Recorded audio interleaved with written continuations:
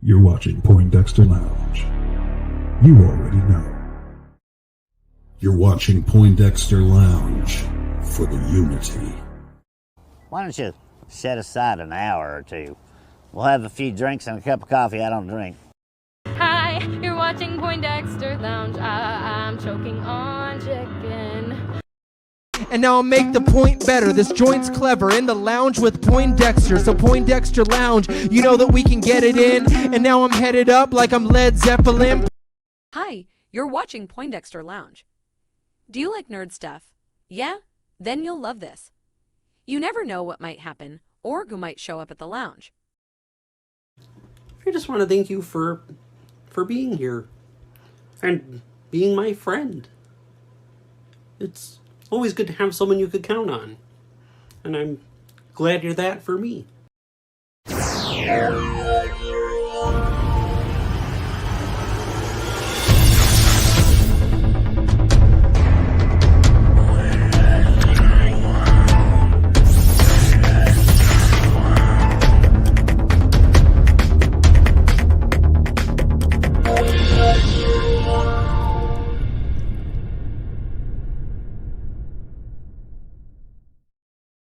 What's up, nerd family? Welcome once again to the Poindexter Lounge. My name is Enosh, aka Enosh Vet, and it is great to have you with me in the lounge tonight. Now, if this is your first time to the lounge, welcome. It's going to be fun. It's always fun here in the lounge. It's always a good time to just kick back, relax. Hey, I'm in a room surrounded by toys, surrounded by pop culture stuff. I live in a freaking museum of fantasy, and it's awesome.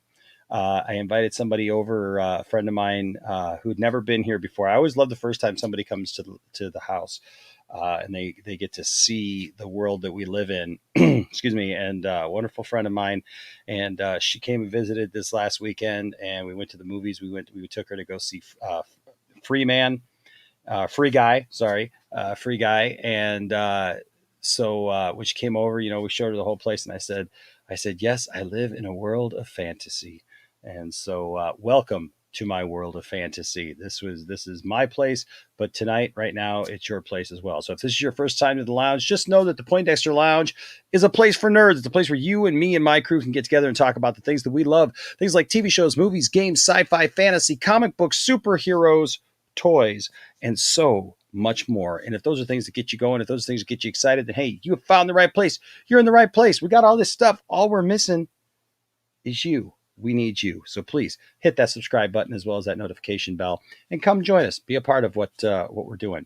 As always, I like to kick off the show just to show our appreciation for all of our Patreon supporters, all of our patrons.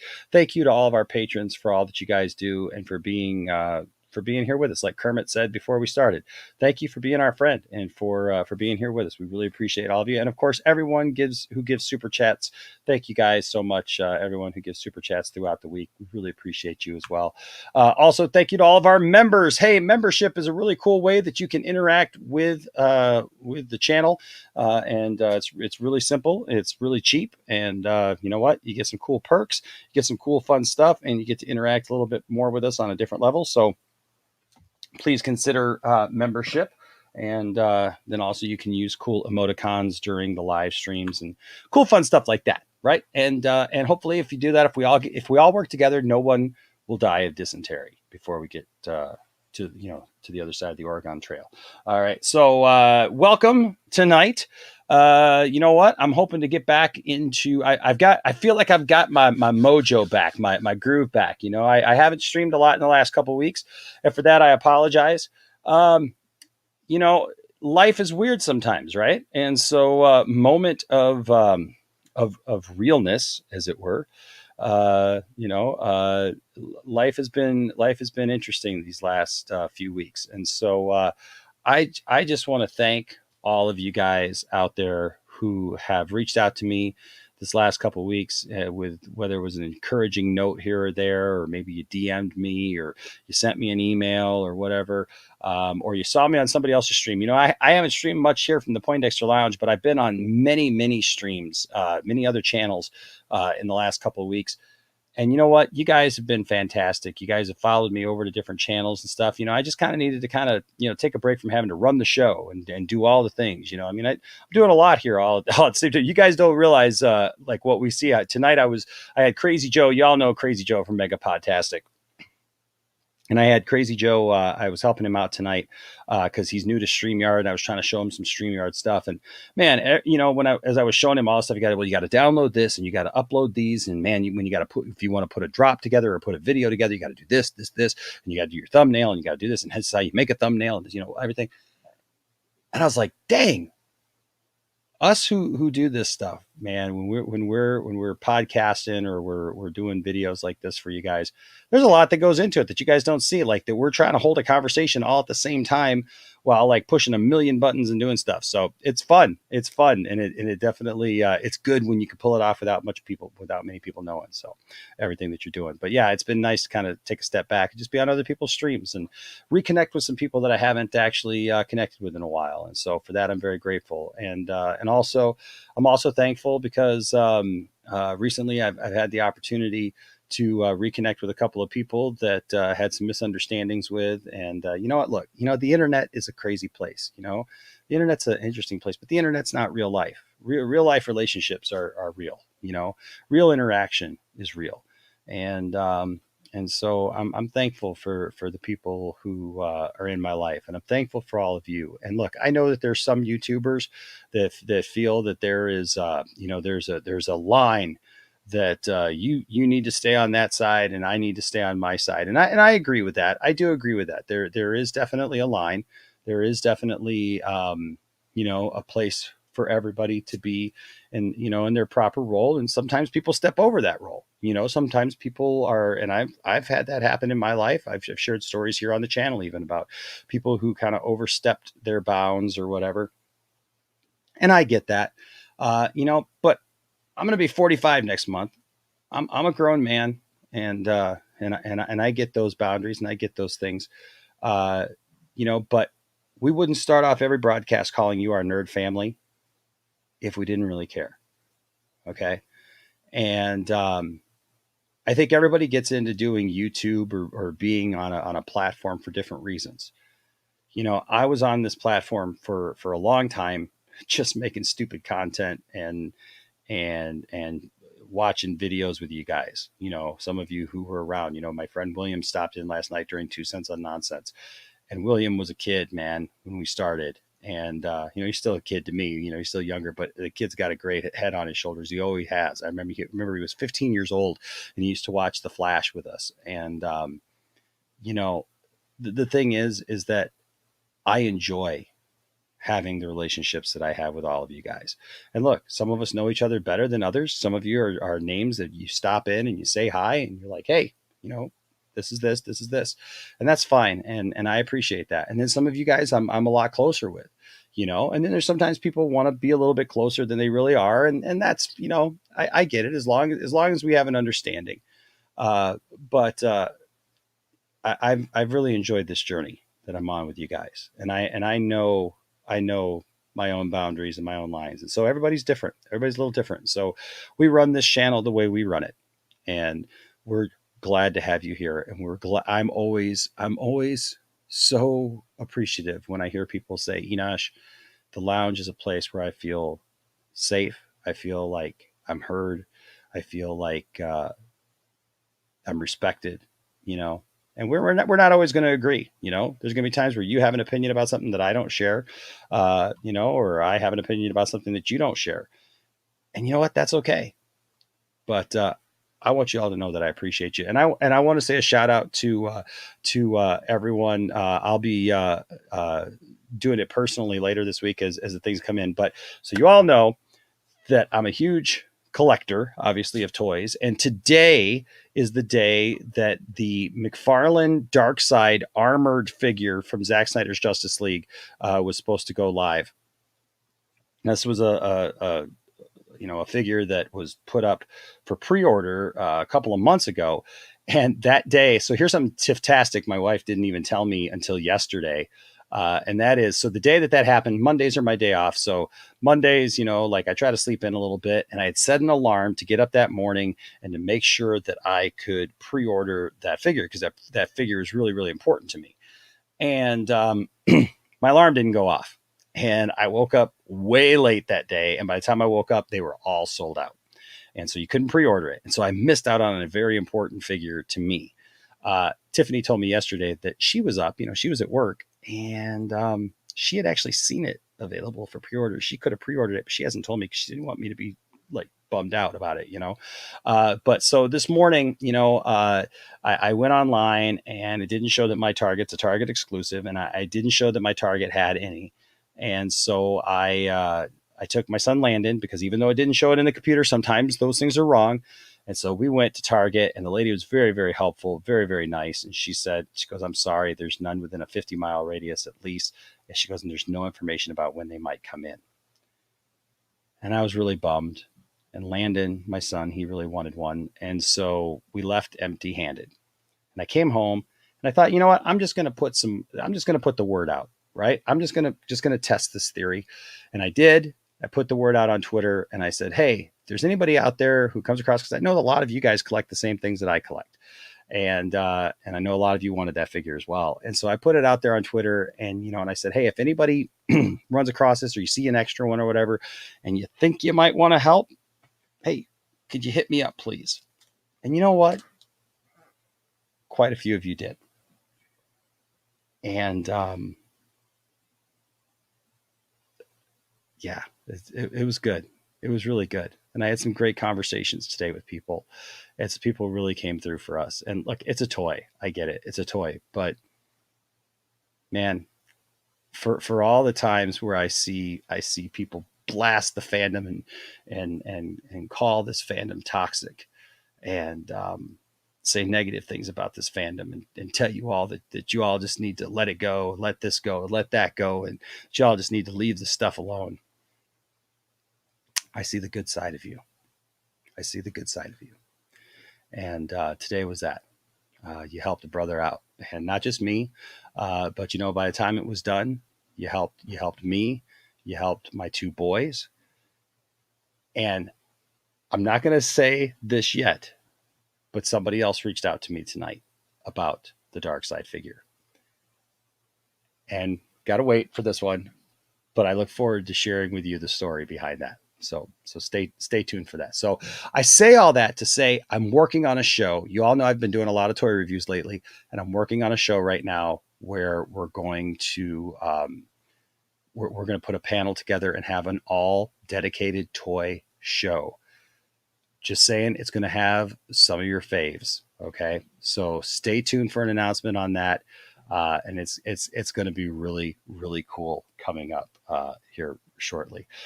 Real quick, I do have two awesome people on the panel tonight, and we're going to go through pretty quickly because I got to go to work tomorrow, and other people got to go to work, and I'm thankful for the people here, so I don't want to keep them in the back room too long. I do want to say quick shout outs. Bradley, good to see you, sir. DC Talk with Extended, what's up, brother? Anthony Grigsby, good to see you, man. Yes, I'm looking forward to a great stream as well. Venomous Prime, what's going on, sir? Let's see who else is here. Mary Wilcox, always love to see Mary here. Keely Chow, good to see you, Keely. H Bart's in the house. I love H Bart so much, man. H Bart's is such a great guy.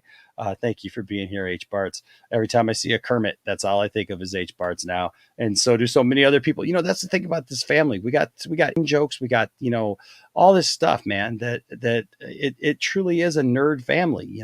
I know so many of you guys, when you see a Kermit the Frog, you think of H Bart's. There's many times where I'm on another stream and somebody will say something about Kermit or something, and then they think of H Bart's even. What's up, Jimmy? There's another one of my toy buddies right there.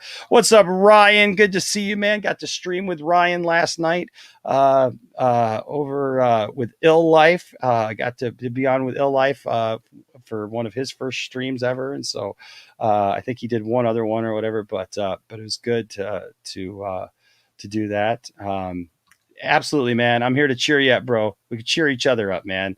I'm cheered up just seeing your name in there. So glad to see you, man. What's up, the Dork Knight? What's up, party people? Ready to go? Brian Master Nunn's in the back. He's gonna be on in just a second. Yes, I tell you what, Brian and I and Ambassador, we were on the ambassadorial wing the other night, and we were talking about the movie Office Space and Beavis and Butthead, and it was good to be back on with Ambassador, and that's just what I want to say about that. So it was good to be back on with Ambassador. H Barts with a $5 super chat. Thank you, H Barts. Says getting J&J vaccine in the morning. It better come with no tears. LOL. Well, I tell you what.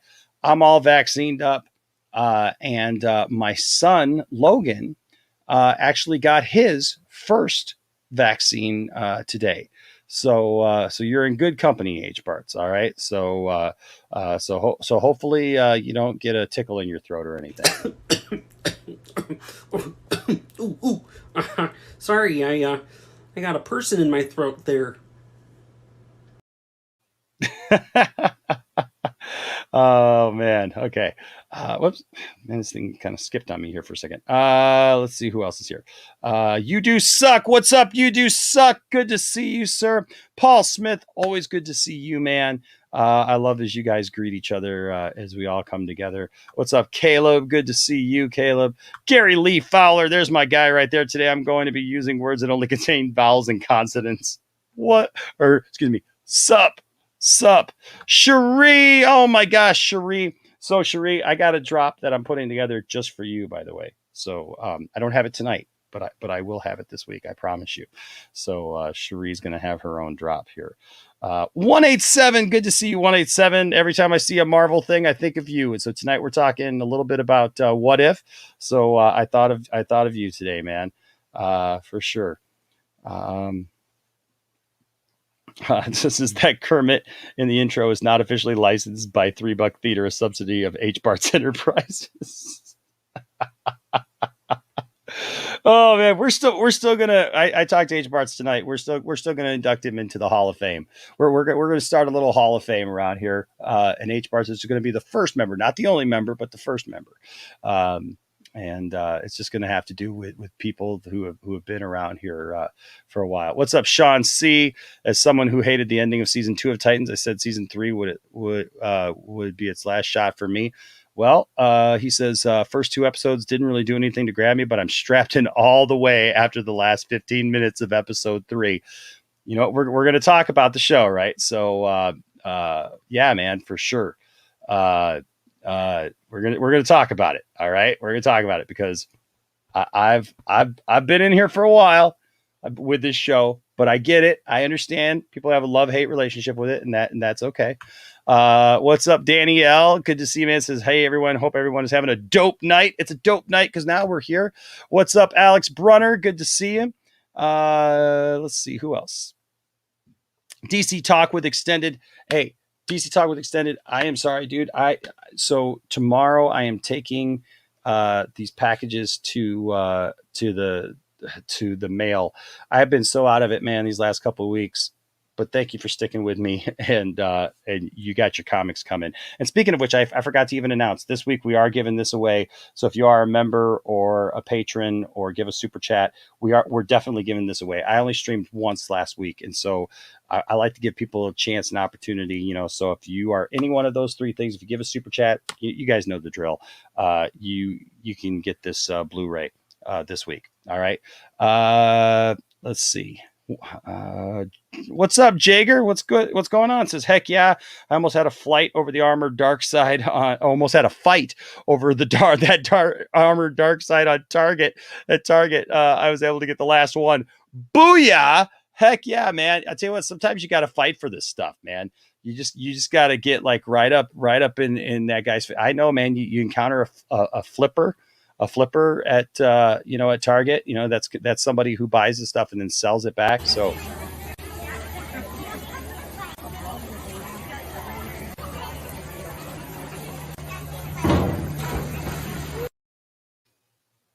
you encounter a flipper and you just got to get in their face. Sorry, boy. I'm coming hard. You come in my face, I'm gonna fight you. Absolutely. You bring it to him, man. I'm glad you got it for sure.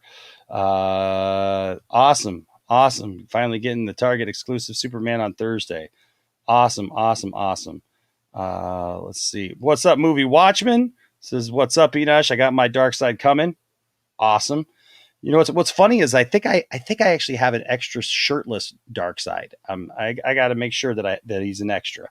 But you know, COVID has been really weird for me, having to order everything online, because you know you start ordering stuff and it's like, did I get that? Did I not get that? I don't know. And then it comes and you're like, I mean, like I had a few extra. I thought I had a couple extra Red Sun Superman. That's why we gave one away here on the channel, actually, was because of that, because I bought an extra one by mistake. Bradley, good to see you. There's another supporter that's always very, very positive and cheers me up. Lord Slug, love you, man.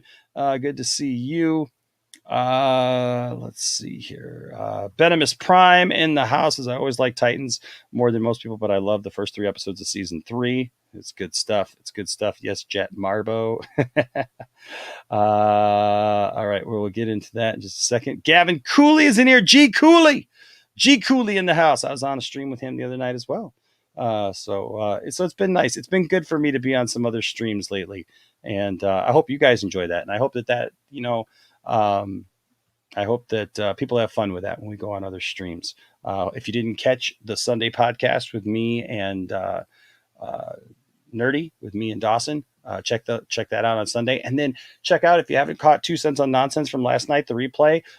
Johnny Pop wasn't able to be here, but that junk man stepped in and did a fine job. And I got something to share with you guys about that before right after we bring everybody in.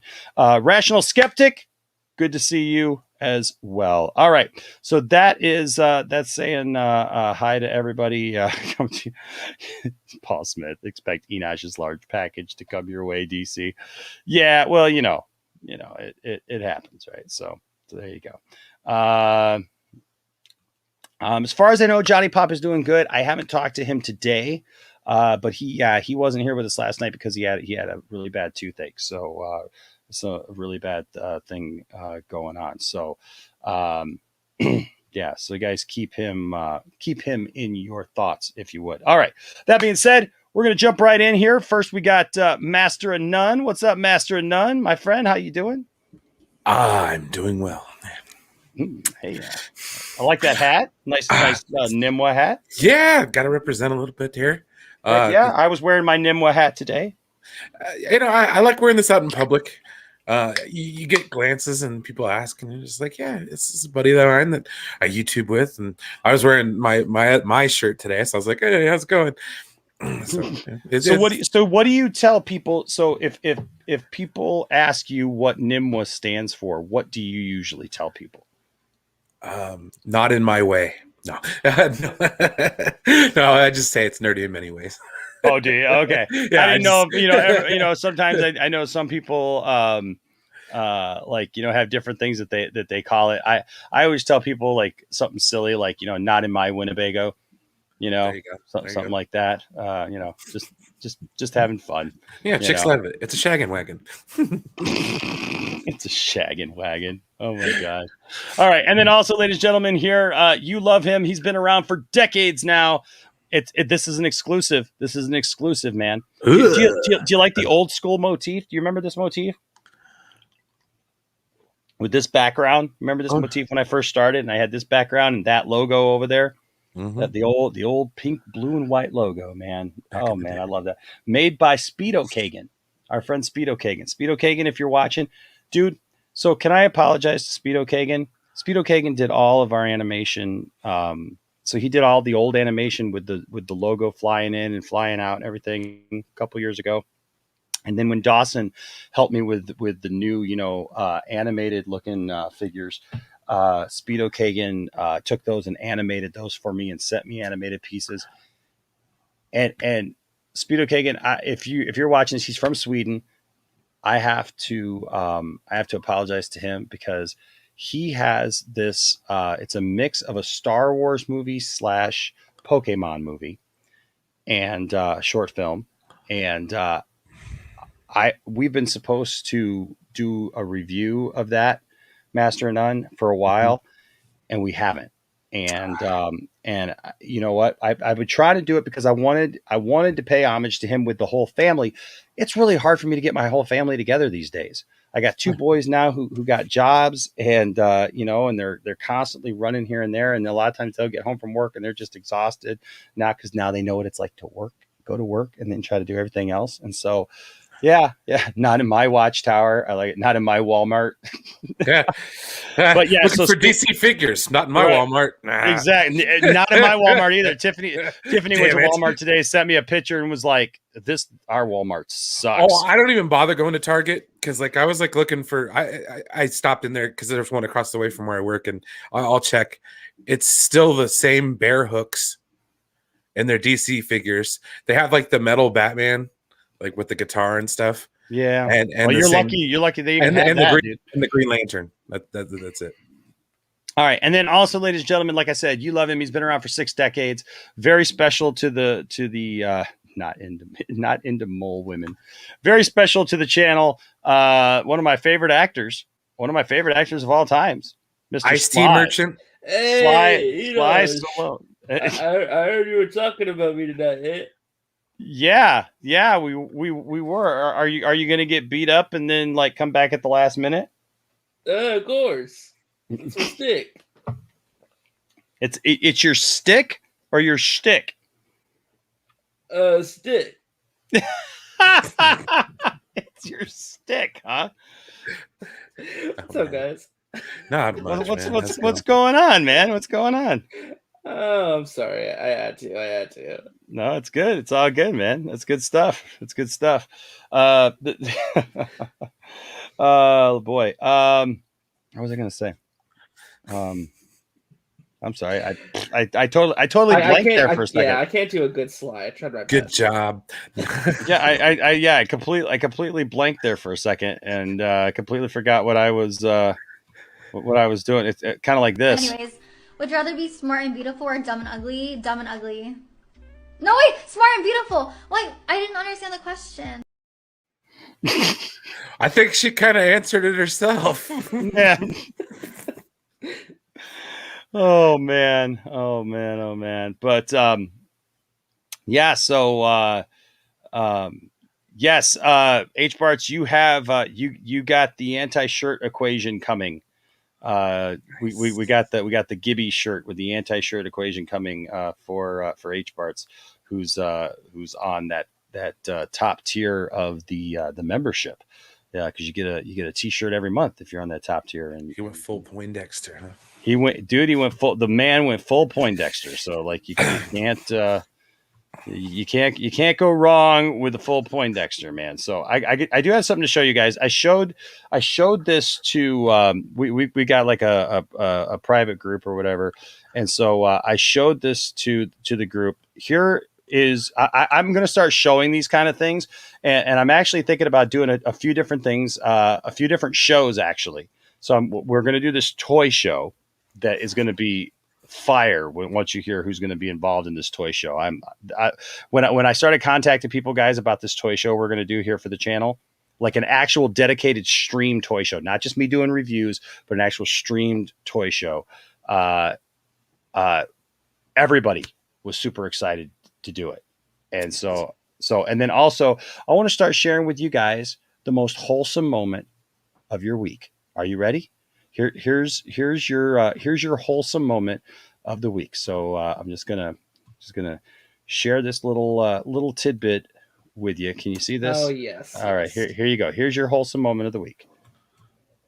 Now to show you one of the most wholesome things you'll see all day. Oh, the doggy loves popcorn. You say hi, Hardy. Give a kiss. Give kisses. Hey. Kiss for popcorn? Kiss for popcorn. No, I want popcorn. Oh, high five. Okay. One more popcorn. There you go. That is my Harley Quinn. Oh. And I love her. I love her so much. It was in response to my Porthos gif. Here's everybody telling you what they think though. RJ, that's a terrible impersonation. RJ, dude, come on, steroid Sly. Yo, it's King Shark. That's a terrible Sly impersonation. Boy, Sharib told you. Damn. Dang. It's a tough crowd out there tonight, you know. Dang, I'm getting the Stallone- tomatoes thrown at me. Spherical Man says Stallone was RJ the whole time. Yes, for the last 6 decades. All 6 decades. Yes. It was RJ. RJ's a lot older than you think. RJ is Right. King Shark confirmed. Now Over we the know, top, all his idea. Now we know why RJ liked John Cena so much, right? Because yeah. Yes, no kisses, only popcorn. Well, there you go. He changes on a moment's notice. All right. And then also, ladies and gentlemen, here to take your phone calls. I saw this the other night on Matt Jarbo's stream that you guys were on. So here to take your phone calls, ladies and gentlemen, Saggy Enosh. Oh, Jesus. Oh, no. Hello, everybody. Welcome to the Poindexter Lounge. Don't tell anyone your fandom doesn't matter, and don't tell me my fandom doesn't matter, because I'll kick you in the gonads. Hello, welcome. Thank you for having me, Enosh. How are you today? It's great. It's great to have you, Saggy Enosh. Yes. Oh, yes. Thank you. I'm glad to be here. What are we talking about tonight, Enosh? You know what? We got a whole bunch of different stuff to talk about. Let's see. Where should we start? I think that's the question. I want it in my stomach. I want it in me, not on me. Well, maybe we could start there. She does want it in her. It's amazing. It's not that bad in there. It's constricting. It is constricting. I don't know what she. Well, you can't go wrong with a good cream pie. Oh, God. Yes, cream pies are Damn it, delicious. Arch. Boston cream pies are delicious. Have you had them? Yeah, chocolate.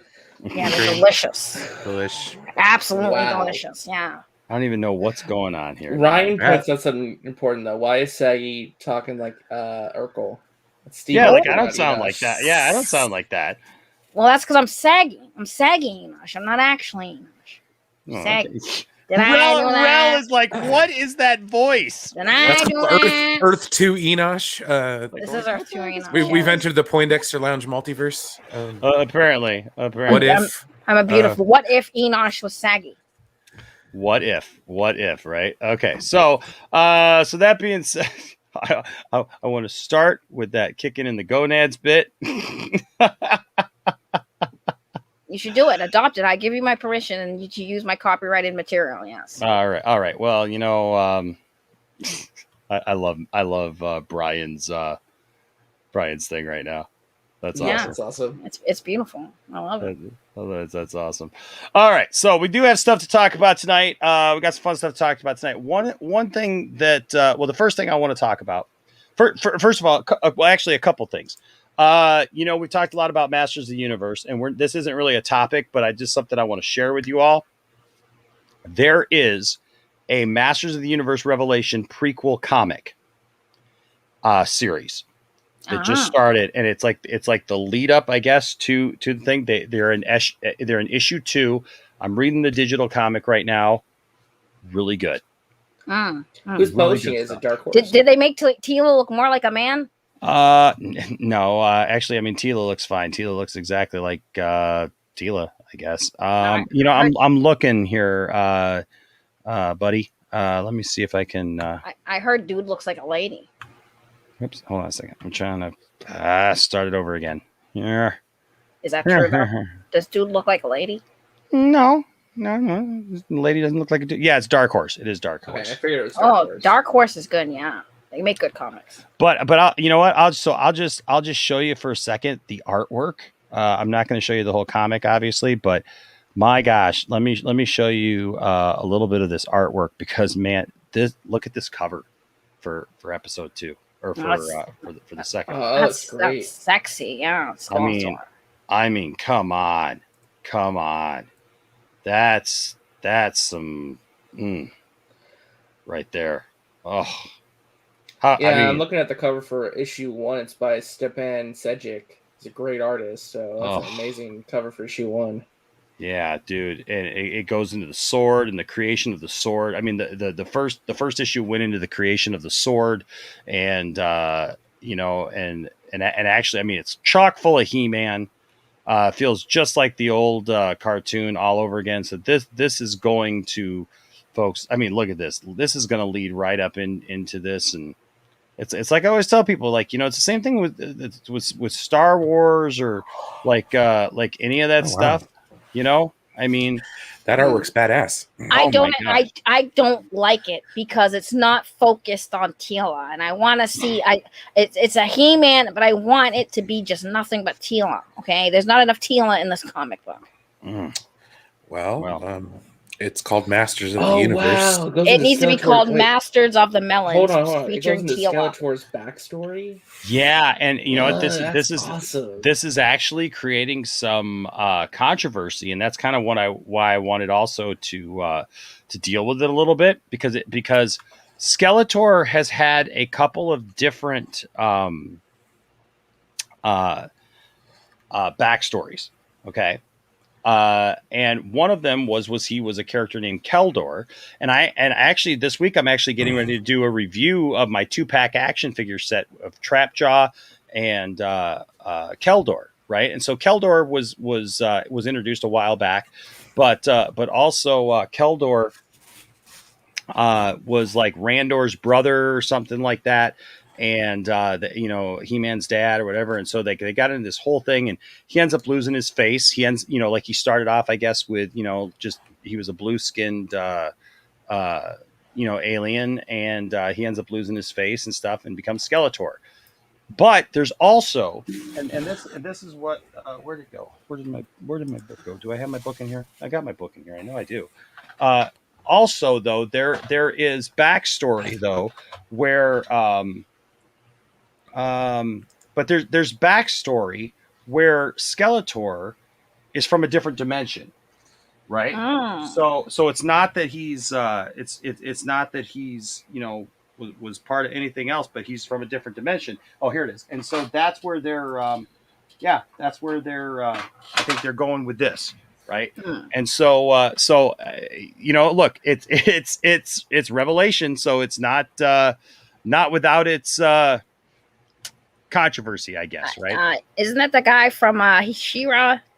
Yeah, it's Hordak. Yeah, Hordak. I couldn't think of his name. Hordak. Yeah. And so it's very cool. And then so I wanted to share that with you guys, and then also show you. Look what finally came in the mail. Oh, nice. What is that? That's thicker than a Bible. Holy crap! It is. And holy shit! It's hard about this is every mini comic in the entire collection. So all the comics that came with all the figures, and it literally got, guys. Look at this artwork. I mean, this artwork is just absolutely amazing, and it's gonna take you a lot of bathroom breaks to read that. Yeah. Oh my god, it's gonna take so long to read this thing, but it's gonna be so worth it when it's done. See, here's something that people don't understand either, that they don't know their lore, is that when He-Man was first started, before the cartoon, these comic books were included in the toy. The toy started before the comic books. So the thing is He-Man was just a barbarian. He was just a barbarian dude. The Prince Adam thing wasn't even a part of it, right? That loincloth looks dirty. And so Tila was the goddess. You can see there. And so He-Man was strong, but he gained his supernatural strength when she gave him this armor. He got his strength from the armor, not even from saying, by the power of Grayskull. And so he would have to run into this cave and put on his armor to become He-Man. And is that why he wears like that little loincloth thing? Yeah. And then there's Skeletor and Beastman having lunch. Okay, is that what we call it? Yeah. Sunday picnic. Well, because that's what little boys want in their action figures: rippling biceps. Exactly. Look at that. Look at that art. Look at that Beastman artwork and that Tila artwork. I mean, come on. And they had to change Merman. Oh, they changed Merman from Seaman. Good night, Ryan. Good night. Love you, Ryan. There is where they start talking about the sword being split into two. Which was something that was never talked about. Really, I think they may have done a cartoon about it, like 1 or 2, but it wasn't like they didn't talk about it a lot. But you had that, so that goes all the way back there. But then check this out. It even goes even further. Oh my gosh! See, look at this. Look at this stuff. Oh, that's nice. All kinds of different artwork, man. Skeletor. I might but have to then, watch that Netflix special. I like that. Oh, heck! If you haven't seen that documentary, I would highly recommend it. Yes, it was called By the Power of Grayskull or something like that, but it's basically the story of He-Man. Yep. But then it's got all kinds of different artwork. So for that, but then also, at one point, they took He-Man into space, right, into the future, and so oh my gosh, look He-Man. Did he use a cell phone? Yeah, well, I mean that's basically what it was. It was He-Man in the future. How far in the future? It was like they took him in the future a few, like I can't remember. I can't remember if it was like 1,000 years or something like that. But like you can see that the artwork changed, over the decades, because this is all the different figure lines like through the decades, right? But so they took him into space, and when they took him into space and into the future, everything changed. This also has all the She-Ra ones. So all the Princess of Power. So I actually never read those, so I'm actually really looking forward to reading those. And then like here's when they updated them in space. So there's Skeletor. So Skeletor and He-Man were the only ones to go on with it. And I'll show you He-Man because He-Man looks completely different in this one. Does he still wear a loincloth? Is what I want to know. No, he does not. Nope. That's what they changed He-Man to. Oh, he looks like Flash Gordon. What the hell? He does kind of look like Flash Gordon, actually. Yeah, he looks like very much so. Very much so. But they did that, and then it even has like the net, or not the Netflix series, the updated like 2000 ones, from the cartoon and stuff when they had those figures and stuff. So you could see it throughout the years, man. And I am so looking forward to reading this stuff, guys. So I ended up picking it up on Atomic. I think it's Atomic Comics. I couldn't even get it from GameStop after the night that we all talked about it. Oh, really? So many people bought it. It sold out, RJ. How much is it? It was $39.99 and free shipping. That's not bad for a lot of toilet paper. Wow. All right, it's time to boot Saggy Enosh off the I panel. think so. No, I'm the co-owner of this channel. I'm Saggy Enosh. No, it's not, man. No, it's not. Todd, I love you, man, but no. No, I agree. Not. It was. No, it's not. No, it's not, man. If you like, I've said this, and I'll continue saying this, man. Like, look, people like what they like. If you just don't like it, that's fine, but it's not trash. It is absolutely not trash. It actually makes absolute sense. It continues the story for sure. At no point does Teela, everybody complaining that Teela, is trying to take over stuff. That's not it at all. Teela never tries to take over. She never tries to become He-Man or pick up for He-Man. And I tell you what, I've been watching a lot of the original series lately. Teela is on point with being angry, an angry young woman. That's what she is. And she's especially always hard on Adam. And I tell you what, man, yeah, I know. But you know what? It fits right together, and it makes sense. And I'm going to tell you something. By the time the next 5 episodes are done, people are going to see what that story is. People got to recognize. Somebody even made a comment in one of my videos and said, "No, this show should have been about He-Man, just kicking Skeletor's butt, every episode." You're getting a traditional 3D animated cartoon if you want that. It's concluding the storyline set up. Exactly. That's not this show. That's not this show. And so the character of He-Man is trash. Not in the show, man, because I don't know if you're talking about it just in general. I think it means in general. If in general, man, I'm sorry that you don't like it, but it's not trash, man. It's very there's some really great lore and some really great stuff. And Ronan, I will just tell you this, Ronan, this show is about He-Man. The show is about He-Man. What's great about this show is that this show shows the importance of He-Man. He-Man's going to be just as much He-Man when this show is done as he ever was. But this show actually shows something very, very important. What happens when your hero isn't there right away? When he's not there right now. But this He-Man is such a heroic He-Man. Spoilers, I'm sorry, but this He-Man literally, this He-Man sacrifices himself for the entire universe. That, to me, that's what you want He-Man to do. That's what you want your He-Man to be willing to do, and he does it. And so, yep, I get it, man. Everybody. It's all right. We'll just make him a time machine. Go back to the 80s and hey, I said this the other night. Have fun with Frogger. It's good. And that's fine, Ronan. I just feel like by the time it's done, though, I think that this is not just a and then we'll switch subjects, but this is again not just a week in, week out He-Man show, right? That's not what this was ever meant to be. There's actually another He-Man show coming out afterwards that is going to be something similar to that. This show is a story set within that universe. And He-Man is absolutely a part of it because the whole story is about He-Man. It's about He-Man sacrificing himself, being willing to sacrifice himself not once, but willing to sacrifice his eternity. Well, yeah, exactly. And not only that, but Sri has a great point. What's that? Has anybody watched or read the comic, The Reign of the Supermen? That's the Superman. I'm telling you. Like, Superman wasn't in that one.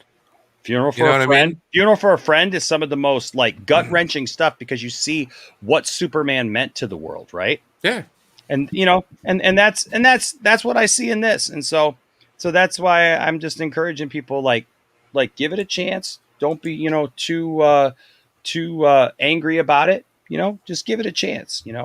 Todd Fayer here with a $20 super chat. Thank you, Todd. Says the original He-Man was awesome to watch as a kid.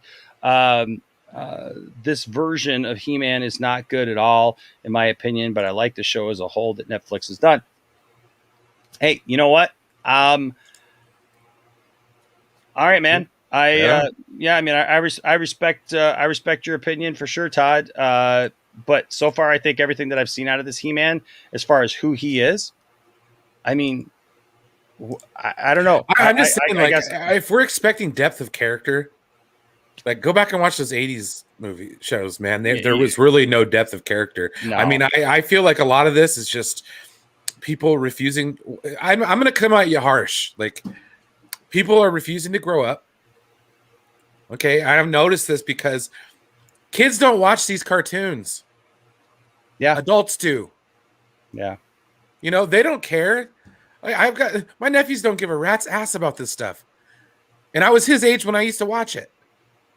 So it's like, it just kind of, it really irritates me because it's like, well, you never expect your characters to grow, especially on a show that was basically a glorified commercial. And we can all agree on that. Yeah. And there was no character depth. It was like a half-hour show. It was just a good guys beat bad guys show. Yeah. With a dare message at the end. Like, hey kids, stay off the drugs. Pretty much, which is why I like this one, right? Because it's a deeper story that's going to take that's taking episodes to tell, But like I said, to each their own. I'm not mad at you. It is what it is. But I'm just like, I have to put my foot down on that because it's like, you guys stirred up Brian now. You know what really grinds my gears? Let me tell you. No, it's just all of it, man. So like I said in the chat earlier, in our group chat, it's like, I love Star Wars, but I don't consider myself to be in the Star Wars fandom anymore. Because I feel that being an individual in your fandom is more important than this weird group think that we have going on. Mm-hmm. Well, it's because at this point... It could be worse. Oh, God. Well, at this point, everything is so fractured. So the best thing to do, honestly, is just to do your thing. And when you agree with people in the group, then you discuss. If you don't, then you kind of just keep your opinions to yourself and don't necessarily. The problem is, Brian, that people can't have legit discussions. It always has to be like, no, this show sucked, and that's it. It just sucked. There's no discussion. It's either you like it or you don't, and there's no discussion, because the only discussion you're gonna have is, this is why I'm right and why my opinion matters more than yours. That's the problem. You know, like this whole thing with He-Man is like, some people hated it for X, Y, and Z. Well, some people liked it for X, Y, and Z. It doesn't matter. When, you know, before social media, before YouTube, what was it? We would watch movies. We'd go to movies, watch TV shows together with your friends or something, and then afterwards you'd have a discussion. And when your friend didn't like the movie, but you liked it, are you guys now fighting over it on the ride home?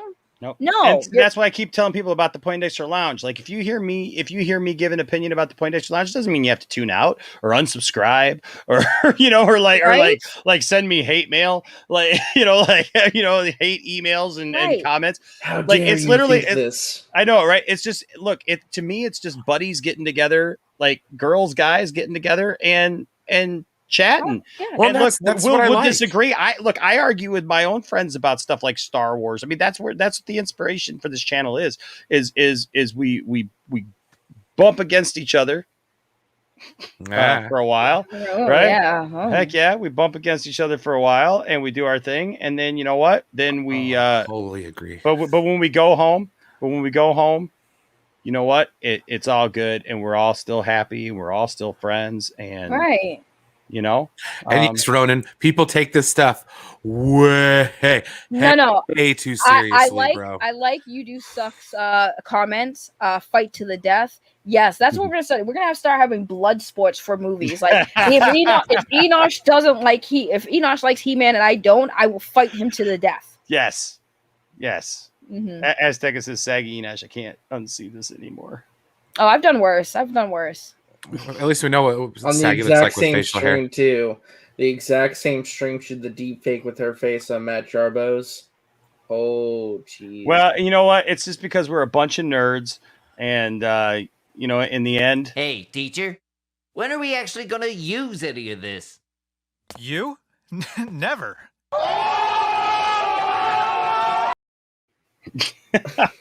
Jeez. Oh man. Yes. All right. Okay. So let's go ahead, and I'm trying to think of what to talk about first. You know what? Let's get this one out of the way, since RJ kind of already brought it up, because I think this is a feel-good story. Let's start off with a feel-good story. How about that? All right. And that is Sylvester Stallone just hit a major milestone.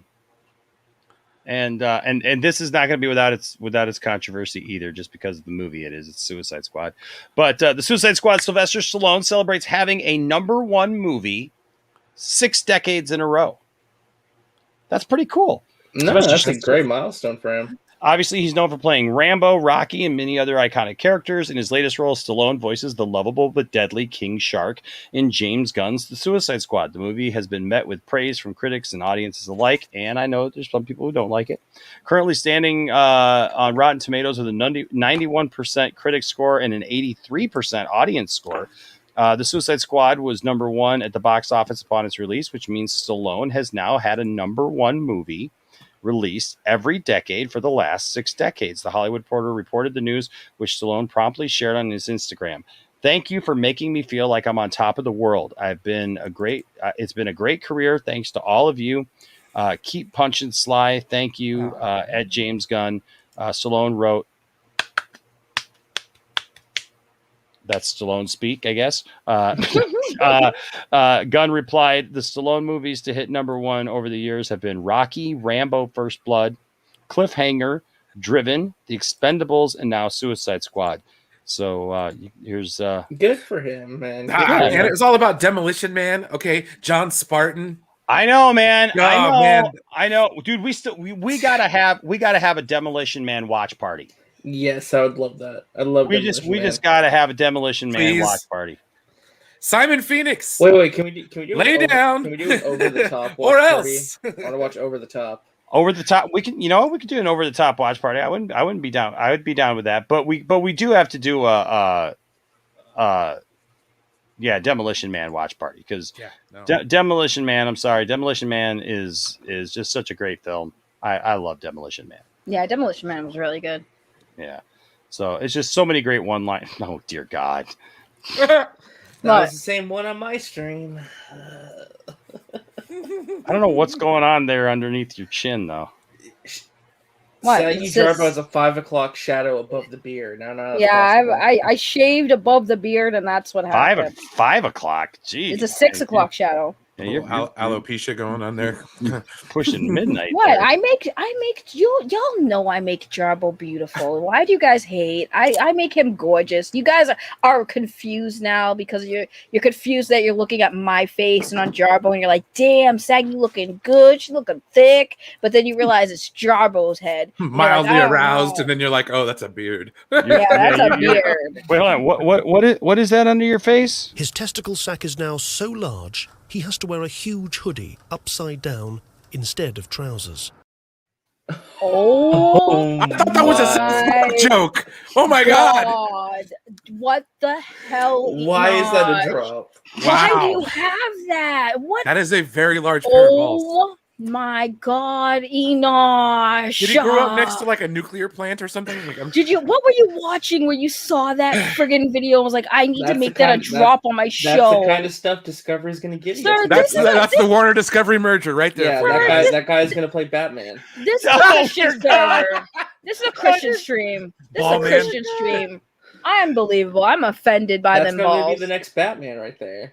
Those balls make Saggy. me angry. Saggy, don't get angry. Because there's nothing wrong. And what are you going to say to your fans when they ask you some questions about it? I'm going to say I feel good. Papa's got a brand new bag. It's a man's world. I love how this is like the Poindexter Lounge, a place for nerds, random, gigantic, enormous ball sack. His testicle sack is now so large he has to wear a huge hoodie upside down instead of trousers. There's so many questions. Like, how the heck? Oh my God, I can't. Why do you have that? It's probably just a Enosh? hoodie full of money. It's actually not a testicle. It's actually just a giant. Why would hoodie they do full a of money. documentary if they didn't confirm that was a giant nutsack, bro? I don't want to think about that. It's a giant nutsack. That thing was swinging like it had no care in the world. It's like the South Park episode where they all want to get medical marijuana, so they stick their nuts in the microwave and they start bouncing their way to the freaking medical dispensary. Like, how do you like do anything with that thing? Like, I don't understand. What can you do with a duck that you can't do with an elephant? Get down. God, I'm Wait. a side sleeper. Wait. I can only imagine trying to roll over with those things. Is that the thing that Ace wanted to see? What? Is that the thing he wanted to see? Oh, is that? Oh my gosh, is that the thing that ACS wanted He to wants to see? see his thing. Yeah. I want to see that thing. Like it's a massive thing, and so I want to see his thing. You always should play that clip and then follow with the gigantic sack, dude. Every word of what you just said was wrong. No, you got a tip. Best line of the I movie. said you got a tip. Wow. You got a clip of Tim. I ruined the joke because I said you got a tip. I was like, what? I got a tip. I don't use Streamlabs like Just RJ. the tip. Oh my God. Clip it. What? Just the tip. Oh, He for said- RJ. Yeah, I said just the Alright, tip. please clip that. He said just the tip. We're only It's the vinyl ball sack. Na-na-na-na. Oh my God. We're only an hour into this. Mm-hmm. Holy crap. So Yeah, usually speaking, this doesn't happen until like the third hour. well, We call that the witching hour around here. No.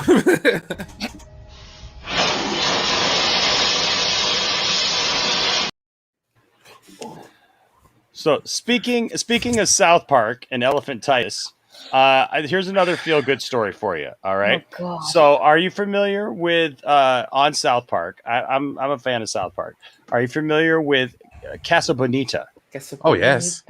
Now, were you Food, aware? fun, and festive atmosphere. Oh. Yes. Now, can you tell me something, Brian? That Casa Bonita is known for? Sopopias. Mm-hmm. How about you, RJ? Do you know anything that Casa Bonita is known for? Cliff divers. Yes, cliff divers. Amazing birthday parties. You could say that. Yes. Yes, Ronan. We need the clip from the song now. I've got big balls. She's got big balls. Some balls are Weed. held for charity and Nah, some nah. for The only fancy dress. song you guys But should when be they're held singing. for pleasure, they're the balls that I like best. But we've got the biggest balls of them all. Nah. Balls to the wall. Nope. Oh yeah, some accept. Nope. Sorry. Balls to the wall. Nope. The only song I want to hear is Big Ball Energy. I got that big ball energy. What? You ever heard that song, Big Ball? His testicle sack is now so large, he has to wear a huge hoodie upside down instead of trousers. No, we're talking Enosh, swinging, you are so hairy, wrong for this. nutsack This is so 80s wrong. rock music. Hashtag Okay? cancel Poindexter Lounge. That's wrong. You. Thanks for your engagement. It really helps boost my views. What the heck was that? It really does. Who Thank is you. that? I don't know, but That's a dude who writes very inappropriate children's books, but they're really funny. His name's Brian Goss. What the F is a very inappropriate children's book, Enosh? a young adult novel. Do you really want to know? Yeah, because that sounds really Yeah, sus. it does sound a little bit kind of out The there. way you said that was sus. Inappropriate children books. Well, yeah. Okay. So the thing is he writes these books that are made to look like children's books, but they're not really children's books. You know, like That's a they're- trap. They're actually for adults. But here, let me see if I can. Oh, like go the F to sleep. Yeah, kind of like that. Let me see if I can find one here. In That's a very good children's book. Many children have gone the F to sleep because of that book. Let me see if I can find him. I don't know if I can find the guy. Big ball energy. I got that big ball energy. I think his name's Brian Goss. Brian, what is going on right now? I don't know. I'm just trying to figure out the whole mechanics of wearing a sweatshirt as a pair of pants. Yeah, I can't find it right now. I can't find it right now. Hold the gigantic. Some things you cannot unsee. Thank you very much, Enosh. You're welcome. Hypocritic cocksucker Mark. Whoa! Damn, what the Ryan heck Kennel. was that drop? Whoa. He hates Mark Hamill. He hates What Mark did- Hamill. Why? What did Because- Mark Hamill What do? did Mark Hamill do? Because he said stuff about the orange man on the internet, and they don't like that. Well, and he hates Matt. He hates Masters. Hypocritic cocksucker Mark Hamill. That And they don't like The Last Jedi. I mean, how can Why you is hate that Mark Mark Hamill? Hamill's fault for The Last Jedi? Because he vehemently disagreed with the character. I'm just saying. What So, the hell? Brian, I hit that one by accident. To be honest with you, Brian. So, were you aware though that Casa Bonita is a real place? Yes, and I was blown away to know that it was real. Yes, I was like, what? I did not know that Casa Bonita was a real place. Wow, that pancake looks just like Woody. Well, hold on. What? Shuri says, "Oh, look my what you guys God. did! I've joined the dark side." What did she say? Oh, that's hanging off his nutsack. I'm sorry you guys came here tonight and just got your eyes tainted by massive balls. And the Well, first that's hour, that's a drop. Dude, I'm gonna have nightmares. Eyes tainted by massive balls. I don't know why I talk anymore. Huh. How many clips of me are here now? Like 7? Too many. Oh, there's too a many. lot. So I will just say this: there is a. Did you guys happen to catch the Sunday podcast with me and Dawson the other day? No, I was at work, unfortunately. So within the first 10 minutes, something happened that is like John Campea level bad. Well, it's Dawson, so I mean. No. This was Dawson. I love Dawson, but my goodness, I don't know if he fixed it or not. Yes, everything is a drop here at the Poindexter Lounge, but this will never be a drop here at the Poindexter Lounge because I tried to stop him, but I couldn't stop him in time. You know that thing that's been going around. I think Max played it of John Campea recently, or Matt Jarbo played it for you guys. Of John Campea being fooled into saying, that bad word. yeah. So somebody on the Sunday podcast said, "Hey, Dawson, it's my friend Nick's birthday this month as well, or today as well as Ben Affleck's." And Nick's last name was spelled Kerr. Yeah. Basically, just say Nick say the name Nick and ER fast together, and say in the chat. Just say those words together, and you will understand what we're talking about. It is the bad N word. Yes, that's basically what that joke is. Yes, and I felt so bad for Dawson because it was like, you got to be kidding me. And I saw it, like he pulled up the comment, and he's like, Man. and Dawson was like, oh, it sucks because his slips of the tongue are usually yeah, so and he's innocent, like, hey, can you say happy birthday to my friend Nick? It's his birthday too. And it's like, oh man, Is that stream still up?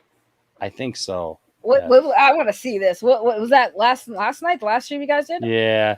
DeCrosty is my real name. Okay, I work at a sandwich place, and we get online tickets all the time, and people use like funky names. So I can only imagine like being a barista at like Starbucks or something, where it's like, oh yeah, what's your name? Mike Concho. Man, it just I felt for him, it was bad.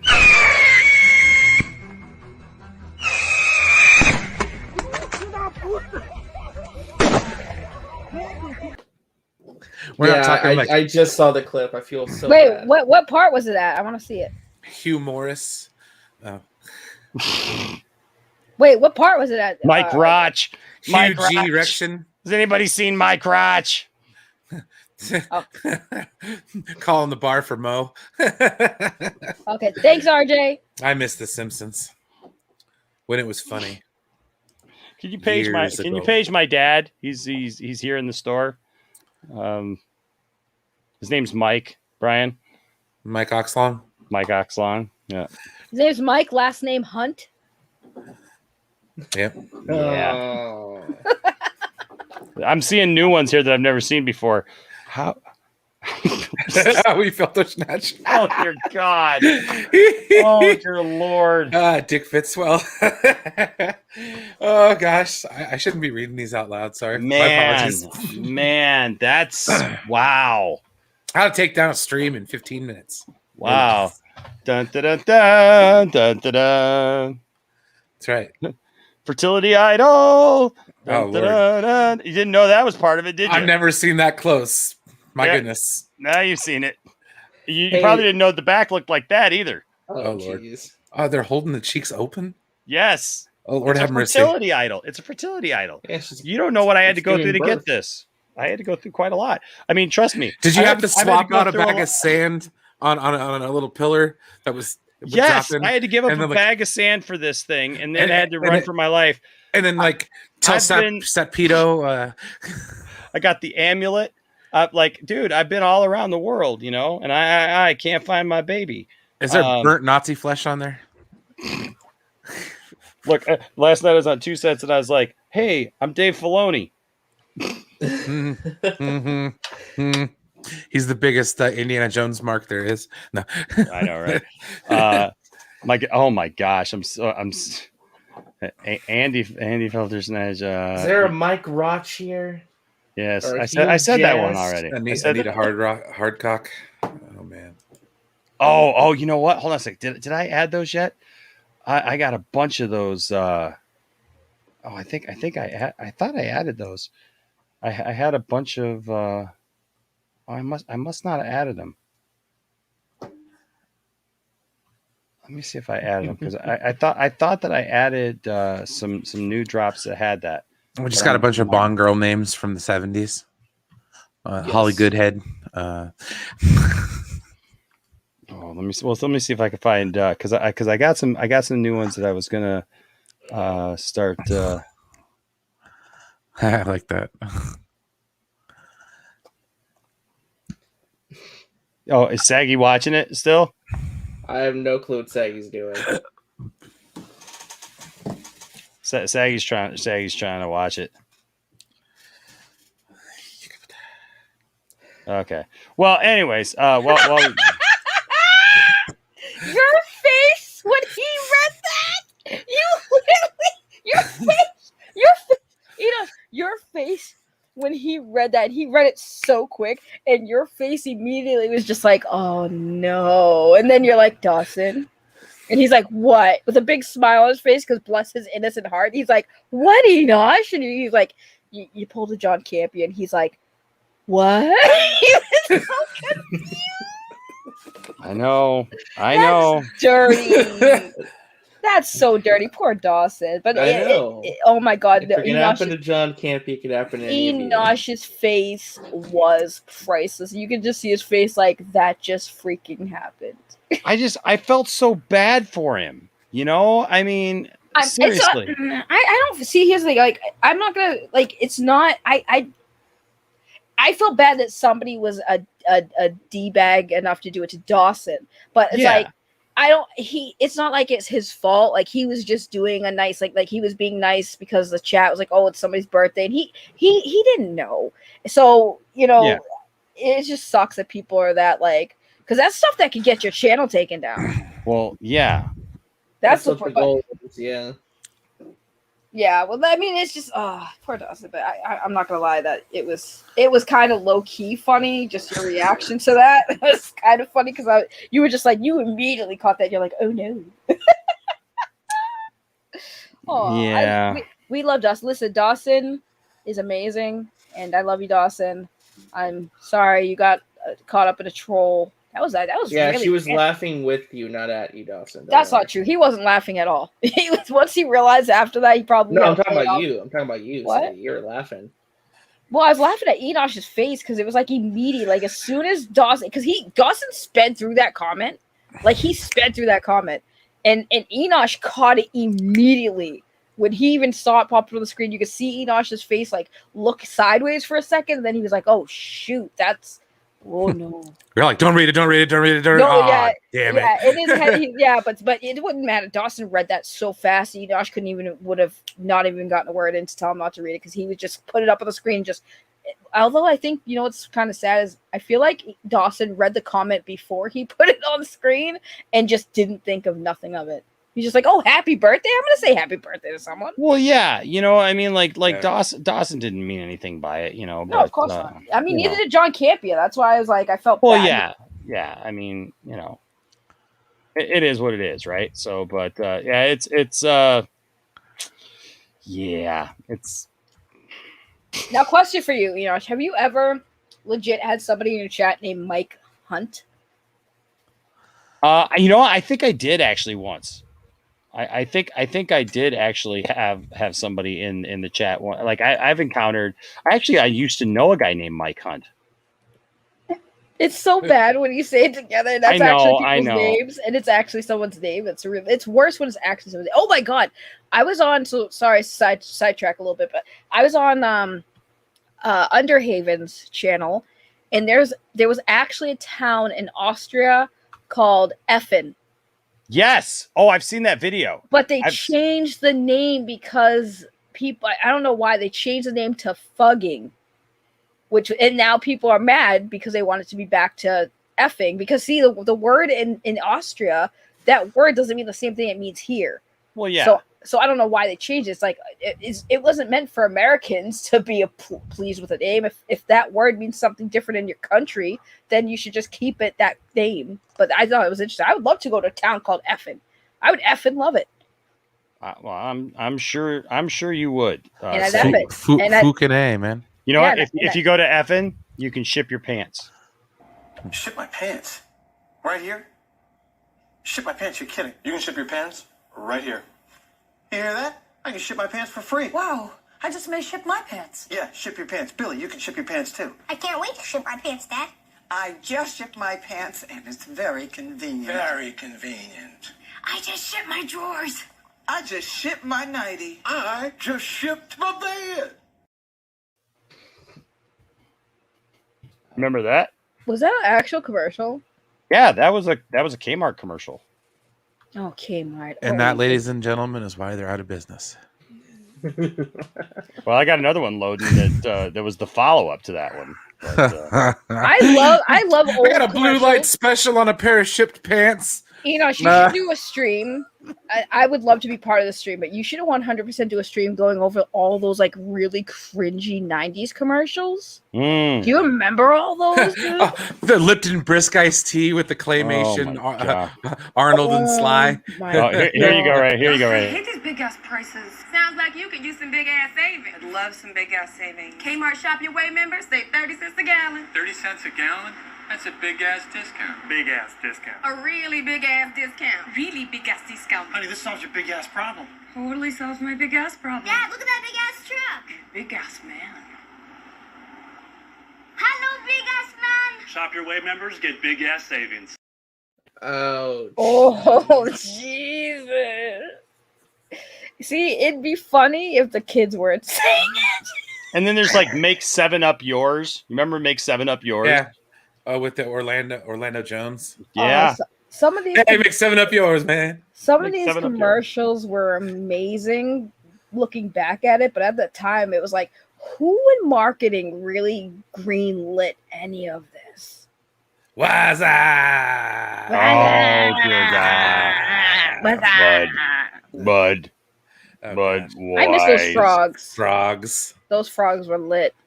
Gosh, man. So, Kermit, are you and Miss Piggy still an item? Oh, yeah. She's the love of my life.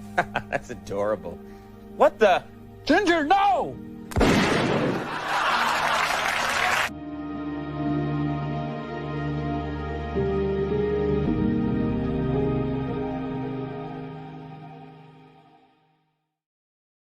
I hope H Barts wasn't here for that. Now we can really do a H Barts in memoriam. that frog's lit. Oh, so yes. So Cherie, not only just the Sofa King. Oh, the Sofa King, yeah. Yeah, that's a great sketch from SNL. But do you remember cork soaking? Cork soaking? Oh yeah. I'm one of the best cork soakers, man. Oh yeah. We soak at the cork and sometimes he soaks my cork and sometimes I soak his cork and then sometimes we soak each other's corks at the same time. Yeah. Brian, what year was that? I want to say it was 68.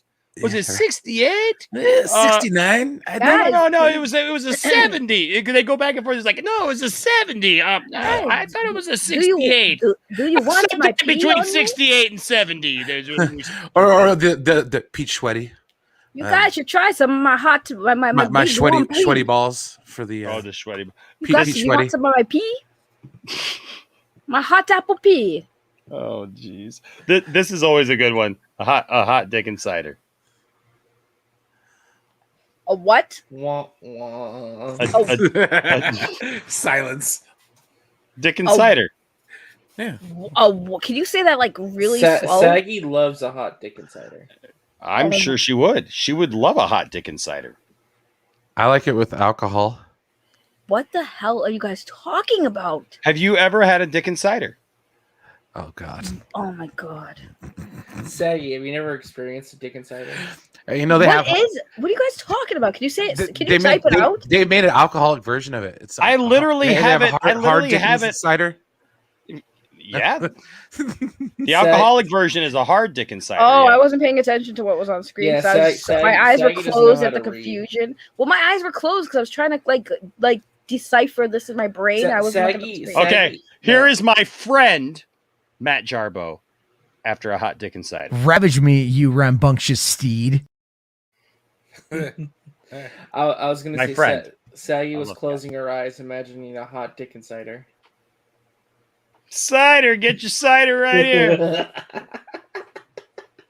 I would understand if she stopped talking to you. I don't want to be here. That kind of crosses a few lines there, buddy. I don't want to be on this planet anymore. I don't blame you. I'm checking. Oh, you know what? So you know what you do. You know what you do when you know who I bet serves a great dick and cider.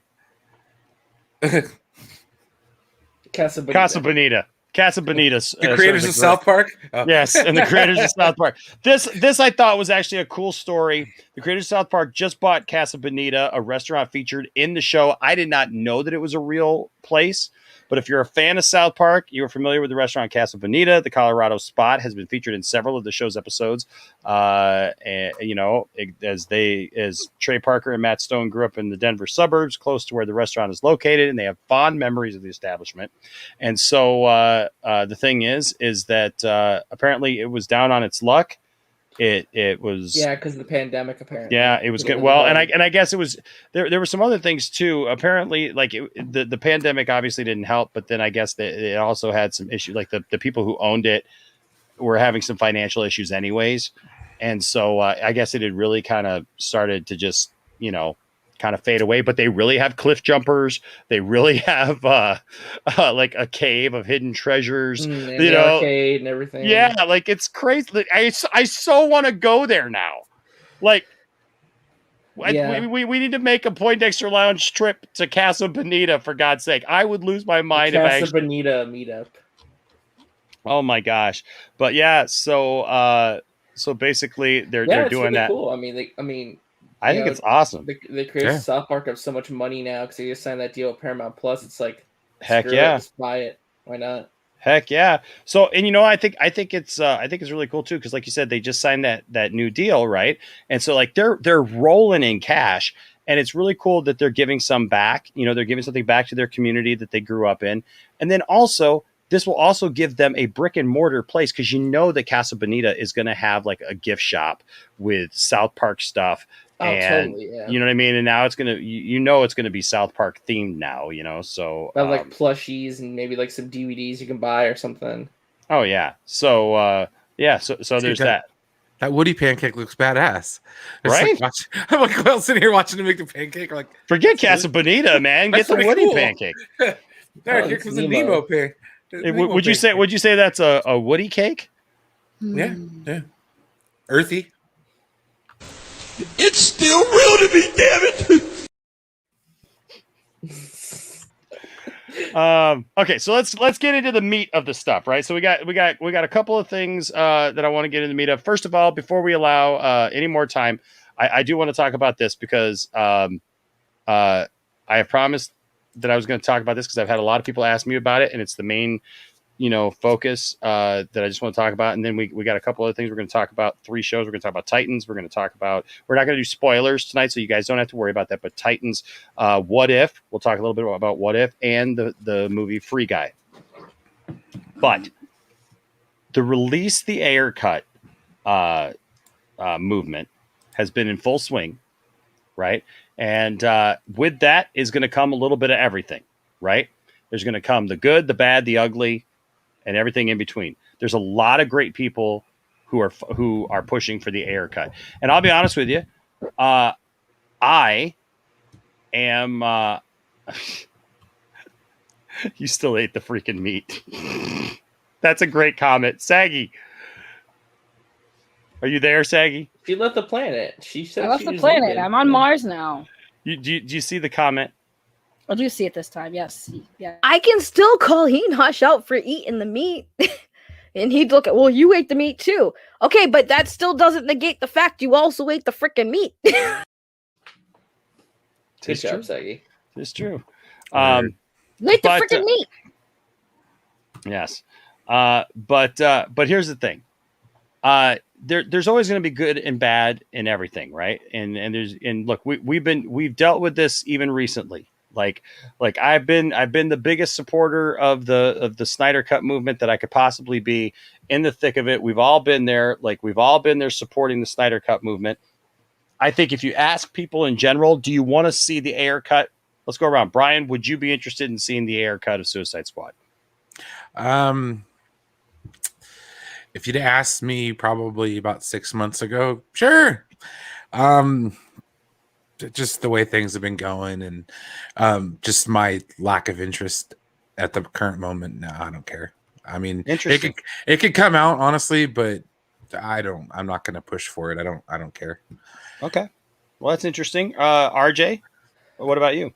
For me personally, I'm definitely intrigued by the idea. I wouldn't oppose seeing it. Obviously, if it comes out, I'd love to see it, but I'm not gonna be like screaming over the moon about it every single day, wanting to see it happen. If it happens, it happens. But I'd be intrigued to watch it, sure. I mean, Okay. that's a great thing about editing. Like, even the smallest of edits can like change a movie significantly. You know. Well, the thing is about the Ayer cut that's different though about I mean, it's very similar to Zack Snyder's Justice League in the fact that he has a completely different film. That's filled with the Joker. We're gonna get into this. We're gonna look at his own words. We're gonna actually look at what David Ayer has said, because I respect David Ayer so much more now after reading his tweets this week. Have you read the man's tweets this week? I tuned out when he said join the cult. That's where I was like, yeah, I know. Like, I know, nah, but not cool, man. Like, okay, but I'm we're out. gonna get into that. We're gonna get into that because I think you really need to see what he's doing, because I think that he had other things in mind. He was not aware of the extent. I think many times we assume because we're in this bubble. I was talking with Dawson about this. Well, I'm sure I took it out of context as well. Yeah. I don't understand the context, but the first thing that kept popped in my head was, oh, great, you're embracing that part of the fandom too. Yeah, not cool, man. No. But see, that's the thing, though. That's the thing is this is what I was talking to Dawson about. Is that I think sometimes we're living in such a bubble because we know this stuff, right? We live for this stuff. We live for the movie trailers and the films that are coming out. We know all the stuff that's going on, and we know these people who these players who who are doing these things, and and the good and the bad, and and all these people. A lot of these people who they're not aware of what we think they're aware of. Even when their name's on something like this Ayer cut thing, because we're going to read it in just a second. But I want to go to Saggy Jarbo here for a second. Saggy, would you be interested in seeing the Ayer cut? Yeah, I think I would be interested to see, because here's the thing. Before Zack Snyder cut, they've always done director's cuts of movies and even in video games. Resident Evil director's cut, and usually. Most of the time, the director's cut versions are obviously a little bit better because you have more scenes and more context to certain things. And I always want to see if there was more story to be told that wasn't initially told. I always want to see what was missing. So of course I want them to release it. If he had scenes that were shot, especially, include that. Like, how when you have a DVD and you get a at deleted scenes and bonus features, right? Like, I love those because it's like I always see the scenes, and in my head I'm thinking, well, I wonder why this was cut. I really liked it, or I'll be like, wow, I'm glad this was cut. So I would love for them to release it, especially if there was more that wasn't shot. Yeah, let's do it, dude. Why not? So here's something interesting about the Ayer cut, and Mary's right. Ayer got so screwed over this. He was the victim of bad studio management at a time where they were scrambling to figure out what they wanted to do. Yes, and overreacting and panicking. Yes, and the thing is that it's deep. It's deep because he finished his movie. Okay, he turned his movie in, and he made a cut that was completely gutted. Right? Yeah, he already had his own version of a studio cut. Yeah, so he had the cut, he had a studio cut, and then they came in and they literally hired a company that does they did the trailer. They did the trailer. They do music videos, right? And they put the movie together. They're the one who put the final cut together with new stuff that he wasn't even there for, that they shot. Okay?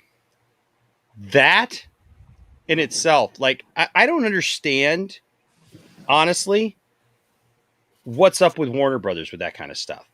Why do you have a director and then you literally take that director out and start shooting other stuff? Because 5 years ago they were overreacting to the reception of Batman versus Superman. Here's my thing though. No, I get that. I get that. I'm saying though, why hire a director if you're not going to have the director's stuff in there? That's all I'm saying. That's all I'm saying. RJ, it's a rhetorical question, really, because I understand why they did it, but.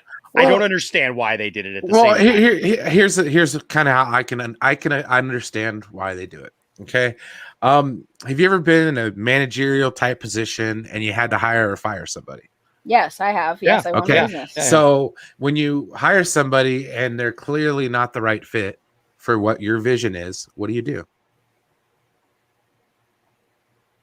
Well, I don't know. I'm sorry. Well, see, like, okay. See, the reason why we can talk I'm about the got- flaws in what they're planning. I'm sorry to interrupt, Saggy. About what WB is, but at the end of the day, they're the boss, and what they say goes.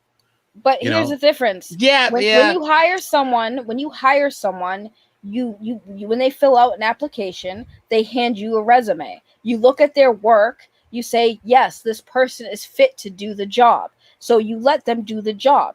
Yes, overall you're the boss, but as long as they do the job that you hired them for, like, I don't feel like it's necessary to correct them as long as the job was done. Now you in Hollywood, directors have their resume in the forms of other movies they have made in the past, which is usually why they are picked and selected to make said movies. Why do you think Joss Whedon was hired to do to finish the Justice League movie? Because they saw what he did with Marvel and they liked that, so they hired him to do the job.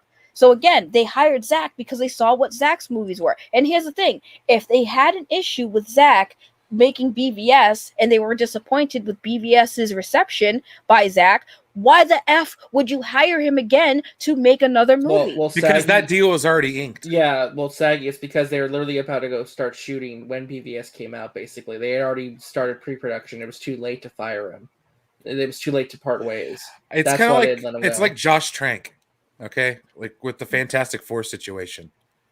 Like they hired him because they thought there was promise and all that kind of stuff. But when you come back, he was and crazy though, and then he ended up getting. But that's what I'm saying. But see, things can that's happen along the road, down the road. Things can happen along the road. But so I just want to interject here because I was listening to what you guys are saying. So I agree with you, Brian, that like to a point, like you're hired to do a job, and at the end of the day, like that's the place, right?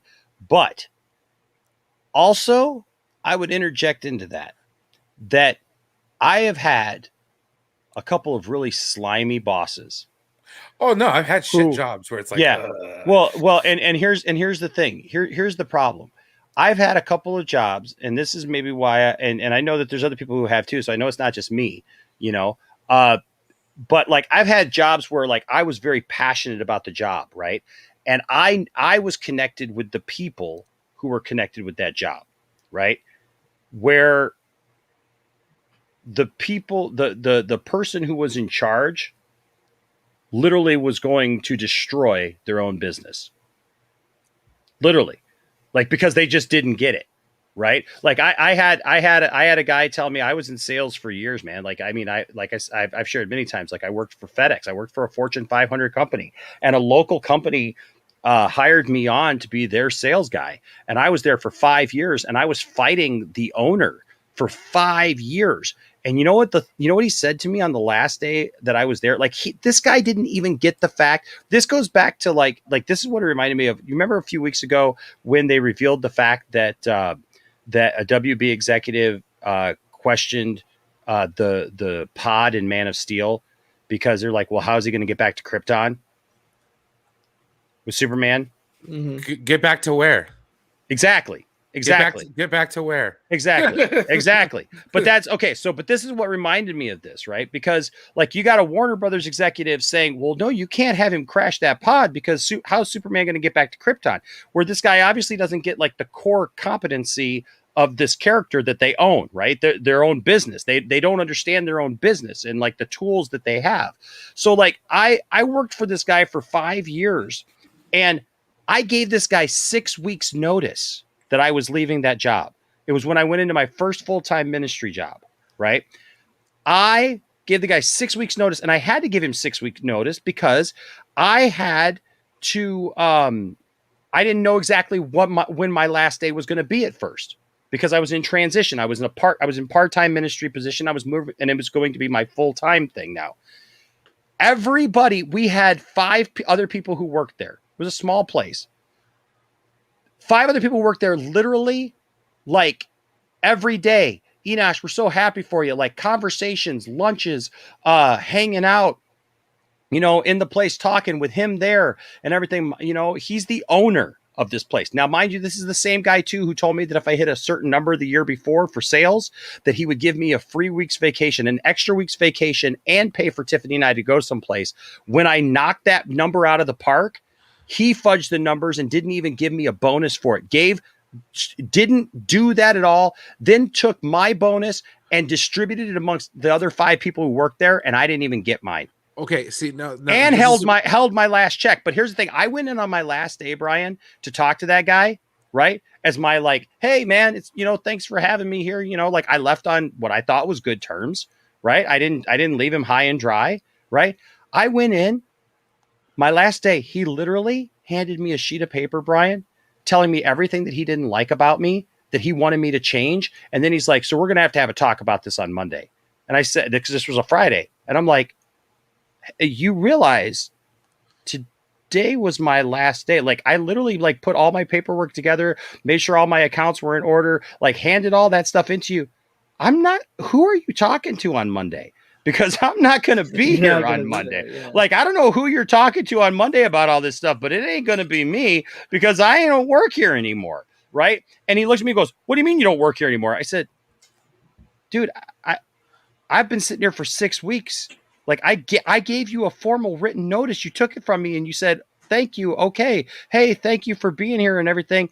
And then you know what he said to me? This is all he said to me. He said, you know what I don't like about you, Enosh? And I looked at him, I'm like, what? And I'm thinking he's going to complain about something and try to make it out that like I was leaving him high and dry. You know what he said to me? He says, I don't like the fact that you think that you can be, that you should be friends, or that you can be friends, I should say, with your clients. Your job is not to befriend people or to be nice to people. Your job is to go in, sell them something, and leave. And you know what I looked at him and said? I said, this is why you fail. You are a little company who's struggling to make $500,000 a year. Your whole goal, like the year before, I had taken him from $450,000 to over $600,000 in sales. And I told him, and his big thing was he wanted to make $1 million in sales. And I told him, I said, you know why you won't accomplish that? I said, because you hate everybody. And that's the problem. And you don't care who you screw over. And he didn't. I saw him do things, Brian, to people, customers of mine, take things out of my hands and screw them over. Like we did car wraps. I sold a car wrap to a local company, not just a company. I sold it to the park system here. Okay.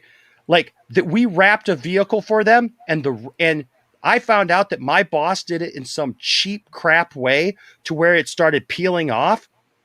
And then I got permission from my boss to bring it back in, have it fixed. I arranged for the whole thing. They brought the van back in, Brian, dropped it off in our parking lot. It sat there for 2 days. He came back from vacation, went out there, looked at it, said, it's not that bad. We're not doing it. We already had it back in to fix it, Brian. And you know what I told him? I said, then you are going to have that conversation. I said, because I am not going to go to my customer. I said, I get it. He said, well, they're my customer. I said, oh yeah. Okay, sure. I said, I'm not going to go to that customer and tell them after it's been back, you've already screwed it up. You already went the cheap way because he didn't put the correct materials on it. Now it's back. It's been sitting here for 2 days. They're supposed to pick it up in 2 days. And you just walk out there and say, I don't think it's bad enough to redo after you approved the redo, right? Stuff like that. And he looked at me and said, you're just supposed to sell people and leave. And I said, well, you know what? I'm sorry, but I've worked for successful companies. I've worked for successful companies that care about their customers and care about what their customers feel. And you know what? I said, when I left that other company, I said, they're still making billions of dollars. You're struggling to make 600 grand in a year.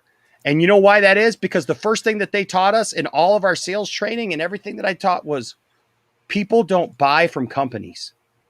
People buy from people. Nobody cares. Nobody cares about what company they get something from. If the person talking to them, they trust and they believe in and they believe has their best interest at heart. Well, any training video will tell you that. Exactly. But this guy was an idiot and he thought he knew better because he'd been in business for 30 years. Okay. And the guy still has his place. Okay. So what I'm saying is, like, when I look at this, and because I want to read, because I think there's a lot of speculation about David Ayer, and I think a lot of people are burned out over the Snyder Cut thing. And That's I get kind of that. where I'm at. And I feel that from you. And that's why I wanted to address this, because that's not where I'm going, Brian. Okay. Yeah. That's not where I'm going. I want to read to you what David Ayer is going through, because I feel this guy's pain as somebody who went through what I just explained to you with that boss. I had a boss also from a church who literally, like, when people talk about stuff that happens in churches and religion and stuff like that, this guy was the epitome of that. I worked for this guy for 6 years, right? And then he brought me in, fired me, and told me that I couldn't be friends with anybody in the church anymore, and I couldn't sing at my friend's wedding anymore because they were going to pay me $5,000 to disappear. Now, you know what I told him? Screw you. I passed the paper right back at him, and I said, you don't get to tell me what to do. And he stood up and he yelled at me and he said, you'll listen to me. And I stood up and I walked out. And as I was walking out, I said, no, I won't, because apparently I don't work here anymore. Okay. So I've had some grand moments, like walking away from, and I'm sure we could go around many of job like that. I'll just say one. I got really upset with the owners that would never be around, and this was at a Burger King. They lived like 2 hours away, and they didn't have a general manager. I got pissed off and I left. I shut the store down at 8 o'clock. They closed at midnight. Like, I don't play around when it comes to stuff like that. My personal well-being is far greater than money. I'll get it eventually. There's other jobs out there. I don't take that kind of shit. So, I mean, like, if I had to put up with half of what Zack Snyder did, I would have quit, burned a damn place to the ground, and then, pissed on the ashes. Like, that's kind of the person I get when a job wrongs me like that. So it's like, nah, dude, Well, and there's a difference too. I think there's a huge difference too, like, because, like, those are jobs, right? So we show up for a job, right? And I think that, like, when somebody looks at this stuff and just goes, well, it's just their job, like, they shouldn't be too upset about that. It's more than a job, though, because these are also artistic people who are creating something. Right? They're literally creating something that's like a baby to them. Well, you have business people making business decisions, and then you have creative people making creative decisions. And a lot of the times the business people try to override the creatives, especially at Warner Brothers. So, I mean, and that's the situation that we ended up in. But, like, I don't know. It's not like you're going to say, F this movie, I'm out, stuff like that. I understand that. It's not like you could just up and leave. And there, you have contracts and stuff where you really can't. Yeah. And if you do, you get kind of screwed. But, like, exactly. So I wanted to share this with you because I wanted to get you guys' thoughts on David Ayer, because honestly, David Ayer has been very transparent this week. And that's what I like. So I know that he made the, join the cult, comment. And I looked at that and I went, right. But then I want you to see with this, because, like, start with this tweet. He says, he posted this. He said, there are wounds that never show on the body that are deeper and more hurtful than anything that bleeds. Okay. Yeah. Then he posted this thing right here from GameSpot that you can see here. It says, because people have been attacking David Ayer over his movie that came out 5 years ago. Right, in support of this movie. And this, I want to paint for you this picture, because when you see the last one, you're going to go, man, this guy is a stand-up guy. I don't like, why are people attacking him? So this GameSpot thing says Suicide Squad's Ayer cut didn't exactly test better with audiences than DC's cut, right? Because that's been the notion that David Ayer's thing was, accepted well. And then David said, no, wrong. Stop. The cuts tested were the studio cut and my version of the studio cut. This was literally the bat cut. Right. And so then somebody asked him about that. Where is it? Oh, here. Somebody asked him, could someone explain what Ayer means when he says the bat cut? Does it mean there's more of Ben Affleck's Batman in this cut? And he says, no, it's slang for an unsupported edit. Hold on a second. I think somebody just joined. Hold on a second. Let me see. Oh, William joined. Okay. So, hey, William. Hey, what's up, man? Hey, man. Okay. So I'm going through this. And so I want to just point this stuff out. So, then David Ayer posted this, and it's the picture of the Suicide Squad, poster. And he posted on my block. Now, here's the thing. David Ayer and James Gunn are friends. Okay, and I'm sorry, but you're going to see something that people have been like this. So then David Ayer posted this picture of Harley Quinn here given a tattoo, and he says making this movie was like a deployment. So I'm gonna William, I'm just gonna mute you for a second because you're it's the AC? the AC. If you could turn it's just really loud. So he says making this movie was like a deployment. And I'm actually interested in hearing Williams because William I know has served. Months of prep and planning, the grind of training and rehearsals, the demanding technical nature of the work itself, the incredible friendships that form, and then everyone gets tattoos. And then which one is the next one? Here.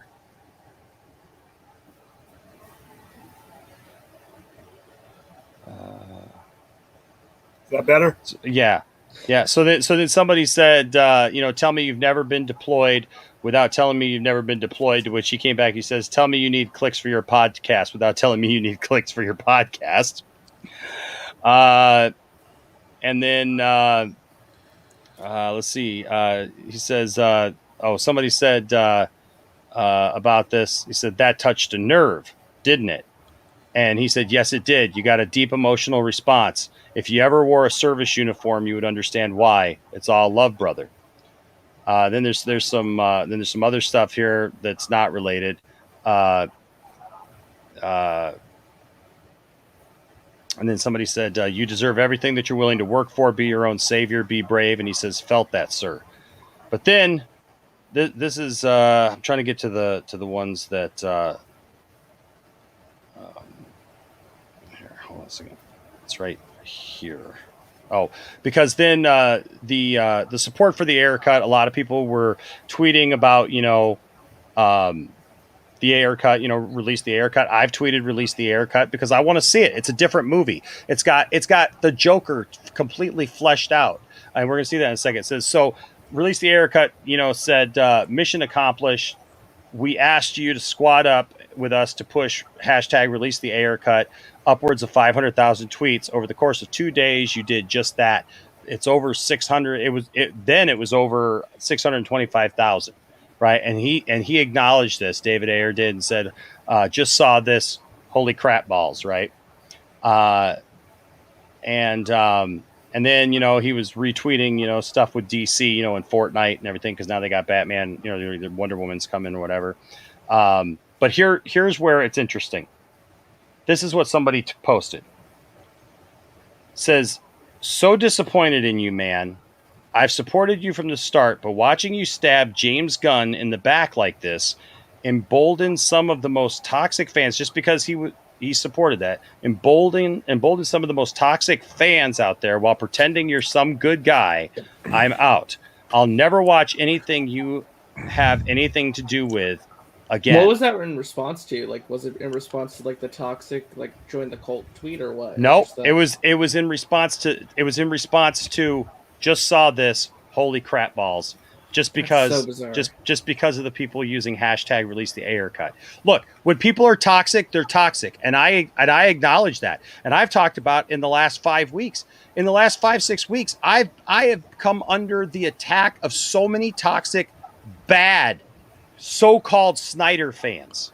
Okay? People who say they support Zack Snyder, but are just bad people. Because you know what? There's bad people in the world, and there's bound to be some bad people who like Superman. I'm sorry. There's bound to be some bad people who like Batman. And I don't like to say people are bad, but look, and I hate the word toxic because it just gets thrown around and it doesn't mean anything to anybody anymore, right? You just say toxic and people just branch that off. Listen, there are cruddy people in this world. And all he said here was, wow, I just saw this. People are supporting him. You People know, are with some. stupid, Enosh. People I know. literally took the back and forth between James Gunn and David Ayer. They took the comments. They were playing with each other. They were making jokes with each other because they're friends, and people literally took that and ran with it. And that's why you get stupid, ignorant comments like that. And the problem is, yes, there are bad fans. There are legit toxic people in every fandom. Why is that the fault of the directors? They have absolutely no control over what fans do. Literally, there was a guy who literally killed people and then said something about PewDiePie. Was that PewDiePie's fault? Like, it's just stupid that this is what people do, and they literally are so ignorant and so stupid. And I'm gonna say it, they are stupid. If they're gonna blame the directors for the actions of people they don't even know exist. So stop it. Stop blaming directors. Stop blaming people for shit. Stop blaming people for crap that is not their responsibility. They literally. You think David Ayer knows any of these people's names? Any of these toxic people you speak of? Do you think these directors know these people's names? Do you think they even know they exist? They don't. Yeah. Well, and then okay, so right here, then David, responding says, "Look, if you're toxic, don't at me. I don't support any kind of toxicity. It's gross and scary." And then he says, "I'm riding a tiger with this Ayer cut thing. It emerged from the socials organically. I have no control of it other than dropping some positivity now and then." And then he says, "I love James." Was there a follow up? Excuse me. There's 120 comments after this. But the person didn't respond again. Of course not. Yeah, no. Of course not. I don't see any response from that guy. But the fact that anyone took that entire interaction, because I remember when this first happened, I think me and RJ talked about it, when people were seeing James Gunn before the Suicide Squad movie came out, kind of going back and forth with Ayer. And people were saying, people were like, oh my god, I can't believe that Ayer is so mad at James Gunn, and James Gunn's being so insensitive to David. And I'm sitting there like, they're friends, right? Like, most of these directors are friends with each other. Like, they know each other. They have each other's phone numbers. They talk to each other. So I don't understand why people. Well, no, I do understand, because I just said they're stupid. You're stupid, dumb people, and you need to stay off the internet. Somebody here put, sometimes you have to fight to protect your peace of mind, but it's well worth the effort. And he put, 100% this. He even put this, says Warner Brothers has the best studio logo in the game. Oh, what is that? I don't know. I don't know what that's from. But where's the one? This Fox logo is dope. Old school Bogart. Oh, there's. By the way, quick question: why did they change WB to CW? What does CW stand for? CW. That was because it merged with UPN. It was the WB, and what ended up happening is, back in the mid 2000s, UPN and WB merged, and that's that. The CW was a result of that. What does CW stand for, though? Does anyone even know? It's part of CBS, I think. Yeah, it's a Viacom. It was partly owned by Viacom.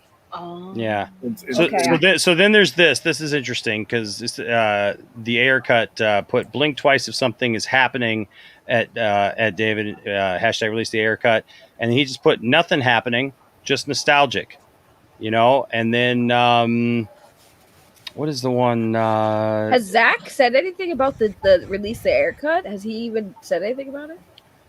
So I did see Ray Porter said something about it. I saw him say I think he had something positive to say about it or whatever. There was one thing that I wanted to find. I had it, and I'm trying to see where it was, because he basically somebody asked the question, and I may have it on my phone. I may have to get it off my phone because somebody even asked him the question like wondering like what kind of things are in the Ayer cut, Oh yeah. So here was something. Here's something, and I'm going to send this because I want to bring this up, because this is what I think is important, and I want to get you guys' thoughts on on this exchange between Shiraz Faruqi, who was a huge supporter of Ray Fisher, and he was part of Justice Khan and stuff like that. And it's because somebody where is it? Somebody asked David Ayer about what's in it as far as the Joker, and he's like, like what Joker scenes did you shoot or whatever, and he's like, all of them. All of them were in his movie. So, okay, so here we go. I'm gonna pull these up. I'm gonna delete. Oh, I gotta delete something to do it. Oh no, I don't. Hold on a second. Okay. If I can get this.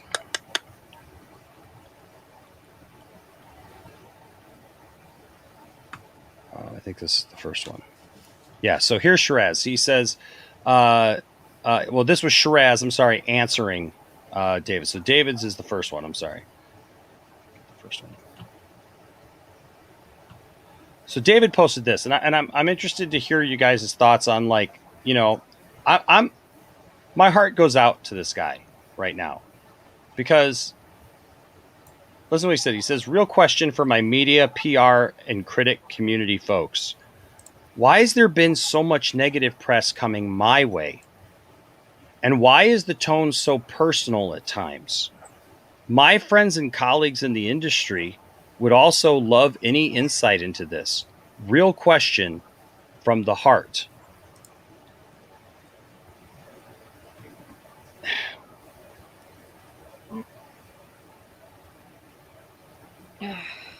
Because people are entitled, Enosh. People are freaking entitled. That's the literal explanation. I can answer that. As someone who critiques other things. It's fans feel entitled. Like how I did today. I made a talk about how I was tired of seeing Batman and Superman. That's entitlement. I can admit that. That's entitlement. I feel entitled to see things I want to see. That's what it is. Because look, listen to the words I say. I want to see. Starting with I want. It is entitlement. So that's why people feel entitled to their criticism, because they feel like, well, we know better than you because we're true fans. You're not a fan, David Ayer. Yeah. You're just the guy who makes movies. You don't know what you're talking about. Well, and then here, Faruqi, Faruqi wrote for Forbes. Okay. So, look, Shiraz knows what he's talking about. But, Shiraz here says the line between journalism and entertainment journalism is sometimes blurred when maintaining favorable access to studios is the priority. When the billion-dollar conglomerate speaks, it's commonplace to follow blindly. For critics, it takes a few influencers to build a narrative. Yeah. Well, I'm gonna put this squarely dead nuts on Twitter. Because with regards to David Ayer and the Ayer cut, not everybody that's been posting those hashtags have been the most genuine operators on the internet. Yep. And there's a lot of people that are influencers that are building a narrative against David Ayer, linking him with the toxic fans in the movement. That's why he's getting bad press, because they're making that link based on how behavior on Twitter. Because they need clicks. They need to and a very similar thing happened with Zack Snyder. I mean, like when I'm watching Superman and Lois, and I'm watching Black Suit Superman. I'm literally, like, tonight I watched this week's where, like, literally all these Kryptonians go through and they're blowing up all of Metropolis and people are being killed and things are happening, and, like, nobody complains about that. But when Zack Snyder does it, like, that's a bias. Also like what? How long was that movie? 2013, 8 years ago. I think when Man of Steel came out at the time, it was a little more shocking for people. Now people are like more. It's like, whatever. It's like, I don't care. But I agree. But at the same time, I'm seeing the same people, man, like, still complaining about all that stuff, but, like, praising stuff like Superman and Lois, literally praising the show as being what they wanted to see, and it's doing the exact same type of storyline. Well, they really never had a legitimate target to begin with. That's why I think that any corporate person that ever listened to these people should be without employment at this point. And that's what happened is all they did was most of the people who made the complaining about Zack Snyder, the good vast number of them, never even saw any of his movies. But they looked at the tone and they looked at trailers and decided that, it was an affront to them and their version of Superman. And they attached his name to it. But since they never had a legitimate target to begin with or a legitimate gripe, somebody could come along 7-8 years later and do the exact same thing. They had attached their name to Zack Snyder. He had become their Demogoblin, and that was it. Correct me if I'm wrong, but like when the DCU was getting off the ground, when did it start being called the Snyderverse? Because I thought that was something that Zack kind of like mentioned at like Comic-Cons back before BVS came out. Like, oh, this is all part of the Snyderverse. Snyderverse didn't come out until just after Batman versus Superman. I didn't hear it in any of my circles until it was known that the Justice League was on its way. Okay, I'm just wondering because I know some people said, well, he had his name attached to it for like the longest time, right? Like he was the shepherd of the franchise, right? So that's why I was asking because I've heard two different stories on that front. That his name kind of was attached to it a little bit. Like he gave some ownership, but like this is the creative vision for like what I want DC to be, kind of. He had a 5-story arc that was meant to set the groundwork for other directors to do things beyond that. But his story had a beginning, a middle, and an end, and which was unlike what Marvel was doing with 25,000 movies. He had his contained storyline, but he also set it up for people to do their own thing, like James Wan, like Patty Jenkins. These are people that could go do their own thing. And his story was supposed to have an end, and we just never got there. But yeah, it's this thing that's why you can watch Superman and Lois and not have the people with the Venom, because they never had a legitimate gripe to begin with. They had focused on his name, and that was their gripe. And it's sad because if Zack Snyder would have went by a different surname like Mark Twain or somebody else did, and he'd have just put like John Peters direct or something like that, a lot of this stuff would go away. Because that's how mentally deranged it is. It is attached to nothing legitimate. Yeah. I just wanted to bring it up. Look, I know that people are sick of talking about stuff. I get it, right? Like, I completely understand. But this is something that I just saw, seeing these tweets from David. And seeing people, like I know a lot of good people who are supporting the Ayer cut and want to support him. You know what I mean? And I want to support David. I want to see the Ayer cut because, look, I want to see more of the Joker. I want to see the Joker more fleshed out. And look, David is like, yeah, man, it's there. It's all this stuff is there. My cut was a different feel. It was completely different, than what this was. And so, look, I think that's what the important thing is. I didn't get a chance to see that. What did that say? Oh, the last one? Yes. Oops, said hatred towards Man of Steel and BVS was never the movies. It was the director that critics didn't like. Yeah. They created their own ghost and they chased it. Well, I was going to say earlier when we were talking about, like, the sad part is that in a lot of regards, David Ayer's story is not uncommon. I wonder if you guys will feel the same way, but I feel like the reason stories like his and Snyder's have blown up, though, is because the movies that were resulted were just such travesties. I mean, look at what happened to Gareth Edwards on Rogue One. That movie got taken away from him in the edit bay, and Tony Gilroy took over. But does anyone complain about that? No, because the movie that resulted was really good. People liked it. Yeah. But that's the problem. But that's exactly what the problem is, though. You have these movies come out that weren't done well, and you have these directors saying, well, the reason why you guys didn't like it because there was a lot more that was missing. And of course we're sitting there like, okay, well, why? Well, that's the interesting thing is like those movies came out and then people complained about them, and then the problem is that the directors are sitting back here going, but hey guys, the movie that I made was all that stuff was actually good, and then the thing is the proof of that, and look, I know that there's still I know that there's still people who are like, the Snyder cut sucks. Whatever.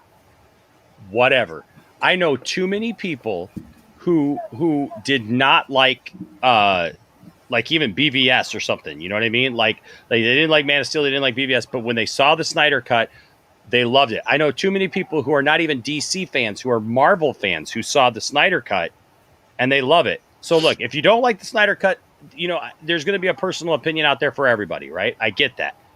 But the majority of people saw the Snyder Cut and went, that was a great movie, and it was absolutely superior to Justice League, you know? And it's like, and if you, like, you know, like we got our friend Joe, right? Crazy Joe. And I love Joe. He's got I don't understand his opinion about Justice League. I think that he wanted to see a lighter version of those characters. He likes a lighter version of those characters, and I can appreciate and understand. And I want him to have that version. I don't want him to have to settle for what we got in 2017, you know, because even though it was a lighter version, it still wasn't coherent. It still wasn't a good movie. So people may think that way, but we don't.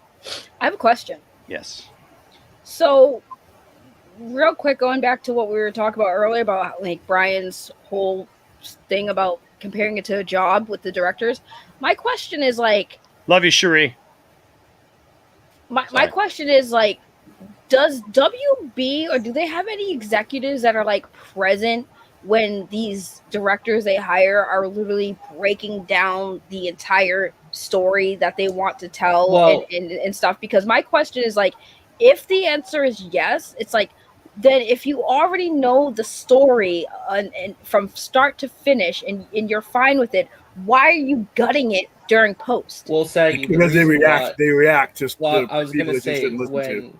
when talent meets with the studio, they agree upon the movie that they're going to make before they sign any deals. They present a pitch for what their movie is going to be. They agree on the terms of what the project is going to be. They sign the deal. They make the movie. Sadly, what happens is that when you get a lot of times on set and you get the dailies, they see what the product looks like. They are very, as William put it, very overreactionary. Or it's like, well, this isn't exactly how I wanted to turn out. I'm not in favor of this. I mean, look, I happened with Solo. You know, they agreed upon to make a certain kind of movie. It kind of got out of control, and they stripped it away from Lord and Miller and gave it to Ron Howard, right? Or look what happened to Gareth Edwards again. You know, it's very common in Hollywood. Yeah, but nobody's clamoring for the Lord and Miller cut, though. It just is. It's just like the dumbest thing. It's like, why hire someone, like make that agreement, do the thing, and then be like, oh, this isn't what we want. Like, bro, shut up, because this is literally what you told us to do. It's like I said, it's like having a job. You hire someone to do the job. You tell them what you expect from them to do. They do what you want them to do, and they're like, nah, bro, there's something. Nah, I don't like this. We're just no. It's like, that's why we even bother. Here's why it touches a nerve with me, because like we were just talking about these bad jobs we've had, right? And again, 187 brings up exactly why it is offensive to me as a Superman fan. And I think it's offensive to any Superman fan out there to know that an actual WB executive gave a note about the Man of Steel movie saying that Superman needed his ship, the ship that he came in as an infant, to get back to Krypton. Yeah, that's a level of patheticness. I'm sorry. Yeah, I'm sorry, and I guess that's why I'm so like you know, because look, I haven't done any kind of Snyder cut, Snyderverse things. You know, like I haven't been on some bandwagon for the last few months. Okay, for the last couple of months, I have not been like trying to hammer home some idea or hammer home some crazy thought or try to tell people what they should think or give people any hopium, okay, or tell anybody any of that stuff. But that kind of story, it's disheartening. Is really disheartening, and it hits you at a level where it's like, how are you an executive in charge of these characters, and why are you sitting at that table? My God, because I guarantee you one thing, Kevin Feige over at Marvel, you would never see that.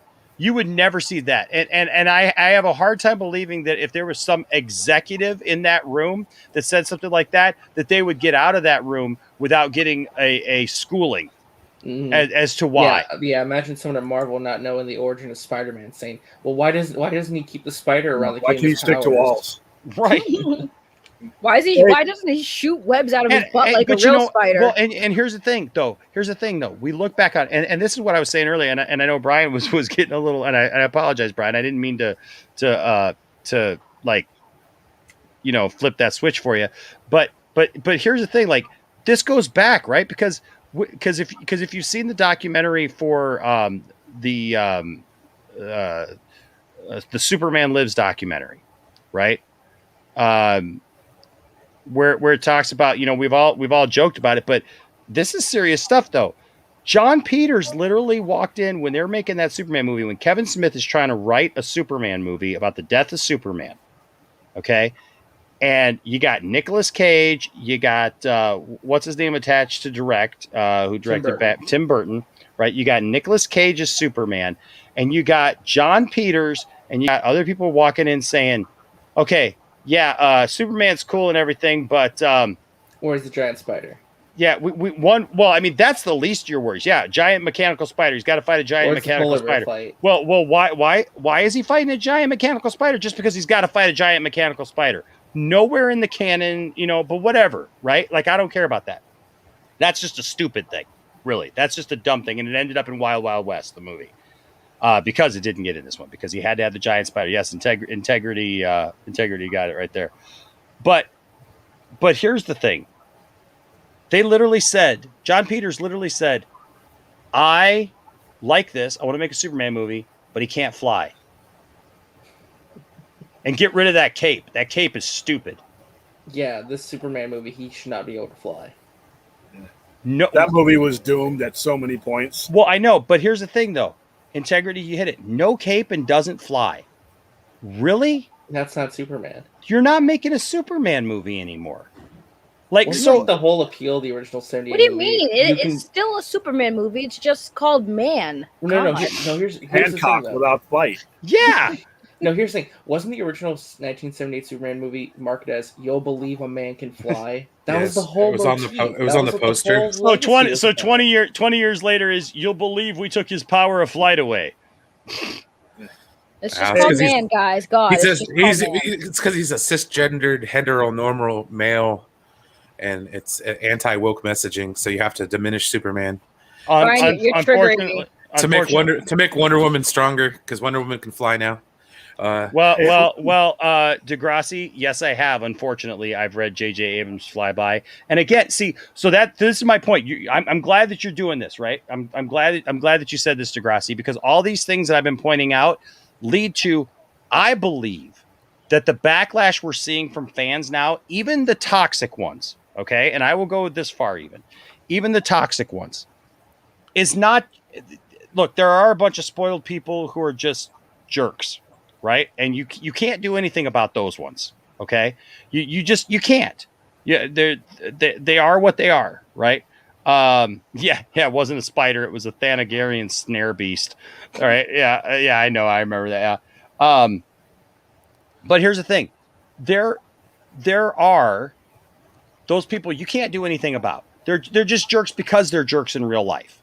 OK, then you get people like me, who every once in a while, and you've seen me about the Snyder Cut and about other things and talking about like Superman and different, characters like this, you see us get really passionate about it and get really upset, right? And I've had people like even say to me, wow, Enash, you got really mad about that or this or whatever, and I'm like, yeah, I did. I was really, really frustrated because I love these things and I care about these things.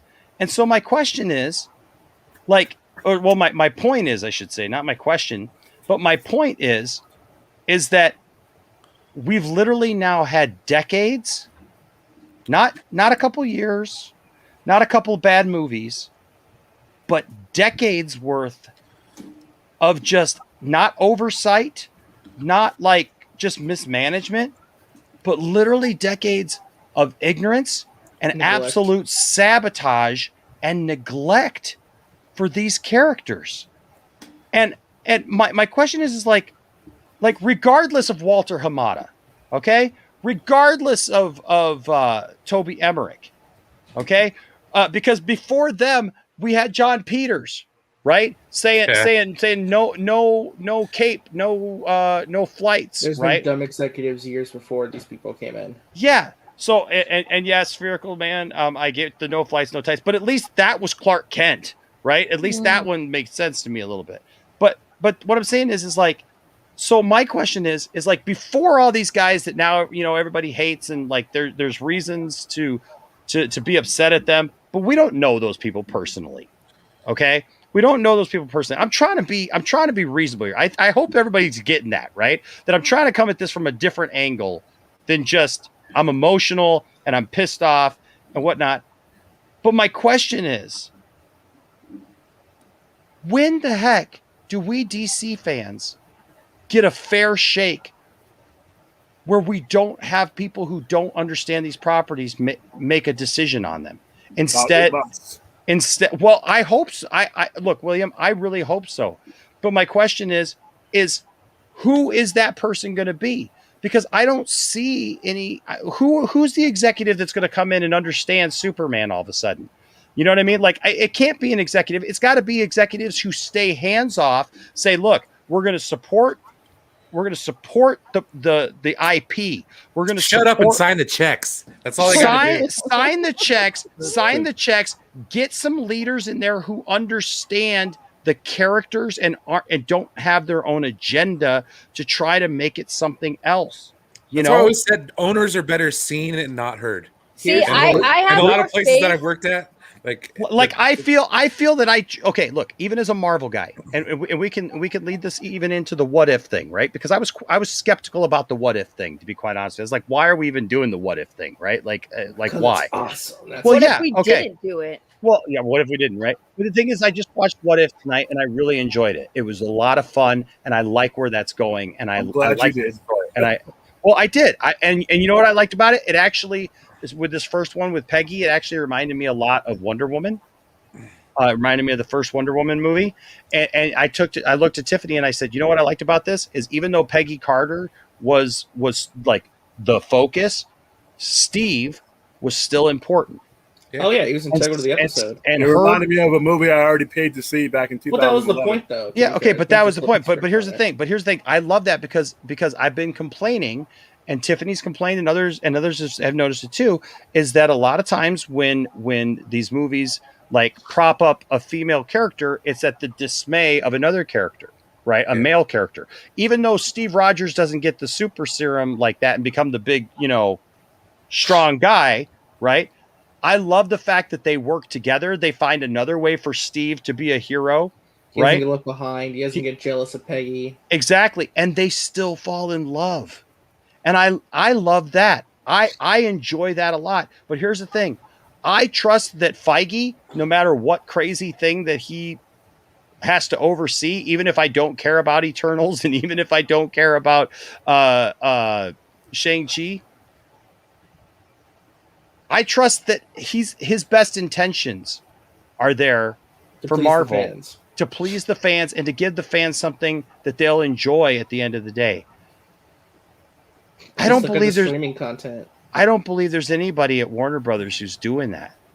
There is, but he's just not in the power structure right now. What you're going to need to have happen is it has to be you have to have an executive, somebody in Hollywood, a movie maker, a producer, because not everybody who knows these IPs knows how to make a movie. Kevin Feige is one in a million. So it needs to be somebody like Jim Lee sitting shotgun with a movie maker, a movie producer who knows how to do the budgets and knows how to do the nuts and bolts. So are you saying, William, that you think Jim Lee should be he should be the number two guy. He should be the guy at the table. He should be the guy at the table just under the film exec, because we still are making movies. Well, it should be like the Dave Filoni of Well, here's the thing. A little bit higher. Okay. Yeah. You're never going to get a Kevin Feige. Kevin Feige is a once-in-a-generation kind of Well, guy. and the reason why is because he had time. And a creative.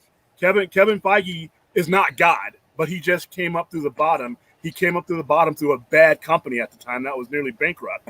Kevin Feige started way back in 2001, 2002, when these products were being sold off because Marvel was literally about to be sold as a yard sale. So Kevin Feige just happened to be there, and he came up through these movies. He came up through the Fox movies. He came up through. So he was the right place at the right time. So you're not going to get another guy like him simply because you're probably never going to have a comic book company going near bankrupt to where they had to sell all these IPs to a major company. So that's why you're not going to see Kevin Feige. But you don't need another Kevin Feige. Yeah. Well, what you need is a Jim Lee sitting at the table with the person who knows how to make movies, the executive. And those guys need to bounce ideas off each other. And that's what you need to have, a cohesive relationship between those two people. Right now, you have Hollywood execs, and the only person in the room that they ever gave any respect to was Jeff Johns, who's not a movie maker. Jeff Johns is a great storyteller, so I had two people in the room. Neither one of them had the appreciation what they needed to. Jeff Johns didn't know how to make a movie, and you had guys like Hamada and Emmerich who didn't know how to make a comic book story. So they didn't need to be together. So that's the problem there. And I think that a lot, when you have this new takeover, a lot of that is just managerial structure that you couldn't really undo because these people have been in place for 20, 30 years. Emmerich has been in Hollywood for 30 years. Hamada's been in Hollywood for 20, 30 years. These people are rooted in. The only way to make that type of change is with new ownership and picking your own people. So that's not gonna anytime. But like I said, all that other stuff is the past. So, but hey, on the Ayer thing, I meant to answer this before, but you guys moved on. The reason why a lot of there's a backlash towards the Ayer movement, to be honest with you, is the timing. It's when it took place. Mm-hmm. And there's nothing more emblematic of it. I said this before, when that reporter on the red carpet of the Suicide Squad is asking the actors and crew about a movie that they're not there to premiere. That kind of irritated me a little bit. It's like, no, dude, give them their time in the sun. Yeah. Okay, you had your time, and all this has just been a distraction. And that's kind of another thing that's pissed me off about it. This whole thing, strategically, this wasn't the time for it. I understand people want to see David Ayer's movie. I want to see it. But there's a time and place for this. And everything that's gone on during the ramp up to the Suicide Squad for the Ayer cut, I thought was wrong. I know a lot of people who I'm on board with who were part of it, but there's a time and a place for it.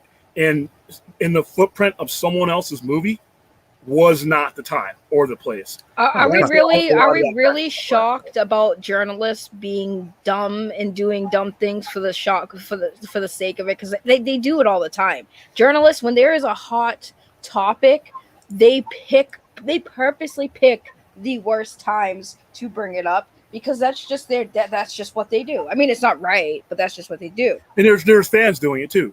Like right now, it's okay. I'll release the Ayer cut. Wayne's here. Wayne's here. But like I said, is that actually Wayne though? It's actually Wayne. Hold on a second. The biggest problem with that is while you're doing all this, you're piggybacking off a movie that's been released. Journalists have no chill or no boundaries. Well, they literally just need money. Well, of course. Well, like I said, William, fans. There's a lot of fans. No, I know what you're saying. There's a lot of fans out there. Like I said, they feel entitled, so they think in their minds that stepping over boundaries is fine because they are fans. Yeah. That's what it is. What did release the Ayer cut movement do right now at this very moment to advance the movement? I mean, if anything, the only thing they did is get David Ayer wanting WB to maybe release his version. Because here's the thing. Remember when I say this, I will say this until I'm dead. When people see movements that work, they want more. So what are they doing now that the Zack Snyder cut has been released? What other movies can we get what we want out of? What other movies can we build ourselves up off? Because let's be real, that's what it is. Do people? Some of these people, honestly, William, they don't care about the Ayer cut. They just want to be. It's for themselves. They want the attention. They want the notoriety. So they're gonna jump. Oh, I missed the Zack Snyder movement. Oh wait, there's another movement. I'm gonna jump on that. I just thought too much of the conversation during the entire realm of the Suicide Squad was about a movie that wasn't being released. Yeah, well, it just shouldn't have been that way. No, you're right. You're right. Yeah, I was going to ask Enosh because we were talking about confidence in DC. I mean, we both here caught up with Titans. I mean, I'm not caught up. Well, I know. Well, I'm not caught up. Don't talk about me. I'm not talking about spoilers. I'm just saying, in general, what I'm trying to say is, Like, obviously, there's confidence in some areas at DC. I think the cartoons, the video games, what they're doing over on Titans is a promise of them respecting the IP and respecting this the characters. season why is can't they leaps do and that in bounds movies? better than Why anything can't they've done. right? Wow. But why can't they do that in movie form? Why can't what they're doing in Titans translate over to the movies? Because you know why?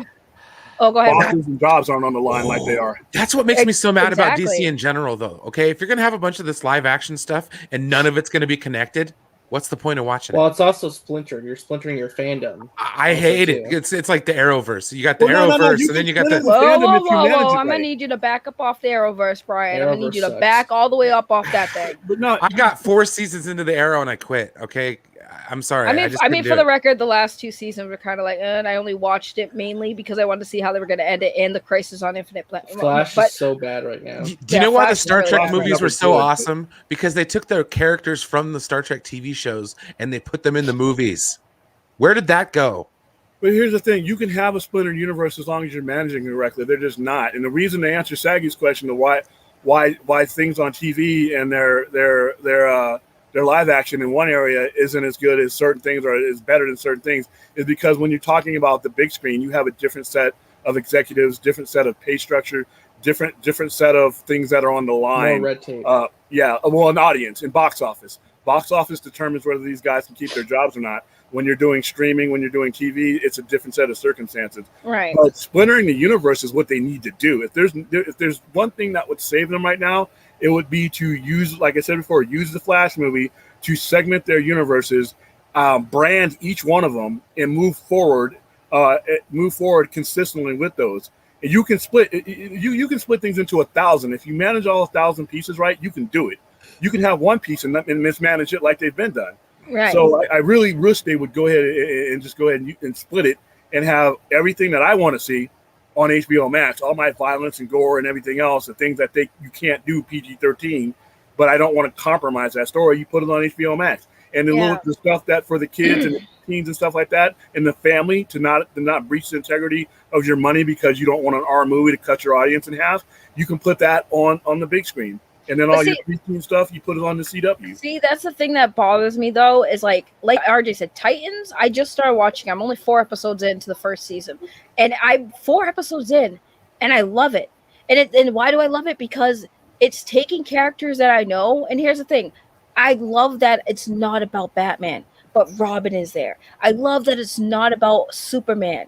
And there's so many characters that are connected to these characters. They're there. And that's the point of the Titans. That was always right. But that's why I like it. And here's the thing: the way they do their TV shows have always been for me a lot better than they do their movies. That's why, for the record, I didn't really start watching the DC movies because I was enjoying the TV shows so much more than the movies. That's why I haven't seen, when I first met you guys, I wasn't watching all these movies because I was so into the TV shows and it was so much better the way they handled the shows. And they don't have a big movie budget, and it's like, it saddens me that they can do the TV shows right, but they can't even get their movies right. Like they can finally do Robin the way they've always should have done Robin. Instead, we got friggin' Chris O'Donnell. Like, are you kidding me? And they've never bothered doing Robin. And they never brought Robin in any Batman movie since. And hey, guess what? That movie killed Chris O'Donnell's career. I don't care what you say. That movie killed his career. Killed his career. I think he's doing just fine. I think the Three Musketeers did that, but I haven't seen. No, I like the Three Musketeers. I haven't seen Chris O'Donnell in anything. I haven't heard.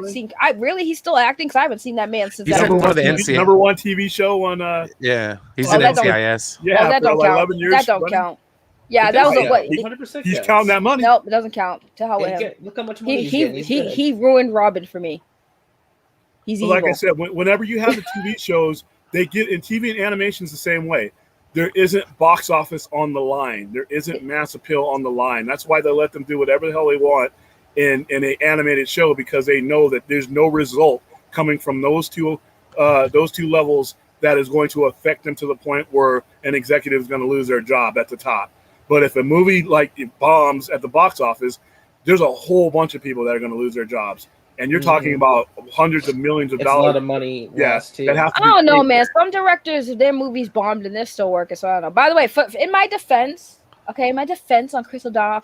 Okay. First of all, good night, truth, high and by. But my defense with Chris O'Donnell is I didn't care about him that much. Where I didn't follow his damn career because he smells like RJ. Okay, so there you go.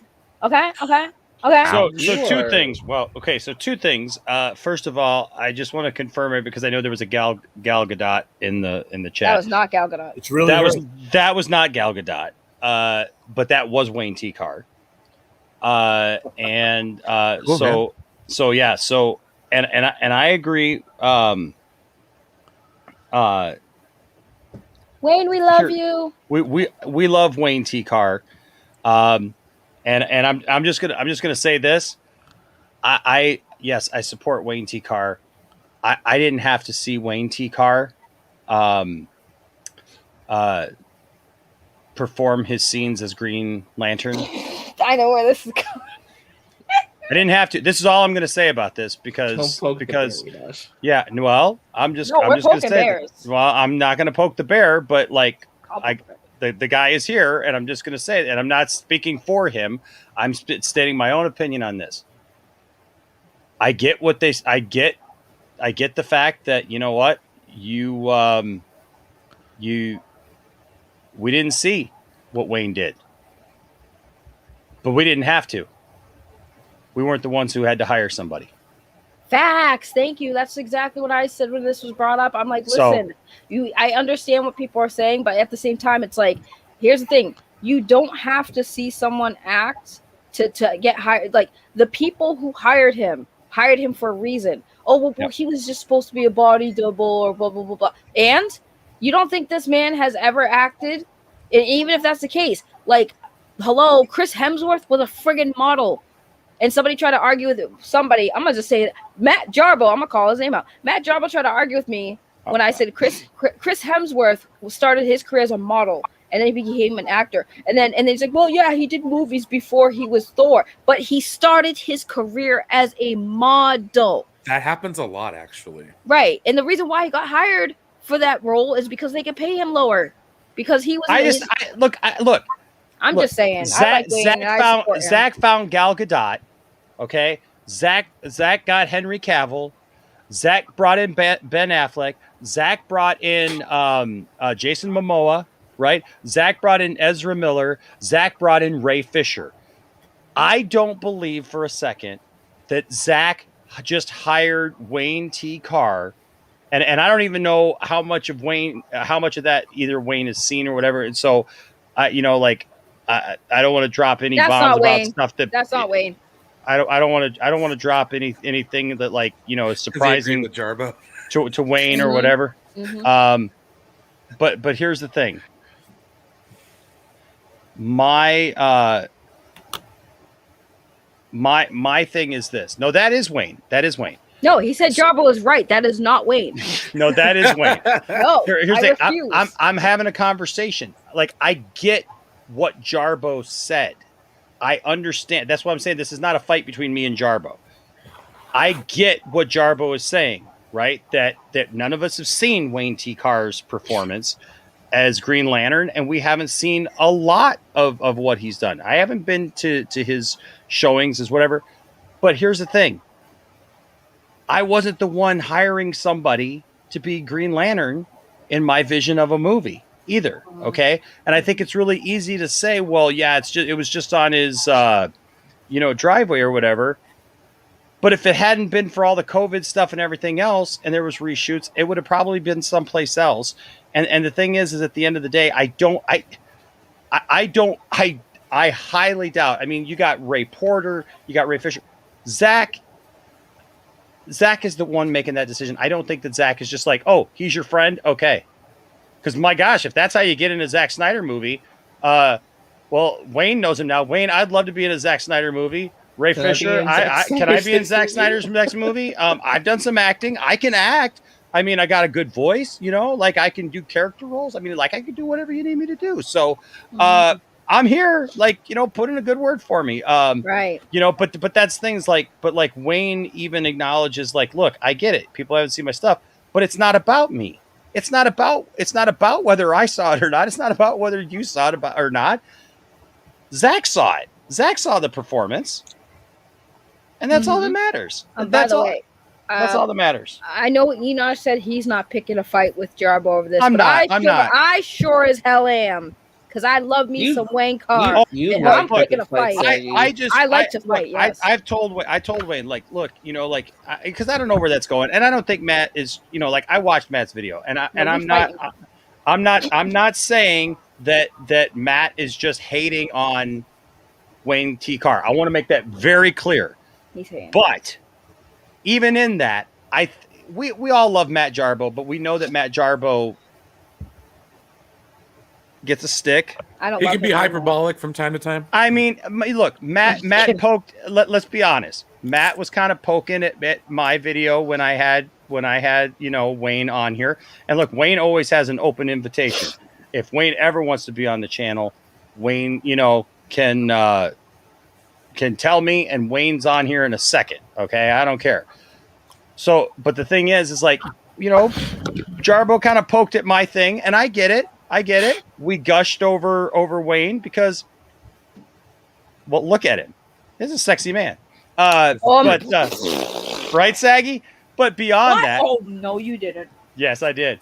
But beyond that, Saggy, beyond just how he looks, though, I know that he's got a lot of great people who are in his corner and who are vouching for him. And also, look, the man did the thing. You can't take that away from the man because the man did the thing. Did he see the thing? Yeah. Were you there? I wasn't there. Right? Like, I wasn't there. So, right. You know. See, that was my problem. I had this little discussion with Jarbo before he did the video, before it dropped, or maybe when it dropped. But I literally was just like, dude, like I said, there have been people who were models. Even some of the chat said Tom Wellings was a model before he was in Smallville. You know, people, just because somebody does something and they don't have they haven't done acting before, doesn't mean they're not capable of it and aren't going to do a good job. You know, that's a stupid argument in my opinion. And yeah, you're right. Okay, we haven't seen Wayne act. That doesn't mean he can't. You're sitting there saying you can't. First of all, he's friends with Ray Fisher, and Ray Fisher's an actor. You can't tell me that they haven't done stuff together. You know, you can't tell me that he's never performed. We don't, you know, you don't know that. So just sit there and say, oh, because we haven't seen it doesn't mean he's qualified for the job. He was qualified enough to do what he did and be in the position he's in right now in the first place because Zach hired him to do a role. So if Zach hired him to do a role, who are we to say, oh, he shouldn't be the role because we haven't seen him act? Whatever, we shouldn't hire him. Zach hired him. That should be enough. That should be enough. Trust Zach's decision. Well, and whether or not Warner Brothers actually has, you know, takes the time to actually look at that, or, you know, I mean, whatever they're doing going forward with Green Lantern or whatever, you know, it's controversy for controversy's sake. Okay, it's a controversial topic to be controversial long after the fact. This man, Wayne T. Carr, I've had him on the show twice now. You know, we've exchanged you know, discussion and stuff here and there. Look, do I know Wayne like personally? No, like, but I know, but I'll tell you what, in my conversations with Wayne, I know that I'm a good judge of character, and that's a good guy right there. And you know what? The guy got to do something that none of us got to do, and he got a whole lot closer. He got a whole lot closer to that than any of us ever got. And you know who knows what happened on that set, on that driveway that day, besides those still pictures? Wayne T. Carr, Zack Snyder, Deborah Snyder, anybody else who was around there. So why question that? Like, what does it matter? Oh, by the way, he answered the question. I've been doing theater acting for 15 years. I'm sorry. I didn't, you know what? I didn't, I'm sorry. I didn't. So there you go. And so has Ray, and Ray Fisher was doing theater. Ray Fisher was doing theater too, and he did fine. You know, so if Wayne has been doing acting, and here's the thing, Wayne, even if you haven't done acting for 15 years, I would still, if Zach hired you and he thought you were qualified, I'm not going to judge you based on your lack of experience. Because here's the thing, a lot of people would love to act, and a lot of people didn't. A lot of people who have acted didn't have acting experience. They got lucky. Look, sorry, I'm going to bring this up because I know you guys love it when I talk about Power Rangers. All those Power Ranger actors, when they started, they weren't looking for actors. They were looking for martial artists and gymnasts. Look back in the 90s when they were doing casting calls. They never said we were looking for actors. They were looking for martial artists and gymnasts. That's why, for the record, the acting wasn't that great. But look at where that led these actors now. They started off as just gymnasts and martial artists, and now look at Amy Jo Johnson. She had a very good career. She started in Power Rangers. Look at Walter Jones. He wasn't. I don't even think he was a gymnast. But a lot of Power Ranger actors were hired for one job that they had no experience in, and that flourished into an acting career. So to sit there and say that, oh, we don't, well, he was just a body. He's done stunt work, or he was just a body. No, bro, that's not an argument for me, because there are people who made careers based on lack of experience. You get experience by putting yourself in the job. Well, not only that, but even if you have done damn stunt work, still, it's still a valuable part of a movie making experience. It's part of acting. To legitimize or delegitimize that in any way is really BS, and I feel like it's. Yes. I feel like it's personal assault on certain levels. You know what I mean? So that's my point. And you know what? The fact that Wayne actually gave like credit to even the video, right, and saying, look, I get what he's saying. That's fair. Y'all haven't seen a lot of my work, right? Like that right there is a man. That there's a man. The guy doesn't have anything. He's not hiding anything. He's not hiding his performance. Like he actually wants the world to see his performance. Well, I have a question Yes, before sir. you continue. Did Yeah. you just call me sir? No. You said yes, sir. No, I wasn't talking to you when I said that. I can't remember. I was talking to Brian. Yeah. Brian. Well, I was gonna ask Brian. Not Brian. Dang it! I was gonna ask Wayne. I was gonna ask Wayne. Do you happen to actually have any of your Broadway shows available to watch? Like any recommendations on YouTube? Like, do you have shows that you perform that are on YouTube that you could probably that we could look up or sounds or like reference? a stalker question to me, but hey. Here's the thing. If the question at hand is we haven't seen him act, and he says he has 15 years experience in theater, clearly somebody saw it, and if there's videos available, there you go. Now you can see how he acts, and now you can't say nothing anymore. And by the way, me and Wayne go back. We actually, unlike Enosh, me and Wayne go way back. We went to high school together. Yeah. He still owes me $20. So, well, I would like to talk to Wayne, and if he ever wants, to come on, again, he's always welcome. But I would actually like to talk to him because, like, the last time he was here, like, we talked about the Flash movie, for example, right? And then I know that through our show, he got hooked up with Ty, right? And so I haven't seen the whole thing yet, but like Ty was telling me that like now like Wayne and Ray kind of have a different perspective on whether or not they're going to see the Flash movie and stuff like that. And so I'm curious about that. I'm curious to hear like what changed their mind, like what what he answered. He says shows can't be made public. Saggy. Oh, that sucks. That does. Well, I know. I think some of them can. Some of them they can do public. Well, I think if they film them and they if they film them, so that's what I'm saying. I know that some theaters like they do film and release their shows. So I wasn't sure if there was any shows he did that were like that. I should have been more clear. She'll take the photos. I'm pretty sure. By the way, y'all need to stop. He's a married man and he just had a baby. Y'all need to stop with this. When has that stopped you before, Saggy? No, yes, it has. Boy, bye.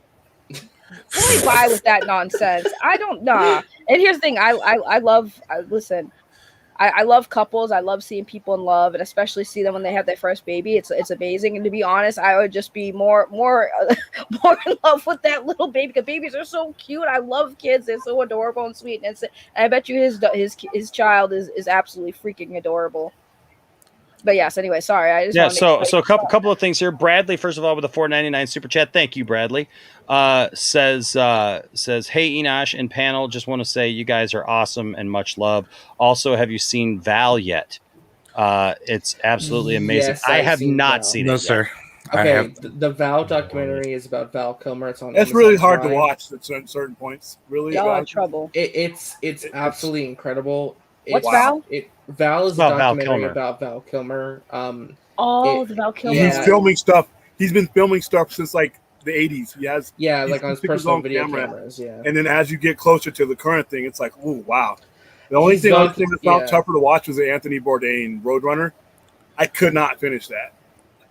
It's I a could very not. emotional documentary, but I feel like it's also inspirational. His son Jack narrates the whole thing. It's a great documentary. I want to It's see it. really I know. heartwarming. And what's it on? It's on Amazon Prime.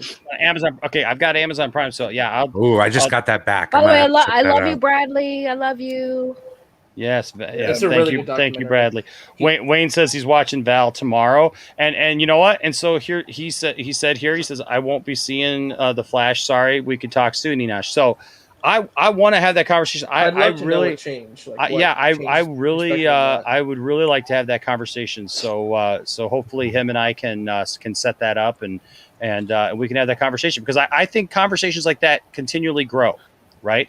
Like perspectives grow. Things change, and actually, you know what? I'm glad Wayne, because I reached out to Ray. Somebody reached out to me and had this idea of purchasing the hot toy of Cyborg as a gift for Ray. That'd be so coming cute. together and putting together a GoFundMe, or or like Would do like a stream to where all the proceeds go to that. like a figure. That'd be kinda cool. GoFundMe or whatever. So that we could raise the money and like present that to Ray. And so Wayne, actually, maybe if you could help me with that. Like I emailed Ray, but I haven't heard back from him, and so I've tried to message him, because I don't want to set that in motion without talking to him first. You know what I mean? Like, because like we got to get it to him, but then even like I don't know if somebody's already given it to him, if he's already purchased it himself. But I would definitely like to do that. But yeah, Wayne, I would love to have that conversation, man, about what changed, and especially like if both you and Ray now feel differently than the last time we talked, man. Yeah, let's definitely have that conversation. I also agree with what Welp person here says. Wayne Carr doesn't owe anything to anyone. Boy, does that not sound like the Superman conversation in Batman v Superman, right? Like. This comment right here sums it up right here for me. This is Wayne Carr doesn't owe anything to anyone. We are fans and YouTubers. Just because Jarbo says something, it means nothing. Major blockbuster director Snyder cast him as Green Lantern. That's all you got to know.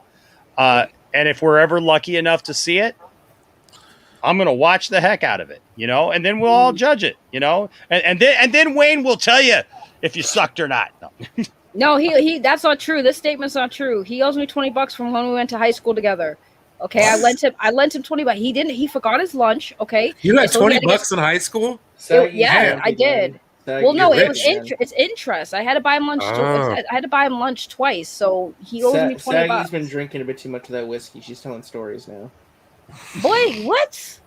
You're gonna get the back of the hand. That's what you get. Ooh. The back. No chunkla? No chunkla? Hell hath no fury like Saggy scoring, guys. Come on. No, yes, it was no Jimmy. Fury. It was Jimmy. Jimmy here told me about the hot toy idea, and I actually like the hot toy idea.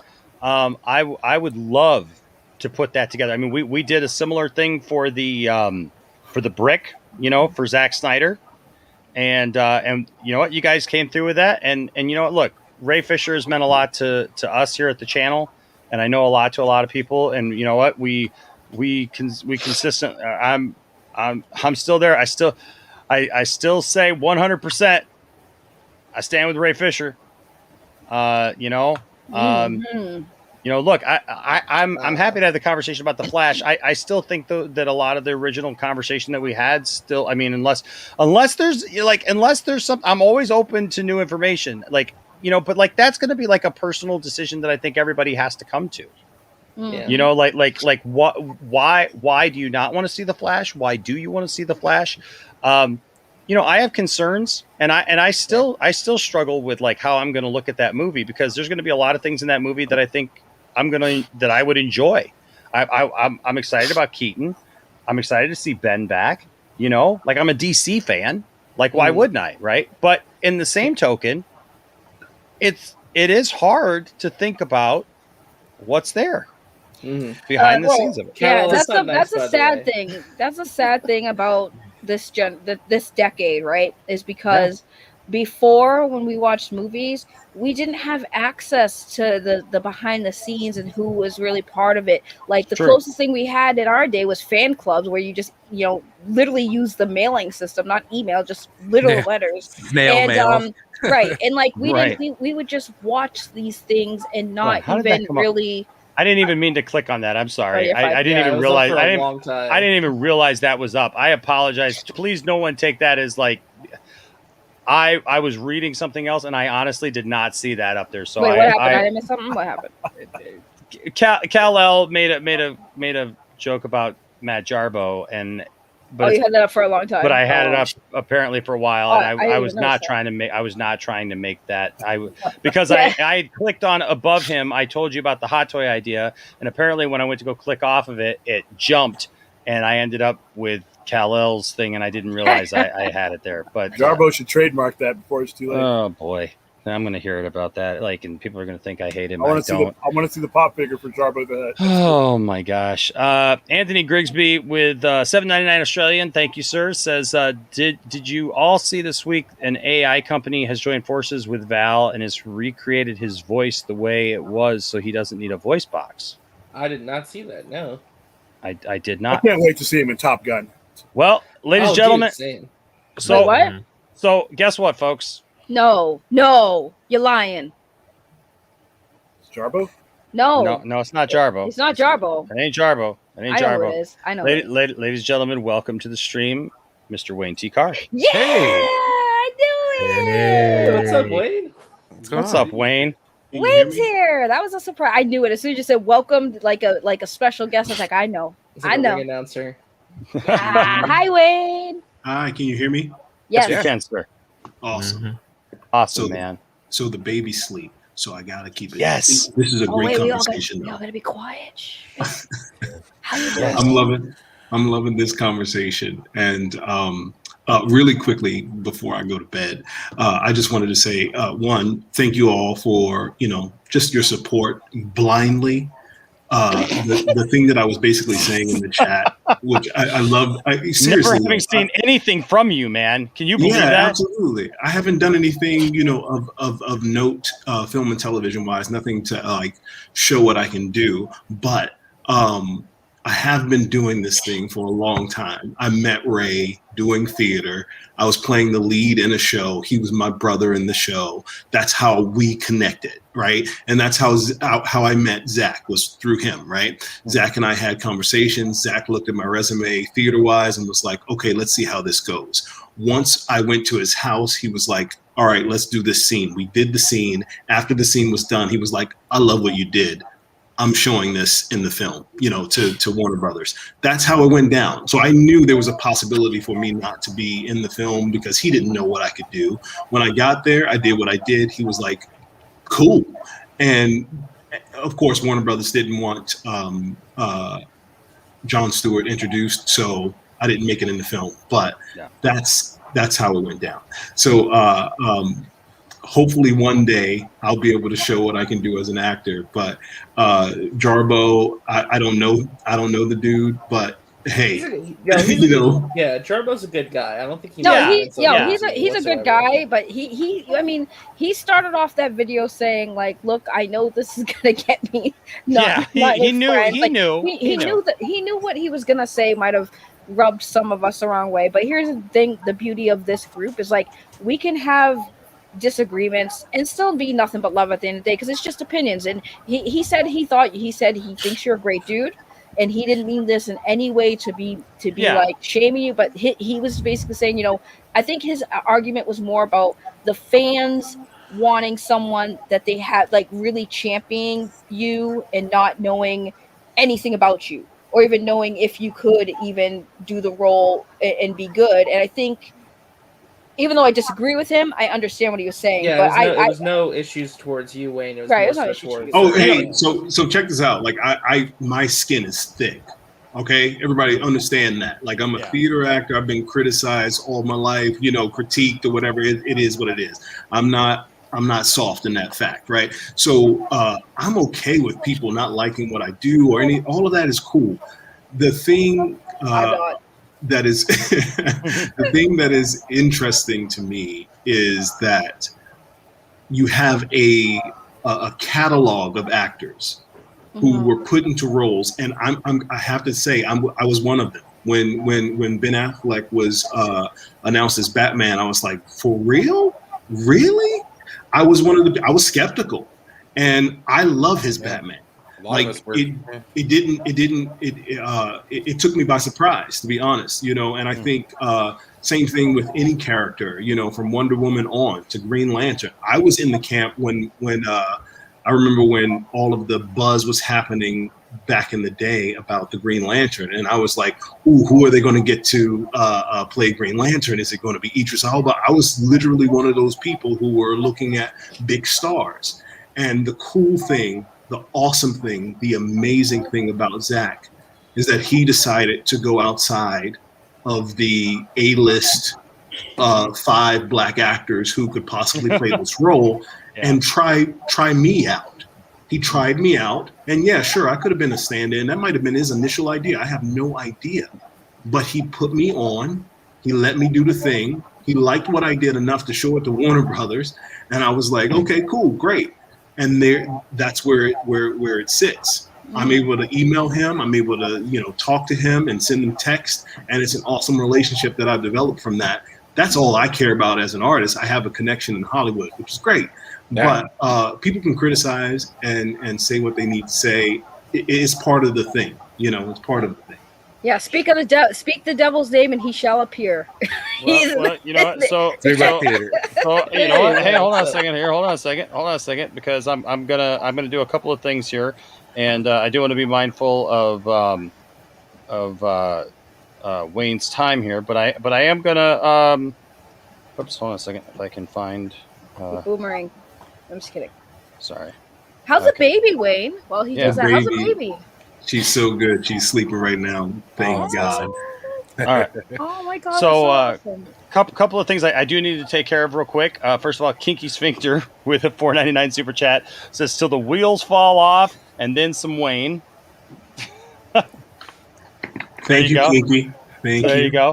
I did like this comment from Welt Person again. Says, "Wayne has no reason to explain any of this, but he's still here doing so. You're an amazing dude, Wayne. You are the Green Lantern. The fans will not stop fighting to restore the Snyderverse for you."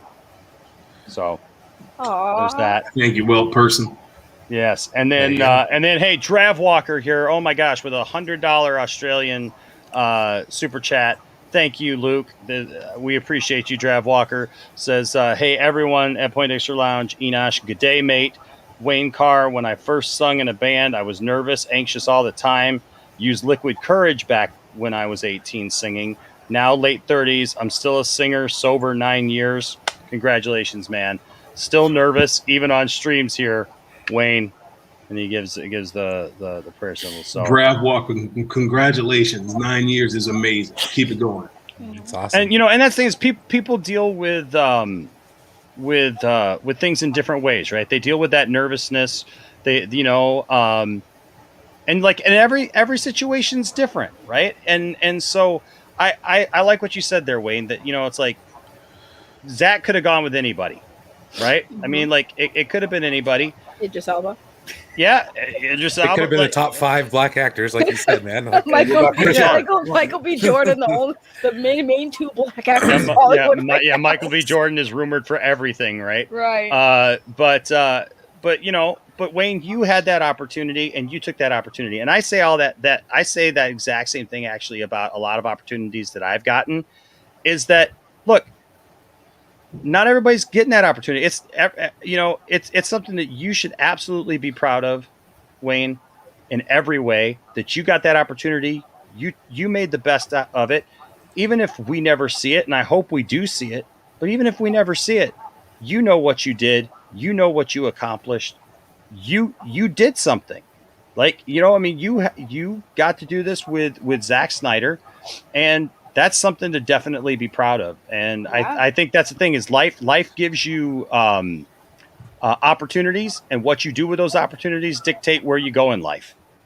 You know, and it doesn't mean that every opportunity is going to be the best thing. It's all not going to work out, but you move on to the next thing. And I love your attitude, man. I really love your attitude. Everybody does. I mean, it's like I said, it's very rare to have. When I first met him too, I said this. You know, it's very rare to have actors who've done movies, or even actors in general, even whether it's theater or not. It's really nice to have this communication, because fans really can be a little extreme, and I know when it comes to that, it's scary, to want to interact with people like us, because you don't know us from a hole in the wall. So it really is heartwarming to see someone like you and Ray Fisher and Ray Porter interact with us, and it makes us really build a connection and really want to champion you, to have you play the parts that we like seeing you possibly being that Green Lantern, and bringing that to life. And yeah, you're right, it could be any actor, but you reach out, you make us want to put faith in you, and I think that's really, really amazing. Thank you for that. I appreciate that. I want to say also on top of that I'm a fan too. You know what I mean? Like I'm just like you guys. There are people who can't do this, who can't necessarily approach the fans because they're playing a certain role, and they're scared that their whatever ego is going to be affected. I'm not worried about that. Now, talk to me in a couple of years, and I've done some things. I've been in LA for 5 years or whatever. I might be a little sensitive, and I don't want to hear Enosh talking about me. That might be the case, but right now, you don't know what I can do. It's all good, but I do know, as my actor friends, I do know the people who are in the business, that they have to pick and choose their battles. Right now, I don't have a ton of battles. I can say that with the DC fan base that has supported me, for whatever reason, the casting directors have shown me more love. I've been getting more auditions, which have been great, and hopefully something will come out of those things. But right now, I'm just like everybody else. I'm a fan, and I'm excited. I don't know who, they might choose a different John Stewart. I will support it if, certain people are not in their position. But, oh, by the way, that's another thing.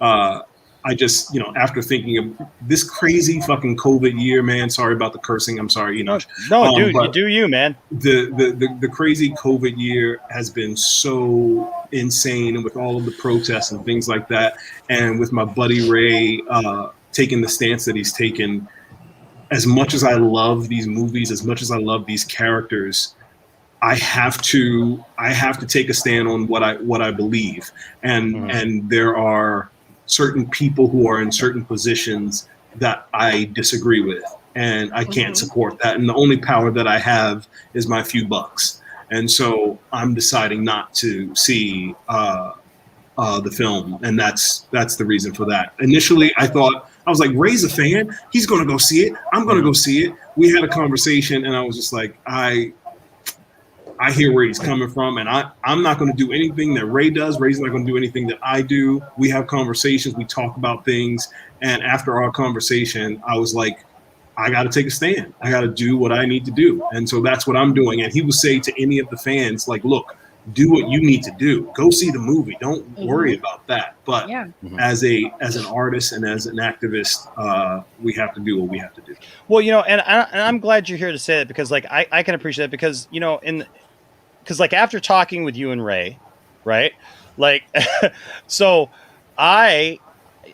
because Ray and I went back and actually watched that stream, right? And because I wanted to hear what Ray said, and Ray said something interesting on the stream, because he said, I have to.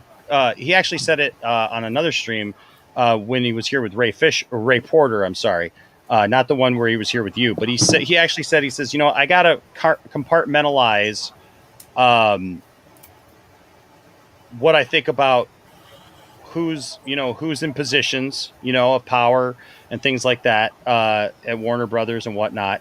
And he said, he says, I realize that everybody who's working on this film is not, like Walter Hamada. Everybody who's working on this film is not, Toby Emmerich. I've got friends who are working on this film and blah blah blah.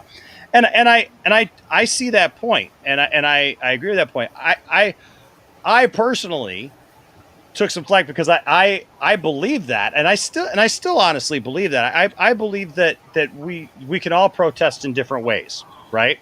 Mm-hmm. I'm glad that you said what you said there, because like I think that I know that there are people who absolutely believe, like, if somebody goes and sees this movie, they're a horrible person.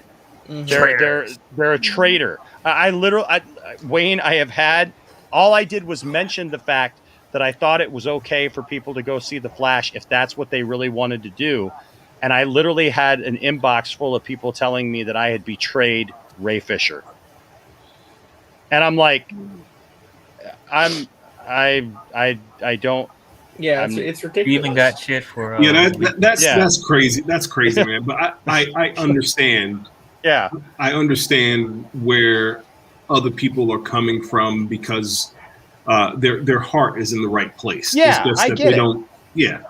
Right. By the way, before I want to say this, so people can't spin some narratives based on what Wayne said and based on what Ray Fisher said.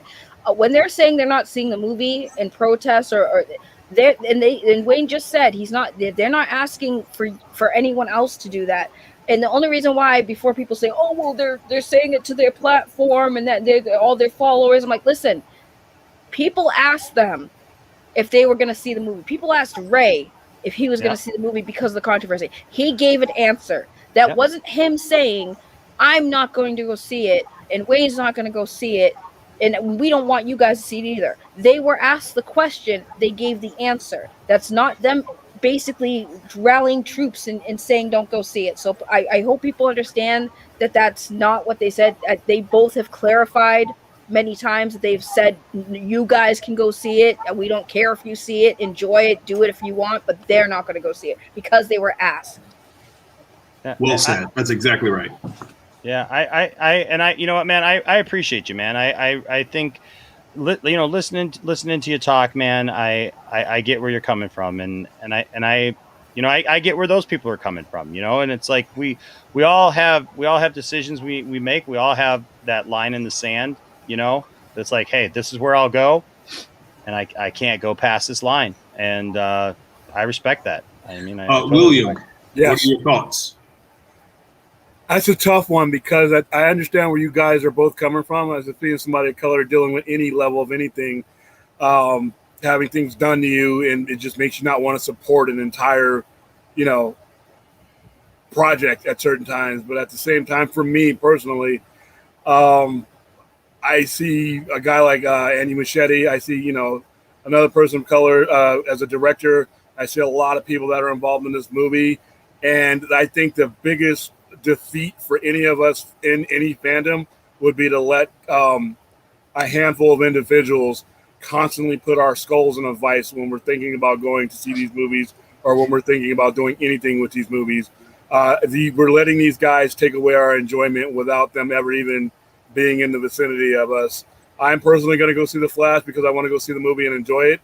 But at the same time, I understand where you would be coming from, and from personal experience, from my own personal experience, I can completely respect where you're coming from. But I think the fact that, these guys, I think, are going away. I think this regime is the guys shuffling around the tables on the Titanic, just trying to do as much as they can so that their severance pays are huge. But like I said, I just can't let a handful of people stop me from enjoying these movies anymore. That's just my personal opinion on it. And like I said, Emmerich, Hamada, I think that if you look at the past 7 years, or as far as they've been there, they've literally sucked the life out of some of the fun. And I just don't want to let them do it anymore, That's awesome. Thank you for saying that. That is what everyone, I think, needs to hear. Like the contrast of the two. Like myself, I can take my stance on anything for whatever. I don't want to go to McDonald's because of whatever. Or I don't want to go. I can choose whatever and say what it is that I feel about any particular situation. I've told you, Enosh, on your stream, like I want to see the Flash. But I realize there's this quote is like if you don't stand for something, you'll fall for anything type thing. Yeah.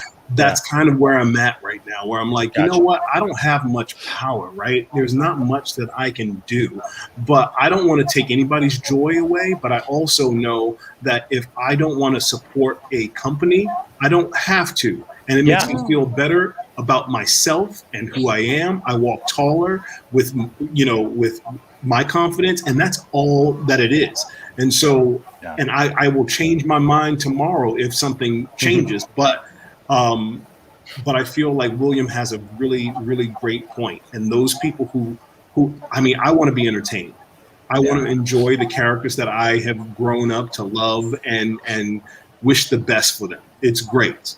But being in my position as an actor in this fucking city, sorry, Enosh. Put a doll in the swear jar. Darn Wayne. it, Wayne! Put a doll in the swear jar now, Wayne. Come on, that's twice. I know. I got you. I swear, Wayne. No. I swear. I'm gonna start. No, you know what? It's all good. There's nothing wrong. Everything's good. No, I appreciate you, man. That's fine. That's fine. Hey, DL, I'd love to hear from you, man. I'd love to hear from you. You've been pretty quiet since you've been here, and I know it's out of respect for everybody, but you're also a person of color, and I'd love to hear from you on your thoughts on this topic. Oh my goodness. Well, it really it's I just have a lot of thoughts about this. Like I'm like all over the place listening to you guys, but it's great. But it's like, yeah, it really sucks what happened, with you, Wayne, and Ray. Yeah, considering the fact that there is not a lot of representation when it comes to the comic book industry. I mean, we're starting to get more representation, but it's like, some of it doesn't feel natural, or it feels like it's trying to, push an agenda and stuff like that. And as we were talking about, like, feeling weird about supporting these future DC films, we just got shit for, enjoying the Suicide Squad because, saying that, oh, it's a betrayal to, David Ayer and stuff like that. But it's just like, like I support you guys. I always will. But it's just like, I'm also a DC fan. It's like, I want to support what these new DC films are coming out, because now we're just starting to get, new movies with new characters that, I never thought we would get, getting a Suicide Squad film, getting a Flash movie, Shazam, whatever. Like, this is stuff that I dreamed for us to get on the big screen. But it's like, part of me does feel kind of icky, going to see, the Flash and stuff like that, because I know about all the stuff with Hamad and stuff like that. And it's like, not being respectful to the actors and stuff like that. So it's a really difficult situation for me, because I want to be excited for these films. But like, at the same time, I'm just like, is it, I don't know. It's just, it's a complicated situation for me personally, I guess, because I am such a big DC fan. But it's like, the people at Warner Brothers, like, I hope management changes there, so I just feel better about it, and like the fandom won't be as divided. It's a really complicated situation from my point of view.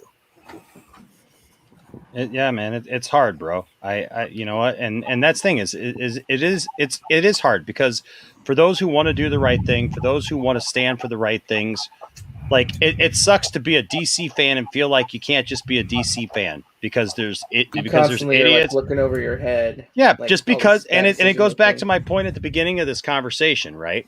That like it's a shame that there are these people in charge of these properties that we love that we can't trust just to do their job of putting things in order without having messed all this up, and continuing to mess all this up by doing things like what happened to Ray. And I don't know, it is DL. I feel your pain, man, when it comes to this, because I'm a DC fan, and I have been my whole life, and I want to be able to enjoy stuff. Yeah, you're just between a rock and a hard place, though. That's the. Can I ask Mm-hmm. Wayne a question before I don't know when he goes, but can I ask him a question? You can ask him a question. So Wayne, as an actor, and now kind of knowing what you know about the entertainment industry, being a little bit more hip to it now, and kind of knowing a little bit more about the ins and outs of it, do you feel like, because you said you were a fan earlier, do you feel like the experience you're having and knowing what you know has maybe ruined some entertainment for you? No, I don't think we can let anything that is negative in this world affect how we approach and attack our life, right? So there's a lot of evil, there's a lot of bad, there's a lot of negative, and people thrive off of that. People feed on that negative thing. How you want to live your life, like William said, he's like, I'm tired of allowing people to affect how I feel about certain things. I love these characters, I want to see these movies. That is what's up. Take control of it. Don't allow these people to do whatever. Yeah, I love America. America's great, but our politicians have some issues. You know what I mean? Like, I'm not going to allow our politicians to take away how I feel about this country. And so, no, Hollywood hasn't done anything to me. I love entertainment. I love storytelling. I love movies.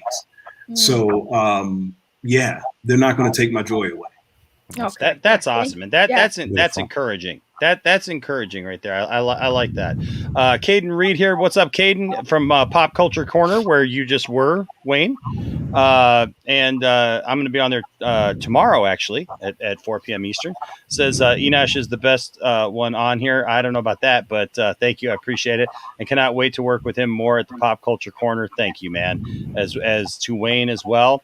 Enash, you deserve everything positive coming your way. Thank you, bro. I appreciate that, man. That's way to make us all feel special, Kaden. Yeah, right. Gosh, well, you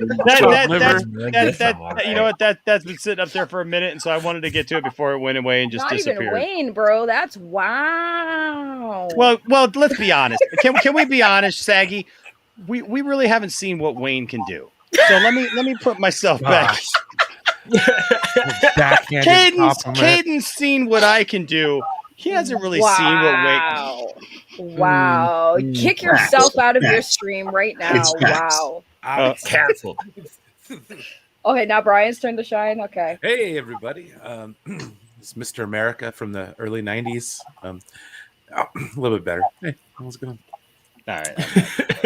But no, I appreciate you, Wayne, being willing to come on streams like this and come back to the lounge and that you're here. And I love the fact, man, that you are part of these conversations because you were there, you've experienced this stuff, and you can help educate us as to how things go down instead of us. Because look, a lot of us we're sitting around speculating, right? We're talking about this stuff, and we're not in the room when it happens. We're not in the room when it happens, and I appreciate it so fully because I think it empowers us now to have conversations with others, and to try to continue that positivity and share that. And so I need to start making more streams talk about Wayne so he just magically appears on my stream. Well, you're hilarious. You say his name 3 times. I want to say that a lot of the conversations that are had between the fans are extremely intelligent, and a lot of the ideas that people have are absolutely valid. And there are people in these studios, these execs, they have assistants. They watch this shit. They watch it. You know what I mean? They know what's going on. I encourage you guys to continue to state your case, say what's on your mind. And if I was in charge of DC, if I was in charge of Warner Brothers, if I had this IP, I literally would come to the fans and ask for your opinion, because some of the things I hear, I'm just like, oh, that's a smart idea. Oh, that's a really, really good idea. Hopefully I hope somebody's that they listening. listen to you. I hope that they take your feedback and your thoughts to heart. I do know that money drives a lot of this stuff, and those people who understand the IP for whatever company, whoever is doing whatever, who are fans of the IP, great, good for them. But money kind of runs everything. It runs everything. So ultimately, that's what they're looking for. Yeah. Well, that's good. Like that's what they say. You never know. You never know who's watching. I hope they don't watch me though, because I say some crazy crap sometimes. They'll be like, her name's Saggy Melons. Oh, that's her mouth. Oh no. We can't have Wayne on that channel. Look, Ray Porter told me something that is really stuck with me a lot, and it speaks to what Wayne just said. Like, he said, look, man, he says, when I was going to come on your channel, he said, man, I checked you out. I knew who you were. I knew what you were about. He's like, I didn't just blindly go into that. And, you stop and think like, well, what did I say here? What did I do there? Like whatever, but the reality is like when it's good to know that people are listening. And I'm thankful that somebody like Wayne is a fan as well. And look, I expect just with your positivity, Wayne, like, I may have not seen you acting much. Okay. But I will say this, just from your attitude, your positivity, the way that you conduct yourself, look, you've already succeeded, man. Mhm. You're already a success. And I'll blindly follow you. yeah. And so I thank you guys for that, and you will see me and stuff, man. It will happen. I don't. Yeah. I hope so, man, because we're shilling for you. Man. And if you're not in something soon, Matt Jarbo is gonna like give us such a hard time, dude. Like we're never gonna.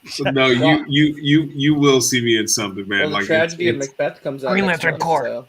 Yeah, in Macbeth, I have like three words, but it's cool. My job on that was consultant, so I really didn't do too much acting, but I got to hang out with the stars, which was dope. But yeah, that comes out in September, by the way, September 24th in New York. They're doing the premiere of that, and then it'll go to Apple. But so you'll see me briefly on that. And then hopefully there'll be some other things in the future that I can talk about. Enosh, I'll come on your show. Hey, William, where's William? William, you're in, where are you? I'm in Las Vegas. Do you have a comic shop or something? Or you work someplace? Yeah, it's a science fiction, horror, and fantasy retail, and I do have a comic book section in it. Yeah. What's it called? The Sci-Fi Center. Awesome. I'm coming next week. Oh, Whoa, cool. what? Heck yeah. Dude. What? Wow. I'll get my Green Lantern print ready and made. Wait a minute. Can you wait another couple weeks so I can book a flight? Like what? I want to hang out with Wayne and William. I'll hop in a What the car. It'll drive a few hours. I'm in Reno. So Oh, you guys didn't want to hang out with me before. Well, Wayne, I will say, I've been inspired by a lot of the like you and a lot of the people, and I decided that I'm going to be probably working on a web series. So if you don't have a gig by then, I don't know if I can afford you, but you will have a gig in my web series if you would like. Yeah, I don't. Hey, you don't. It's not about charge. I'm fine financially. Don't worry about that. Like if it's something I love to do, we'll do it. Oh wow, I wasn't expecting that answer, but yeah, no, yeah. Well, he's a busy man. I still got to get him back here to do a nice little drop for the channel. I'm Wayne T. Carr, and I don't care what Matt Jarbo says. I'm gonna be a big time actor. I love it. Let's do that. Let's do that this week. All right, man. And I want to be fair. I reached out to Matt Jarbo. I want everybody to know I sent Matt Jarbo the link, and he could not make it. He said he wasn't near his computer, but he said for us to have fun. So I just want to make sure that everybody knows, because I know that we've talked about Matt Jarbo. Because Matt Jarbo released a video about Wayne today, and I didn't reach out to Wayne and be like, "Hey, Wayne, come on the show tonight and let's talk about Matt." Wayne showed up. So, I just want to point that out to everybody, so that everybody knows that everybody's cool. I watch the shows, man. Like I'll watch, I'll pop in. It pops up on my YouTube, and I'll watch as much as I can. Sometimes when you guys go like this for 3.5 hours, I'm like, okay, I gotta go to bed. But I see, I see you, DL. I see you, William. I see you on other shows. You know what I mean? Like I watch. I'm a fan. So keep it up. That's awesome. Yay. That's so inspiring. I like this. Oh, yeah. Terrence says, I feel like Wayne is not only a teacher, actor, but the life coach we all need. I agree. Drav Walker says, Wayne Tikar, we could all use a page out of his book with so much positivity and always looking on the bright side of life. I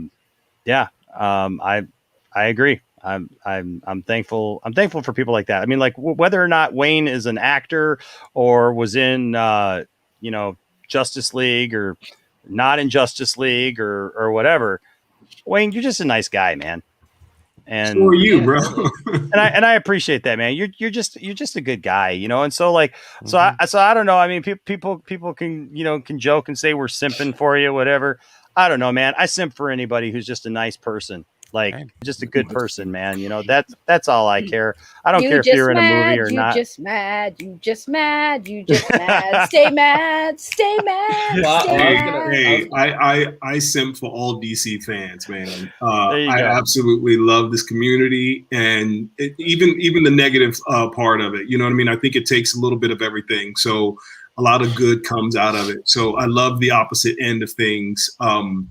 That's just me. So I know you guys will talk about it, or you'll talk about individuals and what they say, but I think they have their right to have their opinion, and it's all good. You know what I mean? As long as we keep moving in the right direction, going after what we want. Everybody wants to see good product. We want to see the shows. We want to see the character, and whether you come at it in a positive or negative way, that is what it is. We should talk about it. My role. How I act, that's part of the whole thing. If I wasn't in my position, I would be saying the same thing almost. Like, I don't know. I haven't seen him do anything. I don't know. But I like that he's, not a known actor. I want to see what he does, because I'm not going to think that's part of the game. That's part of the game.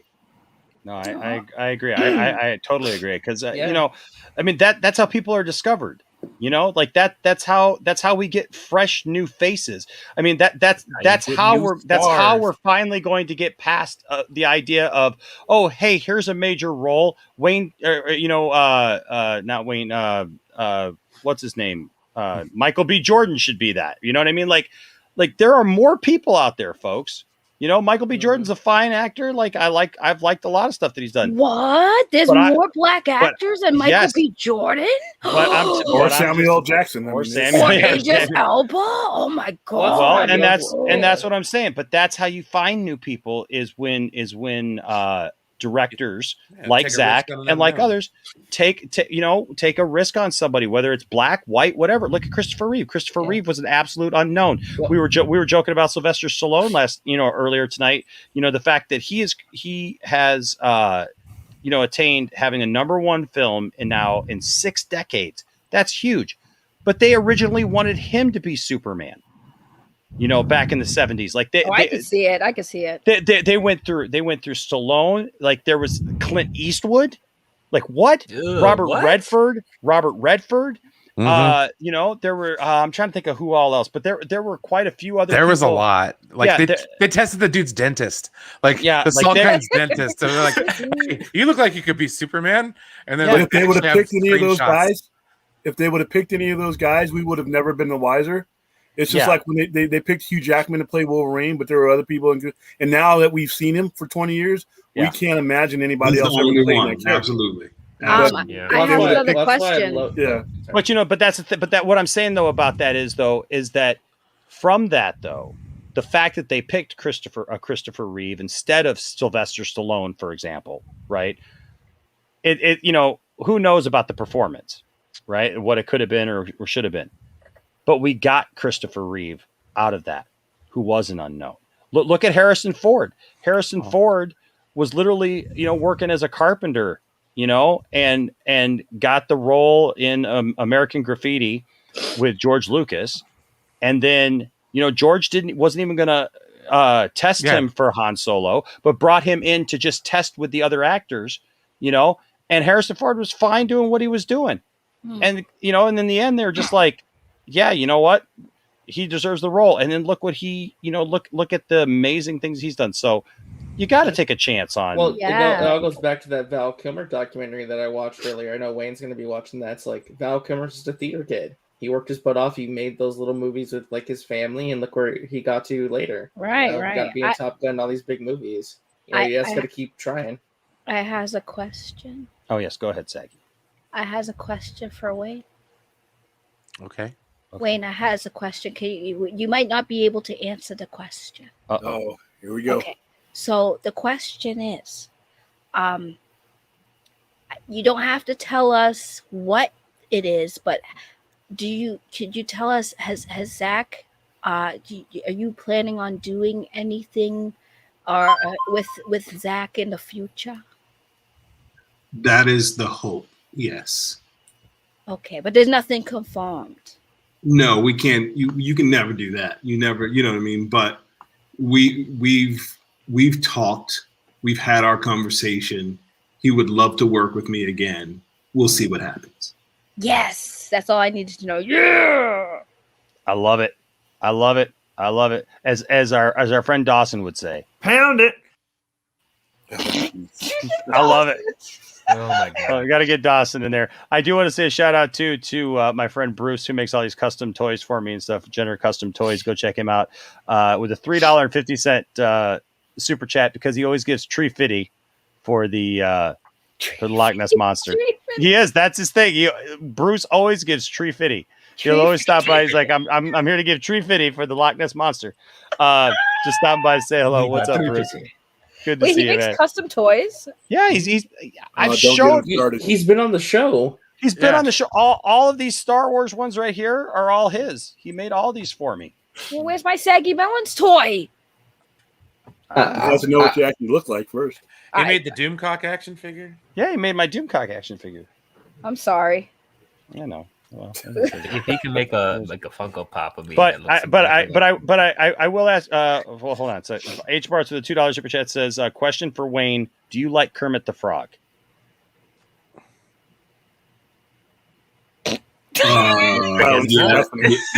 Yes, I do. Okay. Wait, Wayne, do you voice act at all? Have you done any voice acting? Oh, okay. Wait, have you done any like voice acting? Like, have you done like what have you done? Like video games, TV, audiobooks. Audiobooks. Nice. Ooh. Yeah. I like it. You can read you can get yourself a story time. Have you met Wayne? Have you met any friends that have done like motion capture acting at all? Yes, absolutely. Have they like described the experience to you at all? Is that something you'd be interested in doing? Because I know sometimes it can be really grueling to do motion capture work. Yeah, but it's awesome. You gotta be an athlete for that stuff. It's great.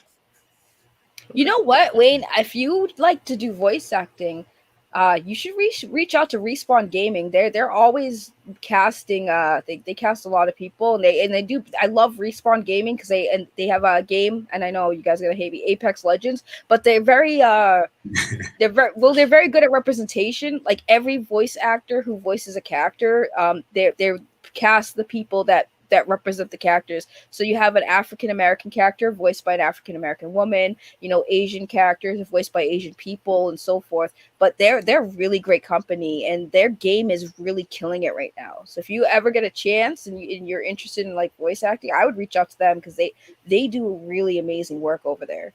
I definitely will. Thank you for that. Mm-hmm. Look at Saggy trying to hook up Wayne T. Carr with with a job. I love it. I'm gonna be his booking agent, y'all. Watch. Hey, and hey, here's our good friend Mark. I'm glad you're back, Mark.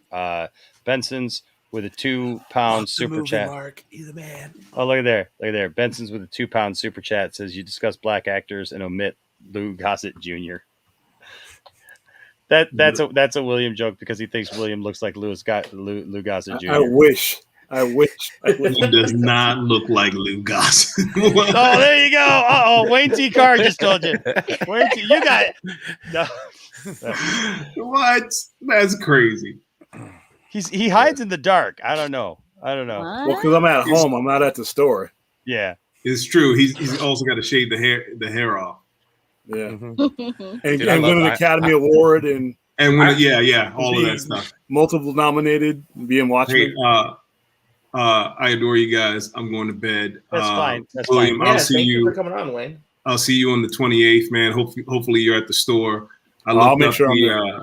I looked up the address and I was like, oh, look at that. There's a Green Lantern like neon sign right in the window. That's dope. Yeah. I like that. we're gonna Lots of need pictures. We're gonna need pictures of that, William. We're gonna need some video, maybe, a little something there, so we can, just have proof of that. That's happy. Bringing people together. I love it. I love it. Man, I look forward to meeting you.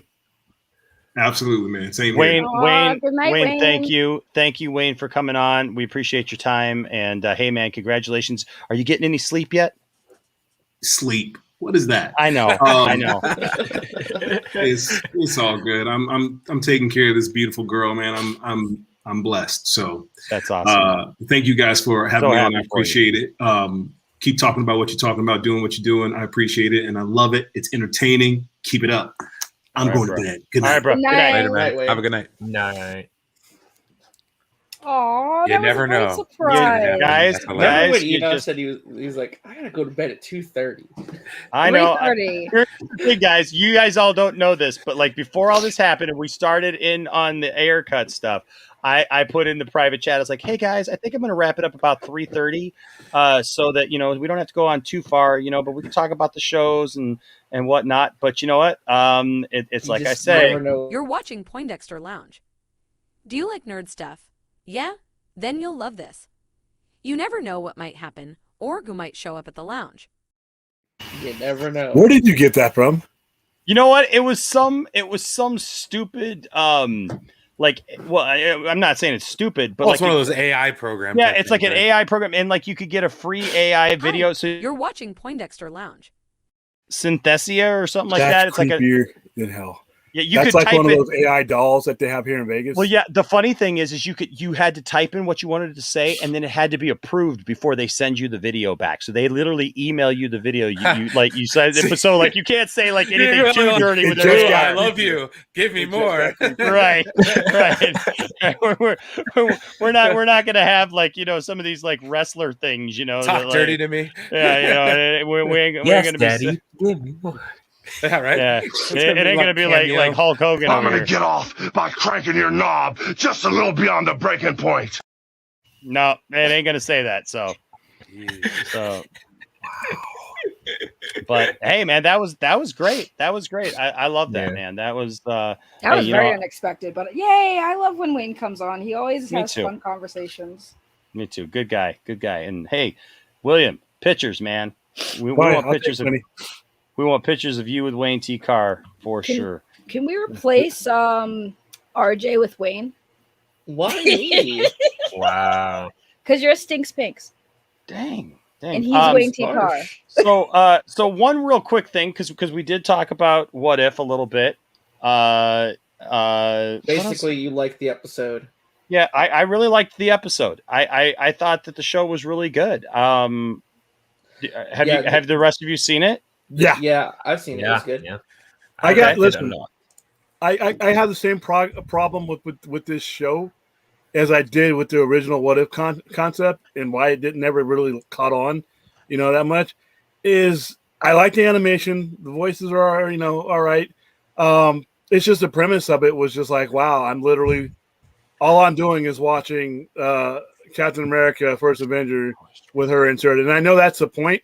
But it's just that concept just doesn't do anything. No, for I me. can understand. I think it's Yeah. meant to ease you into the what if concept, Whose right? face is that? Who's That's mine. That'd be Saggy's face. Yeah. Oh God. I know. I look Wow. less. They made me look less aggressive than the original, which is hilarious because I don't know Yeah. why. Yeah, so angry. Right. She looks so angry, and then you see me, and it's like, I'm just Captain America. So this is before Saggy sees Wayne T. Carr looking at RJ, and this is after she man. sees Wayne T. Carr. Yeah, that's PS4, Saggy. I'm surprised at how well that looks. Not too soon, Will. Too soon, William. Too soon. And this is DL after he sees Wayne T. Carr. Yeah. This is before DLC's Wayne T car. Okay, wait, we gotta do William. We gotta do William. This is William. That's William. And then this is William when he's not happy about I don't know about Marvel or something. I'm wearing my same work shirt that night as I am wearing now. Are you wearing the same shirt? That's hilarious. Oh, that's awesome. That is so awesome. That's awesome. What a great callback.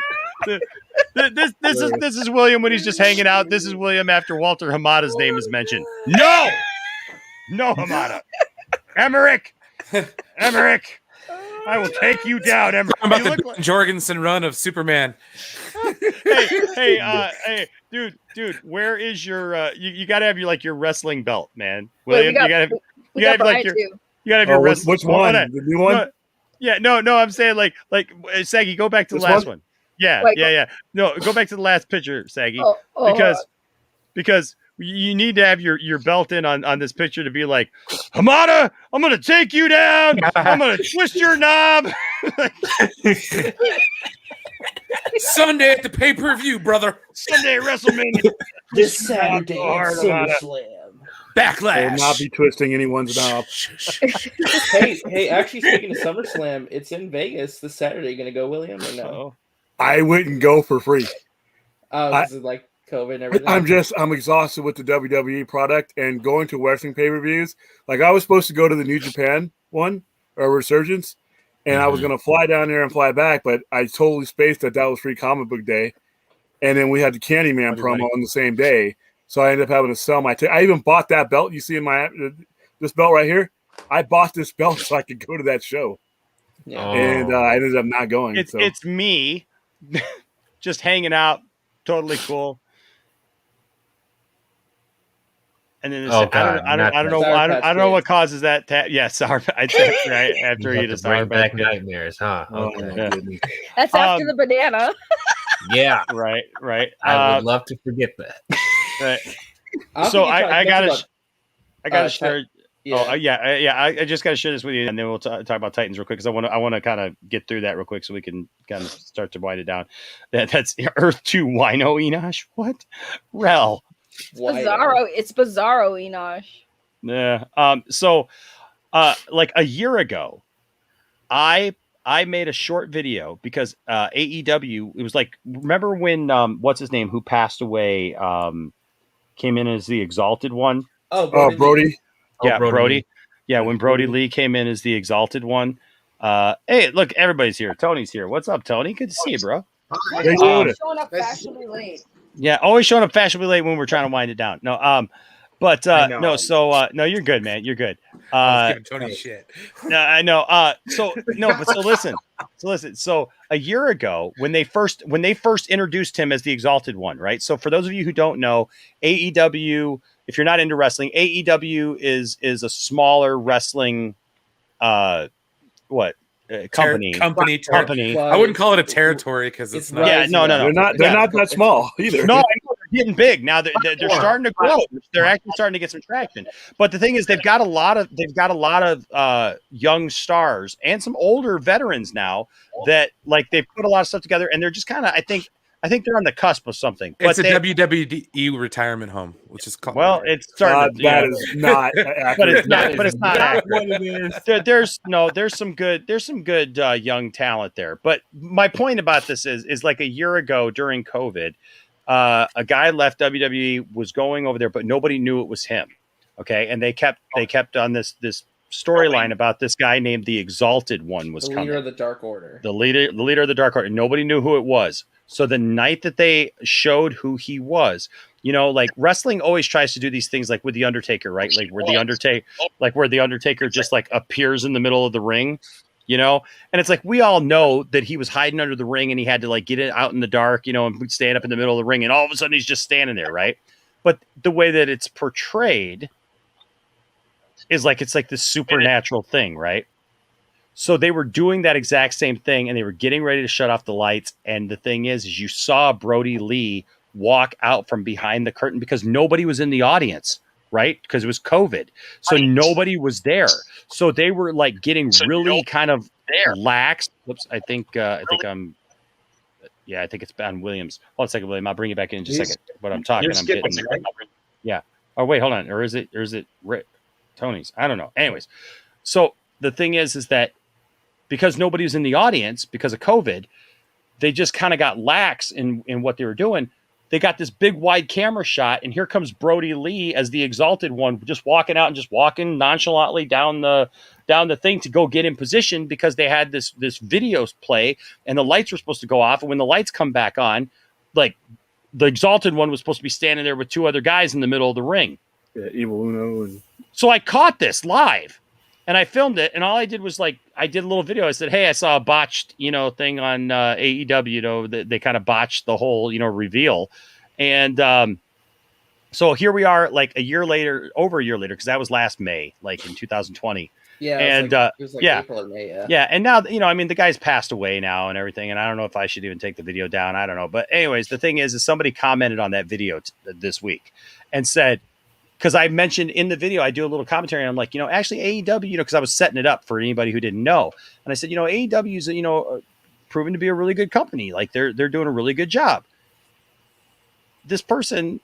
Their whole comment was, okay, so you said AEW is doing a good job. I have no reason to watch any more of your content ever again. Oh, yeah, that sounds like my fellow wrestling fan. They're gonna feel real stupid later. And I was like, and so I answered the guy, and I'm like, dude, I don't really even do that much wrestling content. Like, we talk about it every once in a while. I said, I wasn't saying that they were like awesome, great. Yeah, the greatest company ever. Yeah, I was just like, they're doing a pretty decent job. They're doing. If anything, it's mostly just references to wrestling. They're gonna feel really stupid, by the way, because apparently CM Punk is coming back this Friday. Dude, if that happens, so stupid. Dude, if that happens, I'm back in. My kids have even said, if CM Punk comes back, if he's back, we're back in because I love CM Punk. I would honestly say, Enosh, like Friday night is much watch TV. Everyone's gonna be watching that Rampage show on TNT Friday night because it's gonna be huge. Like it's gonna be like that first episode was great. Rampage, the Kenny Omega, Rampage match. Yeah, I mean, like seriously, I'm not even kidding. Like this Friday night, like wrestling is gonna change forever again if he comes back that night. Yeah, I'm just saying. Did you see the little takes during the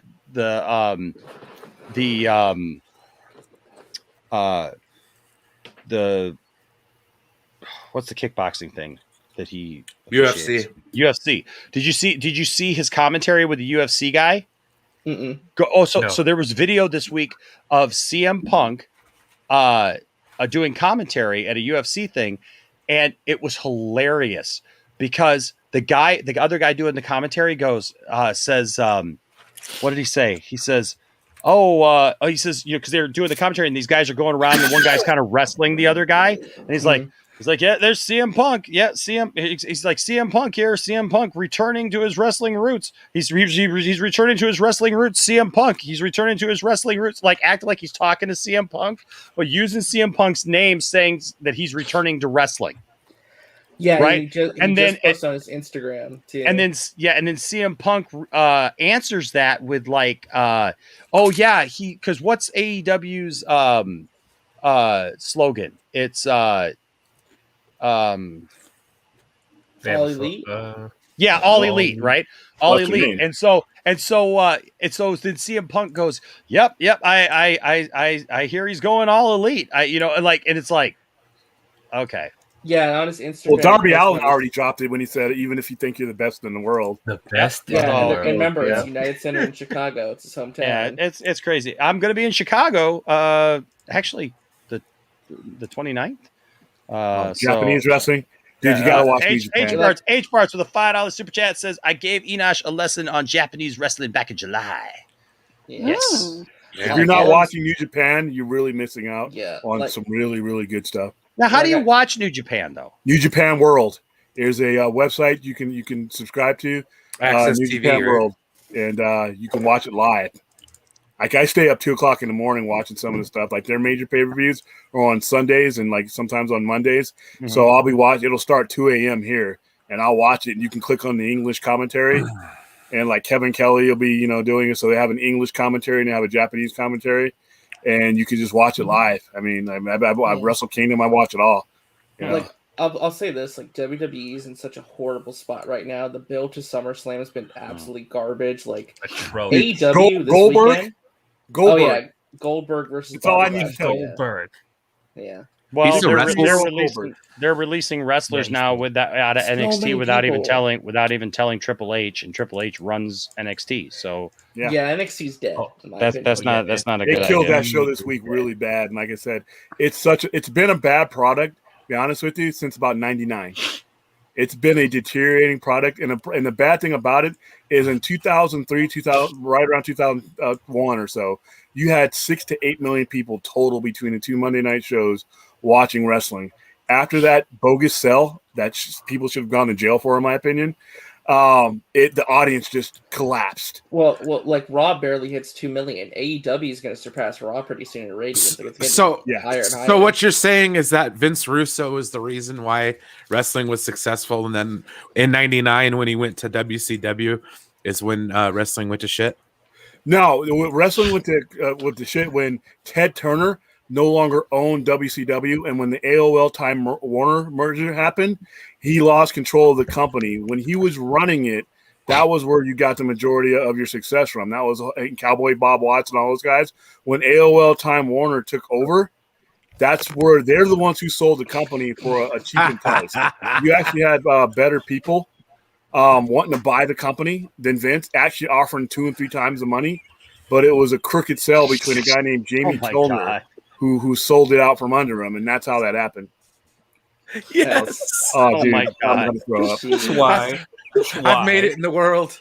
Oh my God. Oh, I've made it in the world. I don't know whether to be turned on or grossed out. Like I don't know what I never thought I looked better in my life. I'm just gonna say I don't know what I'm looking at. See this. I really don't know what I'm looking at. It kind of looks like an ex-girlfriend. With a beard. With a beard? Maybe. I did not need to see. This is me. Yes, H bar to all those guys. Oozing Okada, machismo. That's beautiful. See, look at that. Yeah, everybody thinks they all look good. Oh no!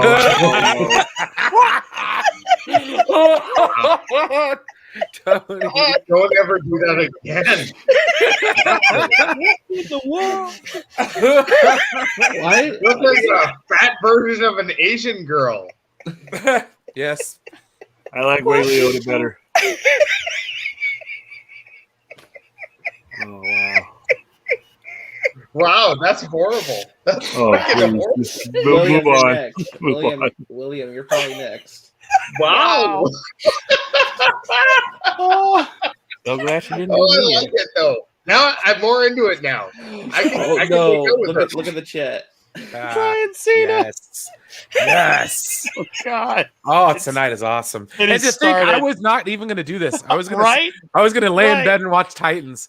Right. Yes, see what you Speaking did. of Titans, real quick. Okay, so before we get to Titans, H Barts with a $2 super chat says, William, you like Kawada Kobashi? Yes. Misasawa and Tao? Yes, that last one I haven't watched, but the first two, like I said, most of my stuff that I've watched, those are in the last 3 or 4 years, like Okada, Ibushi, guys that are currently wrestling right now. So, like I said, I'm watching a lot of New Japan and All Japan Wrestling too. Those are where those other two names Seriously, are from. I might have to record my reaction to Rampage Friday night because, like, if CM Punk comes back, that's going to be huge. Yeah, I get to watch it live. I don't have to wait for the delay. I'm watching it live. You'll be happy as a little girl, dude. No, I'm just saying, like, I got to record my reaction. I got to. I'll be Taylor Swift in it. We should do a watch I party. look like freaking Cartman. What the heck? Yeah, right. Cartman. Hey, RJ, let's do a watch party, man. Oh, watch party at Rampage? Yeah. Shoot, I'm I down. like it. I'm gonna have to get in on that action. I might be down for that too, man. Like seriously, I'll if see CM them Punk, all together. I swear to God, if CM Punk comes back, man, my whole family is going to get back into wrestling because he's coming back. It's in Chicago. He's coming back that night. They set up this show. They look darker than yours. I hope so. I'm gonna laugh if he doesn't show up.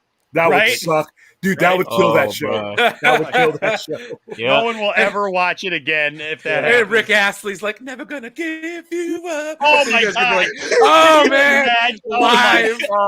live. Oh my God. I just hope he comes out to the same music. I hope he comes out to his old Ring of Honor music. Cult of Personality. Cult of Personality, yeah. I want the Cult, Living Cult of Colour. Cult of Personality? Get out of here.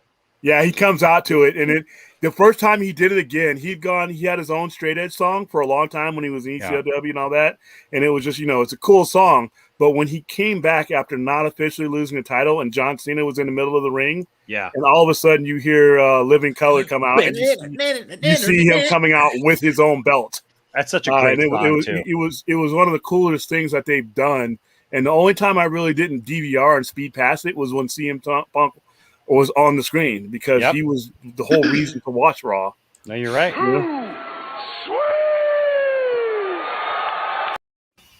For sure. Look up the Bullet Club, man. Oh my gosh. So quickly, Titans, just quick go around. Brian, you've been catching up with Titans. I mean, you haven't watched this season yet, but I am 1.5 episodes into season 2. Oh wow! So far, so good. So far, so good. No, I'm working on it. Like I said, I wasn't here. I would be doing that right now. So yeah, I'm trying to get caught up. I want to talk with you guys. Yeah, no, man. The show. I'm just saying. Look, I'm not saying the show's perfect. Titans is not perfect. It's flawed. But there was. I do have a question though. But there was a comment earlier though that it's very, very similar in tone. You could believe that it could be in the Snyderverse. Yeah. Yes, definitely. That runs through all seasons. But I do have a question though. The show Doom Patrol, are those linked? Yes. Yes. Okay. Yes. Because I was like, oh, they had that episode, and it was like, oh, wait a minute, that guy's on. Yeah, it's not Timothy Dalton. Yeah. Zentek is absolutely right. As far as I'm concerned, Titans is the best DC show on TV, followed by the Harley Quinn show. I'd put Doom Patrol ahead of that. I like Harley Quinn show. No, I'm putting Doom Patrol ahead of that. I don't.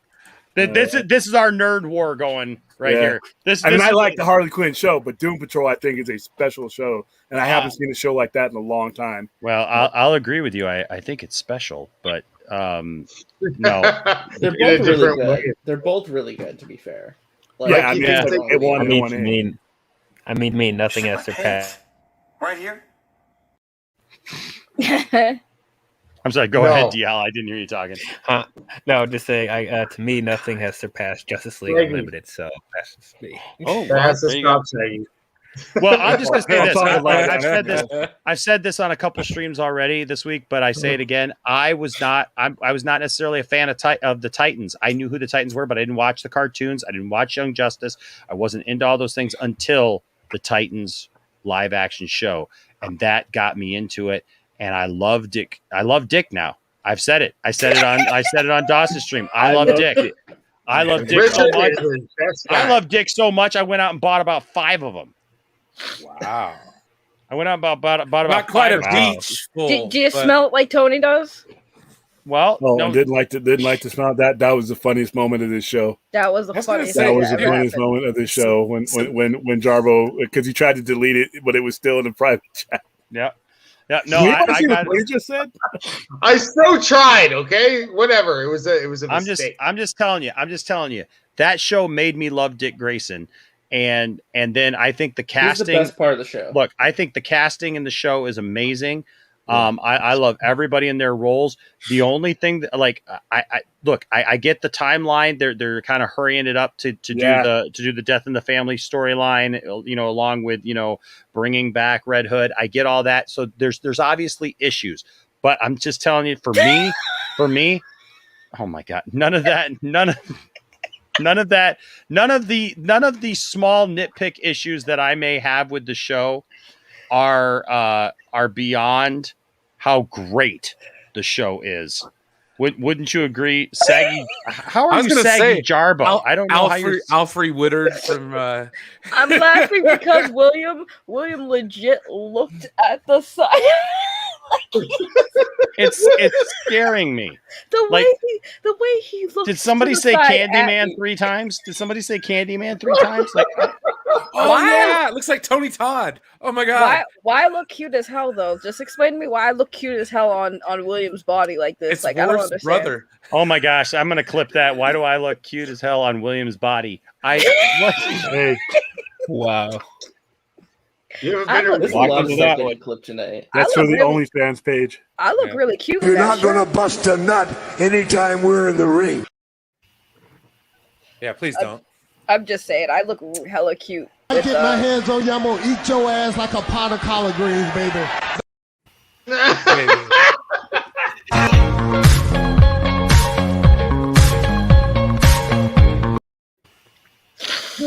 Oh my god. What? I look cute as hell with that shirt on. Y'all are tripping right now.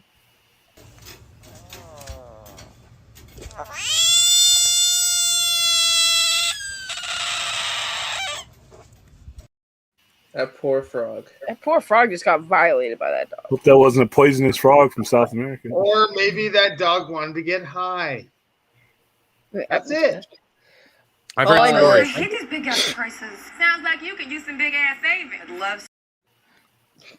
Sound you like you Well, big ass in regards to Titans, I actually caught up. I'm finally caught up. I had to watch episode 3. I heard episode 3 is like really, really, really good. Like at least is. like Yeah, it's tough. Spoilers. No spoilers. You're good. He hasn't seen it either, so I'm Yeah, not I going to say anything. caught up. My only issue with the first 2 seasons, I don't know if you'll agree with this, Enoch. I feel like some of the characters felt a little underutilized. Like Beast Boy especially. I love the actor playing him. I like what they're doing with him. I feel like they could just use him more. Mm-hmm. And I don't know. I think one of the reasons why that is, RJ, is because of the money that it would take to fully realize. Yeah, And they were doing all these other storylines. Yeah. They were doing all these other storylines that also needed special effects, and so I feel like Beast Boy probably suffered the most. Well, they didn't make Trigon look bad. No, but here's the thing. And RJ, I'll let you finish what you're saying. So somebody, who was it who said? It was Eddie. Eddie was on a stream, and Eddie. We were on that stream, and Mad Max stream. Yes. Yeah, Mad Max stream. Yeah, and Eddie said that that there's no character development in that show. That show is nothing but character development for every character. Like I was going to say, there's specific episodes about it. I mean, the show literally from the beginning to end is all character development. A lot of it's like talking and sitting through, working through issues. You know, yeah. So I don't know. I'm sorry. Go ahead. Like I said, I just have issues with how some of the characters are utilized. Starfire is interesting in the show. I think the actress does a good job. It's just that portrayal of Starfire is so different from the comics and some of the stuff I've seen Starfire in. It's not bad. It's just different. It's something I have to get used to. I think the actress does a good job. Again, some of the stuff at the end of season 2 is a little wonky, and I wish I could explain more with that, but that'd be spoilers. I have to talk to you, maybe about this like separately. But some of like the stuff that happens towards the latter half of season 2, I'm a little iffy on. But like season 3 has been amazing. That's all season 2. That latter half of season 2. That's all to set up season 3. They basically sacrificed the last half of season 2 to set up the depth for season 3. That's what I noticed, especially now that I'm watching these first 3 episodes. Yeah, and the other point I was going to make is, well, I don't know if I could say this because, like, it's an actor that plays a famous character that's from Game of Thrones. I don't know if I'd like him as that character.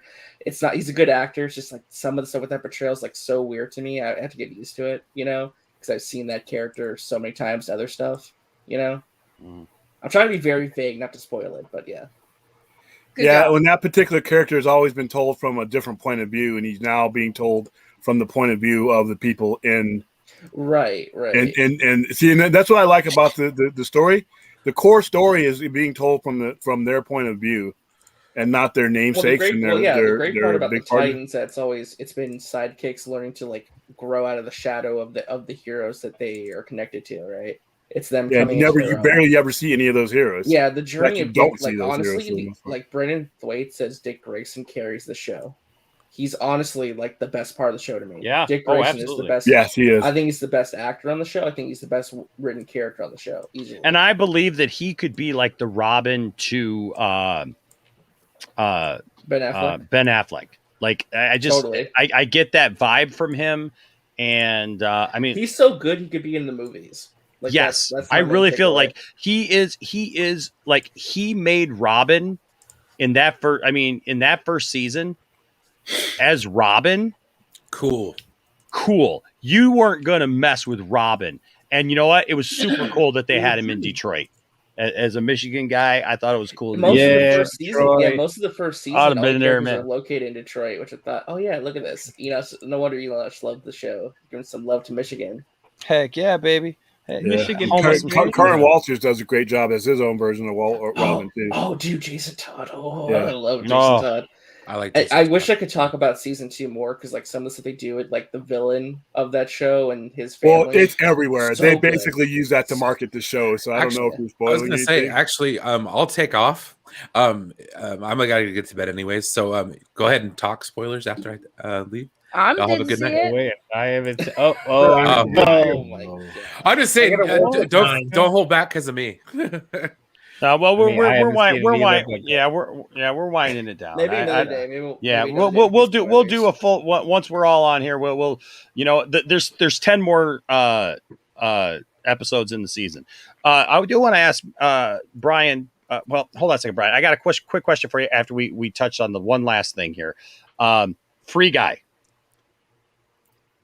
Has anybody here seen Free Guy? I still need to see it. I haven't seen it. it. I meant to go see it. Okay, well then I'll sum it all up for you like this. Free Guy is the best movie so far of the year in a theater. Okay? Really? Free Guy is absolutely my second favorite movie of the entire year. If I got to count Zack Snyder's Justice League, in that, because Zack Snyder's Justice League, came out this year. So Free Guy is a breath of fresh air. Thank you. It's brilliant. It's brilliantly written. It's brilliantly presented. Ryan Reynolds does an amazing job. If you think you know what Free Guy is about before you go see it, just because you saw something, about the fact that like, oh, he's a guy in a video game and he doesn't know he's in a video game. That is not what this movie is about. That's not the point of this movie. That's the part of the premise, right? And I'm not giving you a spoiler because that's in the trailers and all the marketing and everything. You got to see this movie. It's so fresh and new and a great IP. And let me just tell you, at the end of the movie, there's 3 things that happen that my audience that I went to go see this movie in the theater with, like, erupted all 3 times, including me. All 3 times that I saw this one thing, I went, or not one thing, it was 3 different things. I went, yeah, yes. And like, I thought it was awesome. And everybody with me thought it was too. RJ, knowing some of the things that you like, you will like this. Tony, you've seen it? No. Right? No, I won't. Oh, okay. Tony, you will like it with 2 of those 3 things, at least. I think you'll like the third too, but at least 2 of those 3 things, you'll have a big grin all over your face. I'm just telling you right now, I can't tell you anymore. They're not paying me to say this, but I'll tell you right now, go see Free Guy, because Free Guy was a joy, and I want to go see it again. And I know that Dawson loved it too. Dawson went back and saw it a second time. So yeah, if you could see Free Guy, go see Free Guy. It's absolutely worth it. And we have to support movies that don't just deal with IPs that we all know and have been rebooted. Yeah, it's and great to see a movie like this that's original succeed and just strung out over and over and over again with another reboot or another remake or whatever. This is an original movie. Please go support the movie. That's all I'm going to say. I think it's going to have good word like of mouth and good legs to the box office, honestly. I want to see everyone it. who's seen it's loved it. Okay. So you know what? Bradley asked, Enosh, do you recommend watching it on theaters or waiting for VOD? I'm debating on going to see it. See this movie in the theater. It's a big movie. Okay. It's a big movie. And in the world that it's in, you need to see it. I don't usually sit as close to the screen as I sat for this movie because I usually like a certain place right in the middle that I sit in at my theater. Back at a certain point, but that wasn't available. And so the second best one was a little bit closer. And so I went and did that. And so I was a little bit closer, and it was awesome to see it on the big screen and so much to take in. I'm telling you. Yes. All right. You will love it. So, so I will say that. And then I have a question. Yes. What studio made this movie? So it's a Fox movie put out by Disney. Oh yeah, Disney inherited it. Now, yeah, before Disney the movie started, before the movie started, what studio logo did you see? Because they Warner Brothers. It's 20th. It's not 20th Century Fox now. What is it? It's 20th 20th Century Studios. 20th Century Studios. And yes, it has that. I thought Warner Brothers put this out. No, I get no. Warner Brothers didn't put this out. No, and it has the drut-dut, drut-dut, drut-dut. Same one who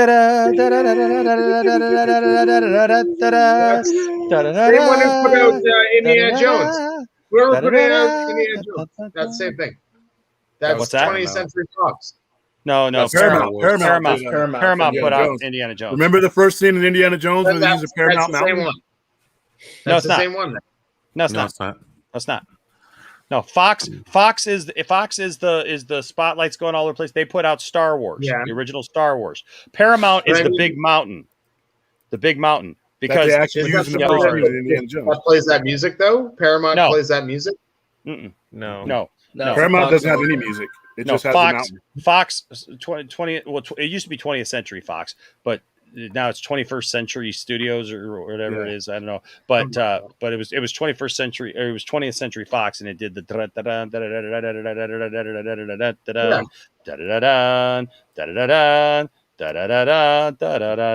and then John Williams music. Yep. I'm asking you because it's like I didn't fully know if it was like a Fox movie or a Disney movie, and I'm trying to determine if me and my girlfriend should review it if it's a Disney movie. So I'm like, you could. Well, I will just tell you this: there's a bunch of elements in this movie that, and this, this is.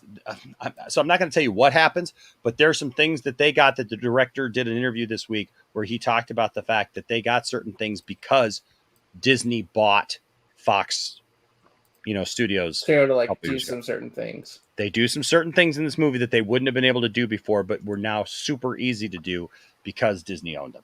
So, yes. Is this streaming on Apple TV? No, it's not streaming anywhere right now. It's only in theaters. It is only in theaters. Because I was like, it's only in theaters right now. It's only in theaters. Who is this? It's creepy. Oh Lord. Yes. No one is safe on this stream. It's SL. It's Sal. It took her long enough to do me because I was like, what's she gonna do my face? I thought about it. I was like, can I do it? Okay. Do I need to click that? Oh my gosh. I'm jealous. It took her. What did you say? It took her a long time to do me. I was wondering when she was going to do my face. Yes, use me as the drop. Just click it.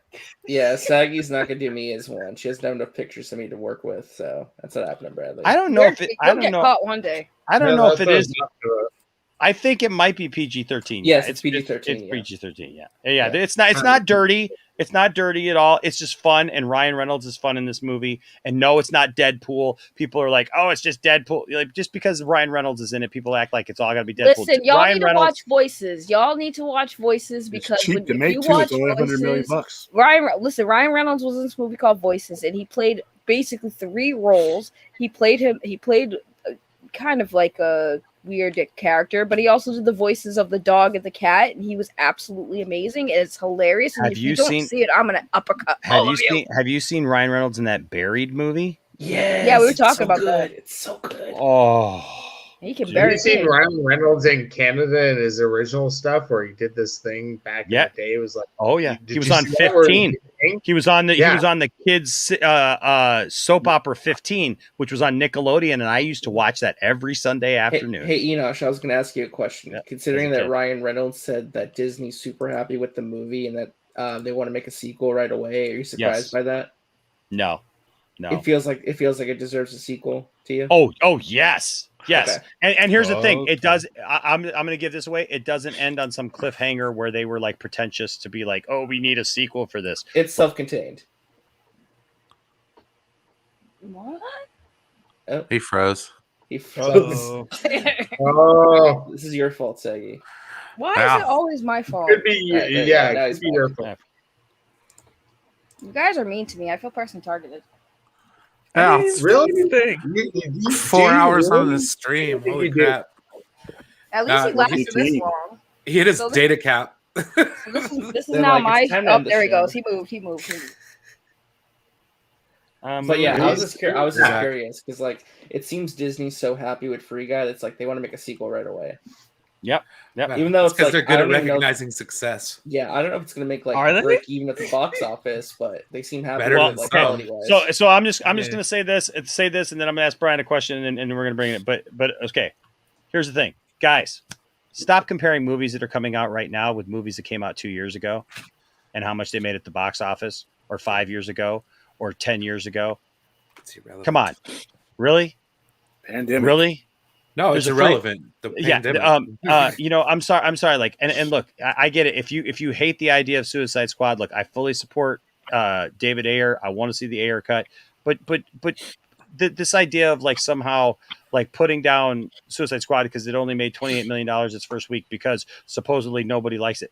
Like, look, there is a pandemic. And it's on streaming. Free Guy is an amazing movie and is getting a sequel, and it made like $28 million its first week. Okay. Yeah, Suicide Squad made 26. Free Guy made 28. Yeah. So here's my point. There's a pandemic. There's people who are literally scared to go to the movies. They're scared to go anywhere. There's people who are literally in lockdown and not able to go. I have to put a mask on again tomorrow. What the Stop. fuck? Stop. Just stop. Stop comparing it. It's not comparable. You cannot compare a movie right now. Like, you know what? You may think it's funny to say, oh yeah, that movie only made $28 million or $26 million or whatever, but nothing. Like it's not a flex when, oh yeah, that big movie made $40 million. What? Really? That's not a flex right now. I'm sorry. That's not a flex right now. I don't care who says it or how you try to spin it. Box office success doesn't paint the whole story anymore. Yes, and I'm just telling you, like, that's why they're scrambling now, and Warner Brothers is like backpedaling and like, well, okay, we better think about like keeping stuff in the theater, not just releasing it both. Yeah, they on signed both that deal for the new 45-day yeah, window. because you cannot release 180 some million. Was it 184, 187? 185 million for Suicide Squad. Yeah, for Suicide Squad. You can't release that kind of movie in this kind of environment and expect to get your money back. You're just not going to do it. And you're not going to get enough subscribers at this point to buy one movie to just boost all that for all the movies. Like all the movies are releasing this year. Look, I saw an article and they were literally trying, guys, to and it was like a major publication, and it pissed me off because they were trying to equate this. They said that Suicide Squad was now in the illustrious $100 million loss club. Well, yeah, duh. Any movie that's Most movies are coming out. I'm sorry. Dune. Okay, y'all might like Dune. There's going to be people who absolutely love Dune. It's going to Dune is going to go down in flames by this thinking. Right, literally, it's going to go down in flames. Like Venom 2 or Shang-Chi. Yeah, like this has the potential of but you can't look at it in normal terms of saying, well, this movie should have made $1 billion. Did Black Widow lose money? I mean, all things considered, it's on the lower end of gross. Black Widow didn't make as much money as it could for a lot of other reasons. But I'm just saying, like other movies. Yeah, no, Bradley, I didn't even see your comment here, man. Look, I wish the best for Dune. Like, you know what I mean? I think I it's hope gonna be a great movie. I hope they figure it out. Yeah. I really hope they figure, because it's disappointing that it's at this point in time that these movies are trying to come out, because you can't just hold them. You can't just hold them. In all fairness, Dune was going to bomb without a pandemic. So maybe, I don't know. I mean, I don't think enough people care about I don't know if enough people care about the IP. Yeah, did you guys hear about? People who really love about who? No Time to Die. Yeah, No Time to Die is going to be $900 million just to break even. It needs to make $1 billion to break even, basically. Which means it's not getting released anytime soon. Wait, why? That's how expensive the movie was. It needs to make $900 million. Because here's why. Not only the expense of the movie, but when you make a movie, it's borrowed money, and borrowed money builds up interest. And this movie's been in the can for quite some time now. Oh, jeez. So it looks amazing, but I don't know if it's going to make $1 billion. No, it won't. It'll make $1 billion, but there's not going to be any profit in it. Like, how's it going to make $1 billion? I mean, when's it coming out? It's coming out October. It ain't going to make $1 billion coming out in October. Which means the back of go Spectre. Yeah. Hola, soy Dora. Can you say puedes hacerme un sandwich? That means can you make me a sandwich in Spanish? You know what's messed up too? Oh, I want to do that at work so bad. What the Yes! This is crack. There I have ain't to no go, way that movie's going to come out in October and make $1 billion. That's why it's going to get pushed. I think they should have pushed Venom. They should have pushed Venom. They can't They should afford push to all push these it back movies. again. I don't know. I don't know if H. Bart saw this. This is that kind of thinking. So, Kermit, are you and Miss Piggy still an item? Oh, yeah, she's the love of my life. That's adorable. What the? Ginger, no!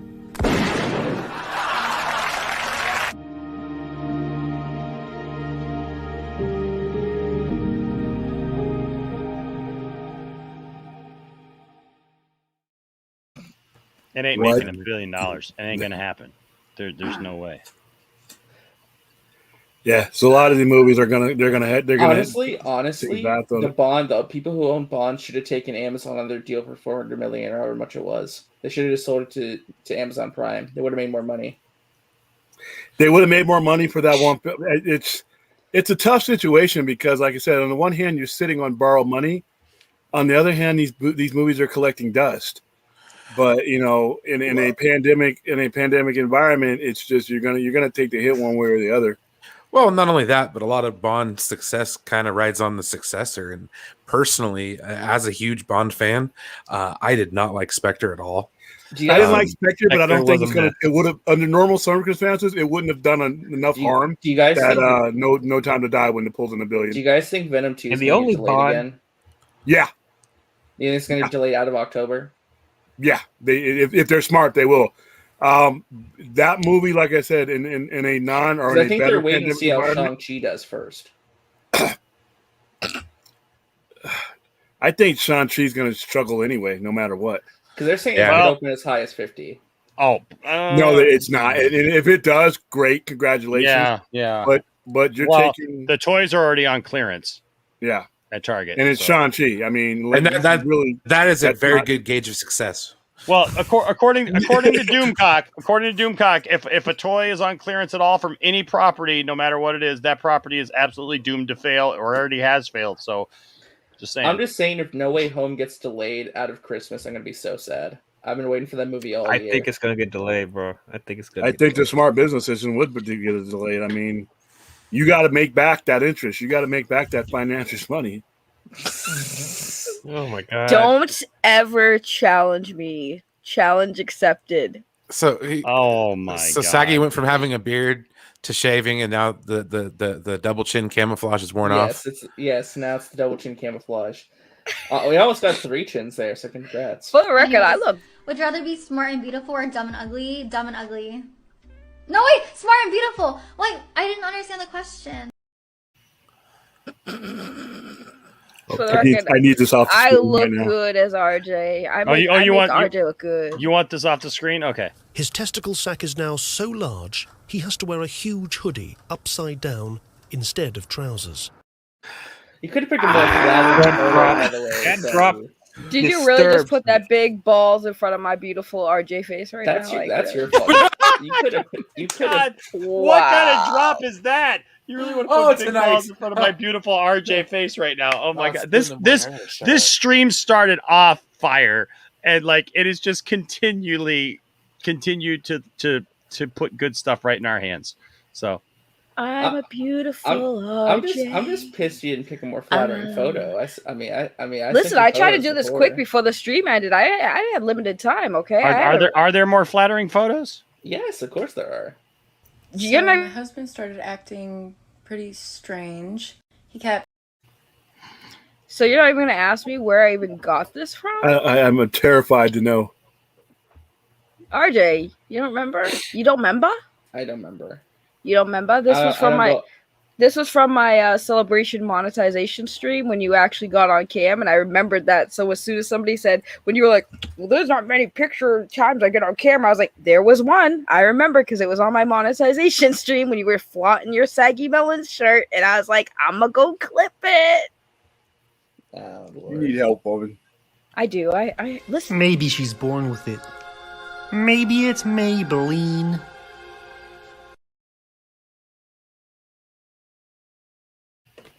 Listen, William, right. when you have no life like I do, you tend to dip your toes in the well of weird. Okay? Literally, what did I just watch? No. You know what you watched. Ugh. Okay, so I have one question for Brian before we wrap up and go home because I gotta go to work in a couple hours. Yeah. So yeah, I have a job. So here's the question, Brian. You have seen, I believe the first episode of Below Decks. Yes, sir. How was it, sir? Lower Decks. Lower. I'm sorry. Lower. The first episode of Lower Decks season 2.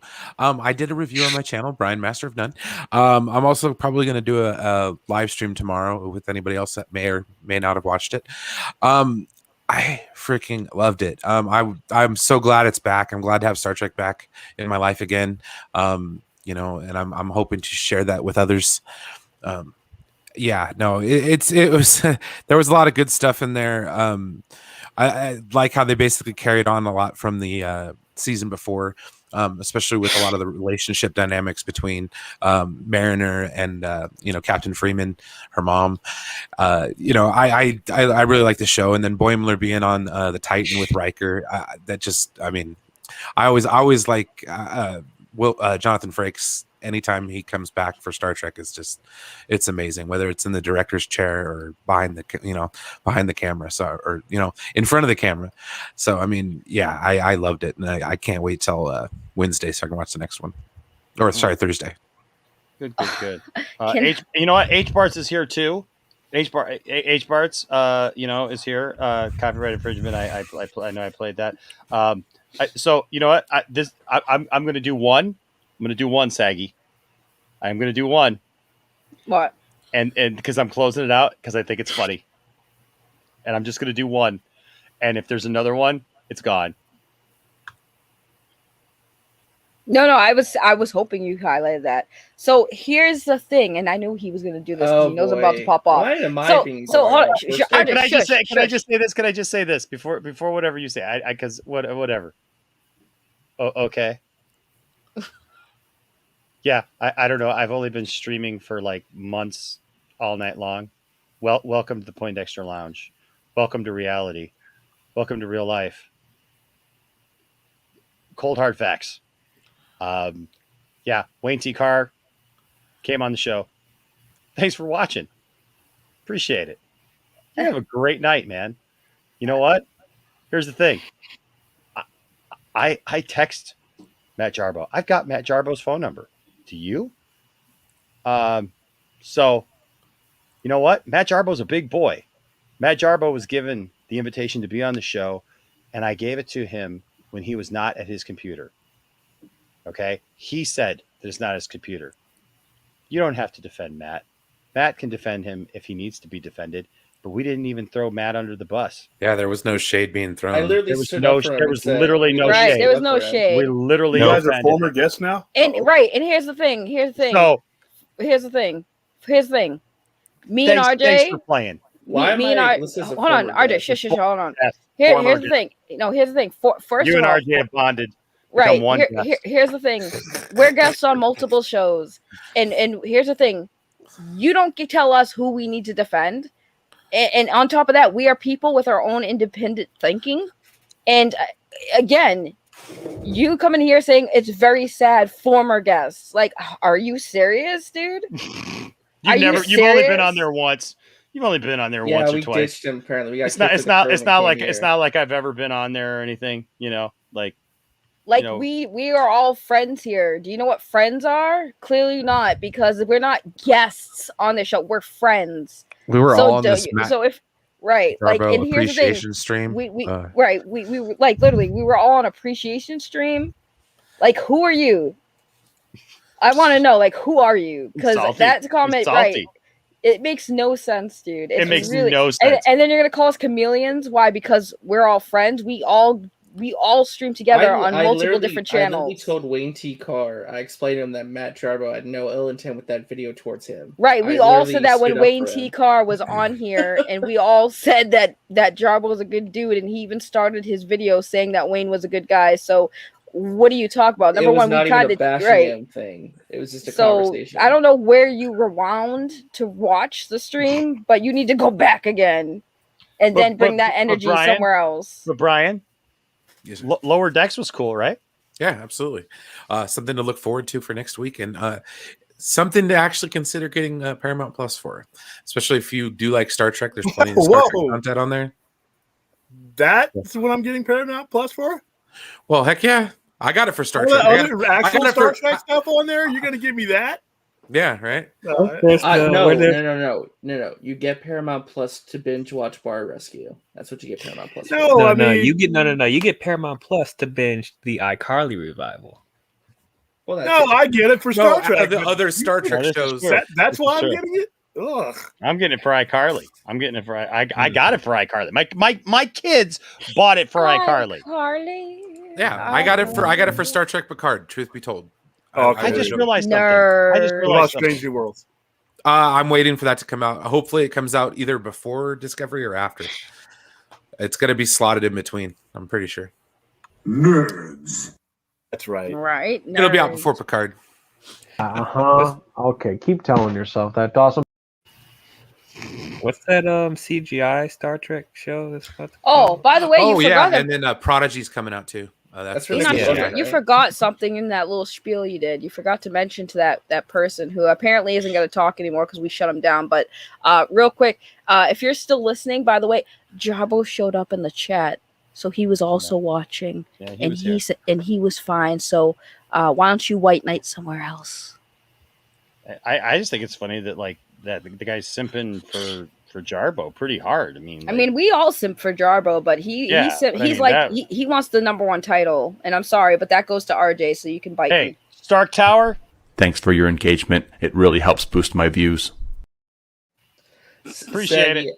And we know now. Hey, you know what? The chair was missing. Now we know what happened. The chair is being stored in Stark Tower.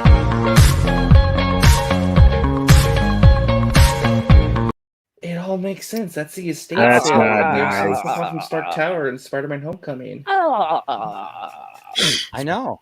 It just it all comes together. So, It all comes together, really? No, circle in a circle. Full circle, baby. Circle jerks. Yeah, I make a beautiful RJ, don't I? Though this is a great night. Yes, you do, Saggy. I'm not gonna lie. You know what? I'm kind of disappointed. because Stark Tower harassed me all day long and Dawson on Sunday, and now Stark Tower came here and gave me a hard time, gave RJ a hard time, gave Saggy a hard time, who's connected with Matt Jarbo, but H Parts got off scot free, and he's been here hanging out with us like. I ain't pulling H Parts into it. What are you talking about? Stark Tower. Matt Jarbo's our friend. Shut your freaking mouth. Mind Cozy your bag. business. Mind your business. I don't even know what I did. I honestly I'd be don't know. Is there a Tony Stank here? Well, I'm glad you. Well, he says it's lovely watching you guys promote a guy who didn't appear in the movie. Isn't that cool? How's that promotion though? I love it. I love it. Yes, I'm glad that you think it is lovely. I mean, because it is. Wayne T. Carr is a lovely man. So go touch grass, Stark Tower. Go touch grass or get some ass. One or the other. Saggy and RJ never back Matt. Chameleons. They both. We never back Matt. Never backed him up. Hold on. They both knee his show was on at the same time. Show. We both. I think you meant new. Stark Tower. Enosh and Matt stream usually at the same time because that's their schedule. We appear on both of their shows. We've been on Matt's show the other night. We rotate. And in either way, we don't have to explain ourselves to you because we do what we want. Mind your business. Get a life. I haven't been on Enosh's. I haven't been in the lounge for a few weeks. We haven't even been on. Yeah, we haven't even been on the lounge for the last few streams. Hey, Get Stark, over yourself. Stark, are you like 5 years old, or are you just new to all this? Because right, like literally, Matt allowed to stream. I literally have been streaming in this time slot like a lot more often than Matt. Like I love Matt. Matt can stream whenever he wants to. What do you think this is, Geeks and Gamers, bro? We don't have to like not stream because somebody else is streaming. Check this out. It's YouTube. There's literally millions of channels streaming all at the same time. Right. If I waited, or Matt waited, or this person or that person waited till nobody was streaming, nobody would stream, buddy. That's how the internet works. Yeah, and you can play these shows back too, buddy. By the way, that's the weirdest conversation. Like, this is the stupidest thing. Like, yeah, I know H Bart. H Bart's clearing up that Matt does not approve of Stark Tower. Stark Tower is Stark Tower. I literally was invited to be on a channel with 1 million subscribers. Look up Review Tech USA. I was invited to be on his stream and I turned him down. If I was a clout chaser, I would go on his stream. So why don't you do your research on people before you start making accusations, because you don't know what you're talking about.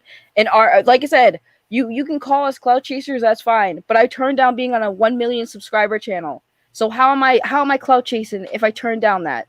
Well, look, you know what? Look, here's the thing. If I never hear the word clout chaser again in my life, I'll be just fine, because I think that the term clout chaser is such a stupid. It's a stupid concept, even. No, I agree, but I have a confession. I have a confession to make everyone. Uh oh. I actually am a chameleon. You're a real chameleon. Oh. I think, you know what's funny? I think, when did Stark Tower start making their appearance? The first time I saw, well, I don't know. The first time I even saw him was like, what, Sunday? I know who it is. I don't This remember. is my true final. I know exactly who that sorry is. for keeping this a secret from I know everyone. exactly who that is. You think so? I have a good idea. I know who that is. You're gonna put it And in if it's who I think it is, get over it. Get over it. Move on with your life. Find another community to be verbally abusive to. Go away. Is it Rush? I don't know. No, I have a good idea who it is. Rango Justice. Here's Stark. Best butts to sniff at the park. I don't think this is an article for human readers. Now hold on there, Stewie. Just hear the man out. Thank you, Chris. So I don't know, because I don't think that person doesn't have a problem with me. That person was literally just talking to me about wanting. Yep, to, and I know if that's the case, I know I have a good idea who that is. It's somebody me and RJ recently had a bad interaction with, and both have recently blocked. Stark Tower was the name. Hey, that dude Vince, I am familiar with the Angry Video Game Nerd. He's pretty funny. I love Angry Video Game Nerd. Yeah. I love that. Yeah, I dig that channel. It's Jeremy from Geeks and Gamers. Can you imagine? Oh my gosh! Can you imagine? If you believe it's Jeremy from Geeks and Gamers, that's fine. I don't. If you believe Doomcock's rumors, that's great. I don't. If you think that Lucasfilm is heading in the right direction, that's great. I don't. If you think that George Lucas has a George Lucas cut of The Rise of Skywalker, that's great. I don't. That's great. I don't. No. Well, that was a fun Right. little ride. I know. So the person's funny, and they think they're funny, and the funny thing is I don't nobody. think they're funny. I think they're trying to call us out and like make us feel bad. I know, but like I don't feel bad about literally, no one cares. Right. Like I wish I had that drop right now from Family Guy, where Peter's like, no one cares. Like, it's like, oh my god, Stark, the hell cares? Right. Stark, be more careful when you ride a bike.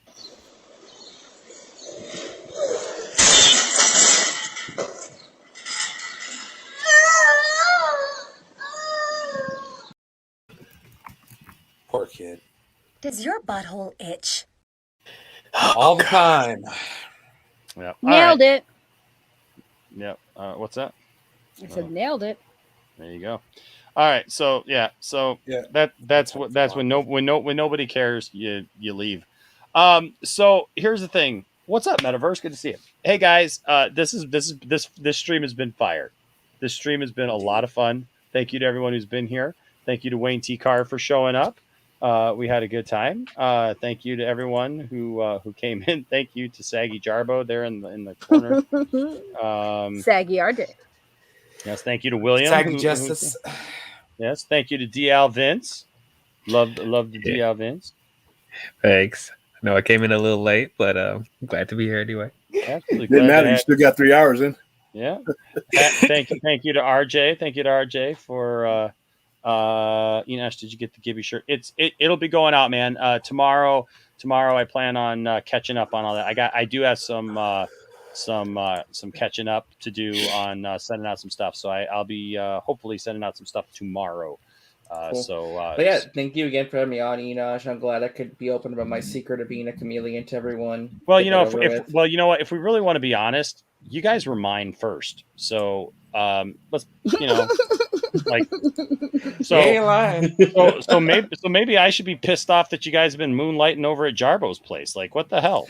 Like, you know, seriously, you know, let's get it together. All right. Yeah, yeah, Enosh owns us. He's the I own you. He's the leader. I made you. I will fight you. Sorry, bird. No, yeah. So, anyways, no, it's just funny because you guys were actually here first. I just started thinking about it. Like, wait a second, like, I didn't steal anybody. I just think it's funny. Like, it's such a 12-year-old mentality. He was streaming, and you were on somebody else's stream at the same time, and that's not fair. You do you, boo, right? Oh no! Wham! Wham! Can you wham harder? Can you wham harder? Wham! I don't know Stark Tower. I'm just hoping now Stark Tower answers, right? Because he makes himself look stupider every time. So hey Stark, I could invite a nobody like you on the stream. I mean, if you're I was gonna say it. Damn it! I mean, like you failed to appear in a movie, and you failed to even be funny on a chat. Like, do better. I'm sure you can. Cry harder, please. I love it. time. Your tears sustain me. Keep me young. Keep your game tight. You know what I mean? Cry more. Give it time. Give it time. Maybe you'll grow a few inches. Maybe you'll hit puberty. Give it time. Sorry. Resident Justice over here says, "Come talk to me on Twitter or my channel. I'd love to have a word because I think you're heavily mistaken on a great deal, many things. Many. Look at RJ always trying to like give these people a chance. It's they're unreasonable. I'm not trying to give them a chance. I'm just saying I'll gladly talk to them and work things out. Because I don't think they understand. When the person starts off by saying that we were former guests on a stream because we showed up here and not on Jarbo's for once. And wasn't that a complaint people were making that Jarbo needs more of like other people other than us? And the one time we don't show up, now we're getting yelled at for not showing up. Like Enosh, literally people complain saying me and Saggy talk to Jarbo too much. So the one time we don't go on his show, now people are mad at us. I don't get it. Look, I didn't know Matt Jarbo owned us. Yes, Stark Towers tears taste like sugar.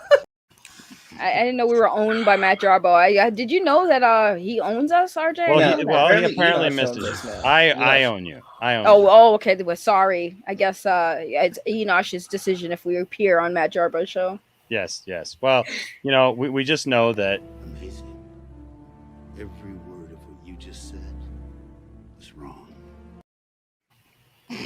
So tastes like sugar. You know, and this is true. H. Bartz owns me, so and Matt Jarbo for that matter. So you guys he owns both if anything, H. Bartz owns the control rights of where we go. He told us to come here tonight. He's got the controlling rights for it all. Anyways, guys, listen. At the end of the day, don't let anybody tell you that your fandom doesn't matter. Don't let anybody tell you that they think they know what's going on in Matt Jarbo's mind to tell you what's going on in Matt Jarbo's mind and control you. Don't let anybody tell you that you have to be on one person's stream over another unless it's me telling you that you need to come home. And don't tell anybody else that their fandom doesn't matter. And just remember, Brian is always going to be mine. He's been mine. I love this guy. Used to be Max's, but he used to be Max's. But I went to battle for this guy, and I totally roped this guy away. And so, you know, like I'll fight for this guy. I'll fight for this guy because, you know, he's my dude. He's my dude. Yeah. And I'm scared to death when William gets a YouTube channel because like right now, like I'm trying to do the common law marriage thing with William. He'll poach your panel. Like, what? Right? that like if William's here long enough, like he can't legally go anywhere else because he's definitely an addition to the channel. Like everybody's an addition to the channel. I am so thankful for everybody, guys. All of you who show up, everybody who watches, everybody who's on the panels. You know what? I'm thankful. I'm thankful for you all. So just know that you guys are great. And I you know what, guys, I couldn't ask for a better group of people that I call my nerd family. So Kermit said it best. I just want to thank you for being here and being my friend. It's always good to have someone you could count on. And I'm glad you're that for me. Heck yeah. We talk about bands, but I still bust the heat. We've been going on for like 4 hours now, like Zack Snyder's freaking Justice League. Yep. So there you go. And just remember, Stark Tower. You're an ass. Your mind is an explosive source of shitty ideas, and all to do what? So there you go. Have a wonderful night, folks. Stay nerdy wherever you are, whatever you do. You all are the best group and chat and friends a guy like me could ever have. Thank you so much. That's my piece for the night. See you later.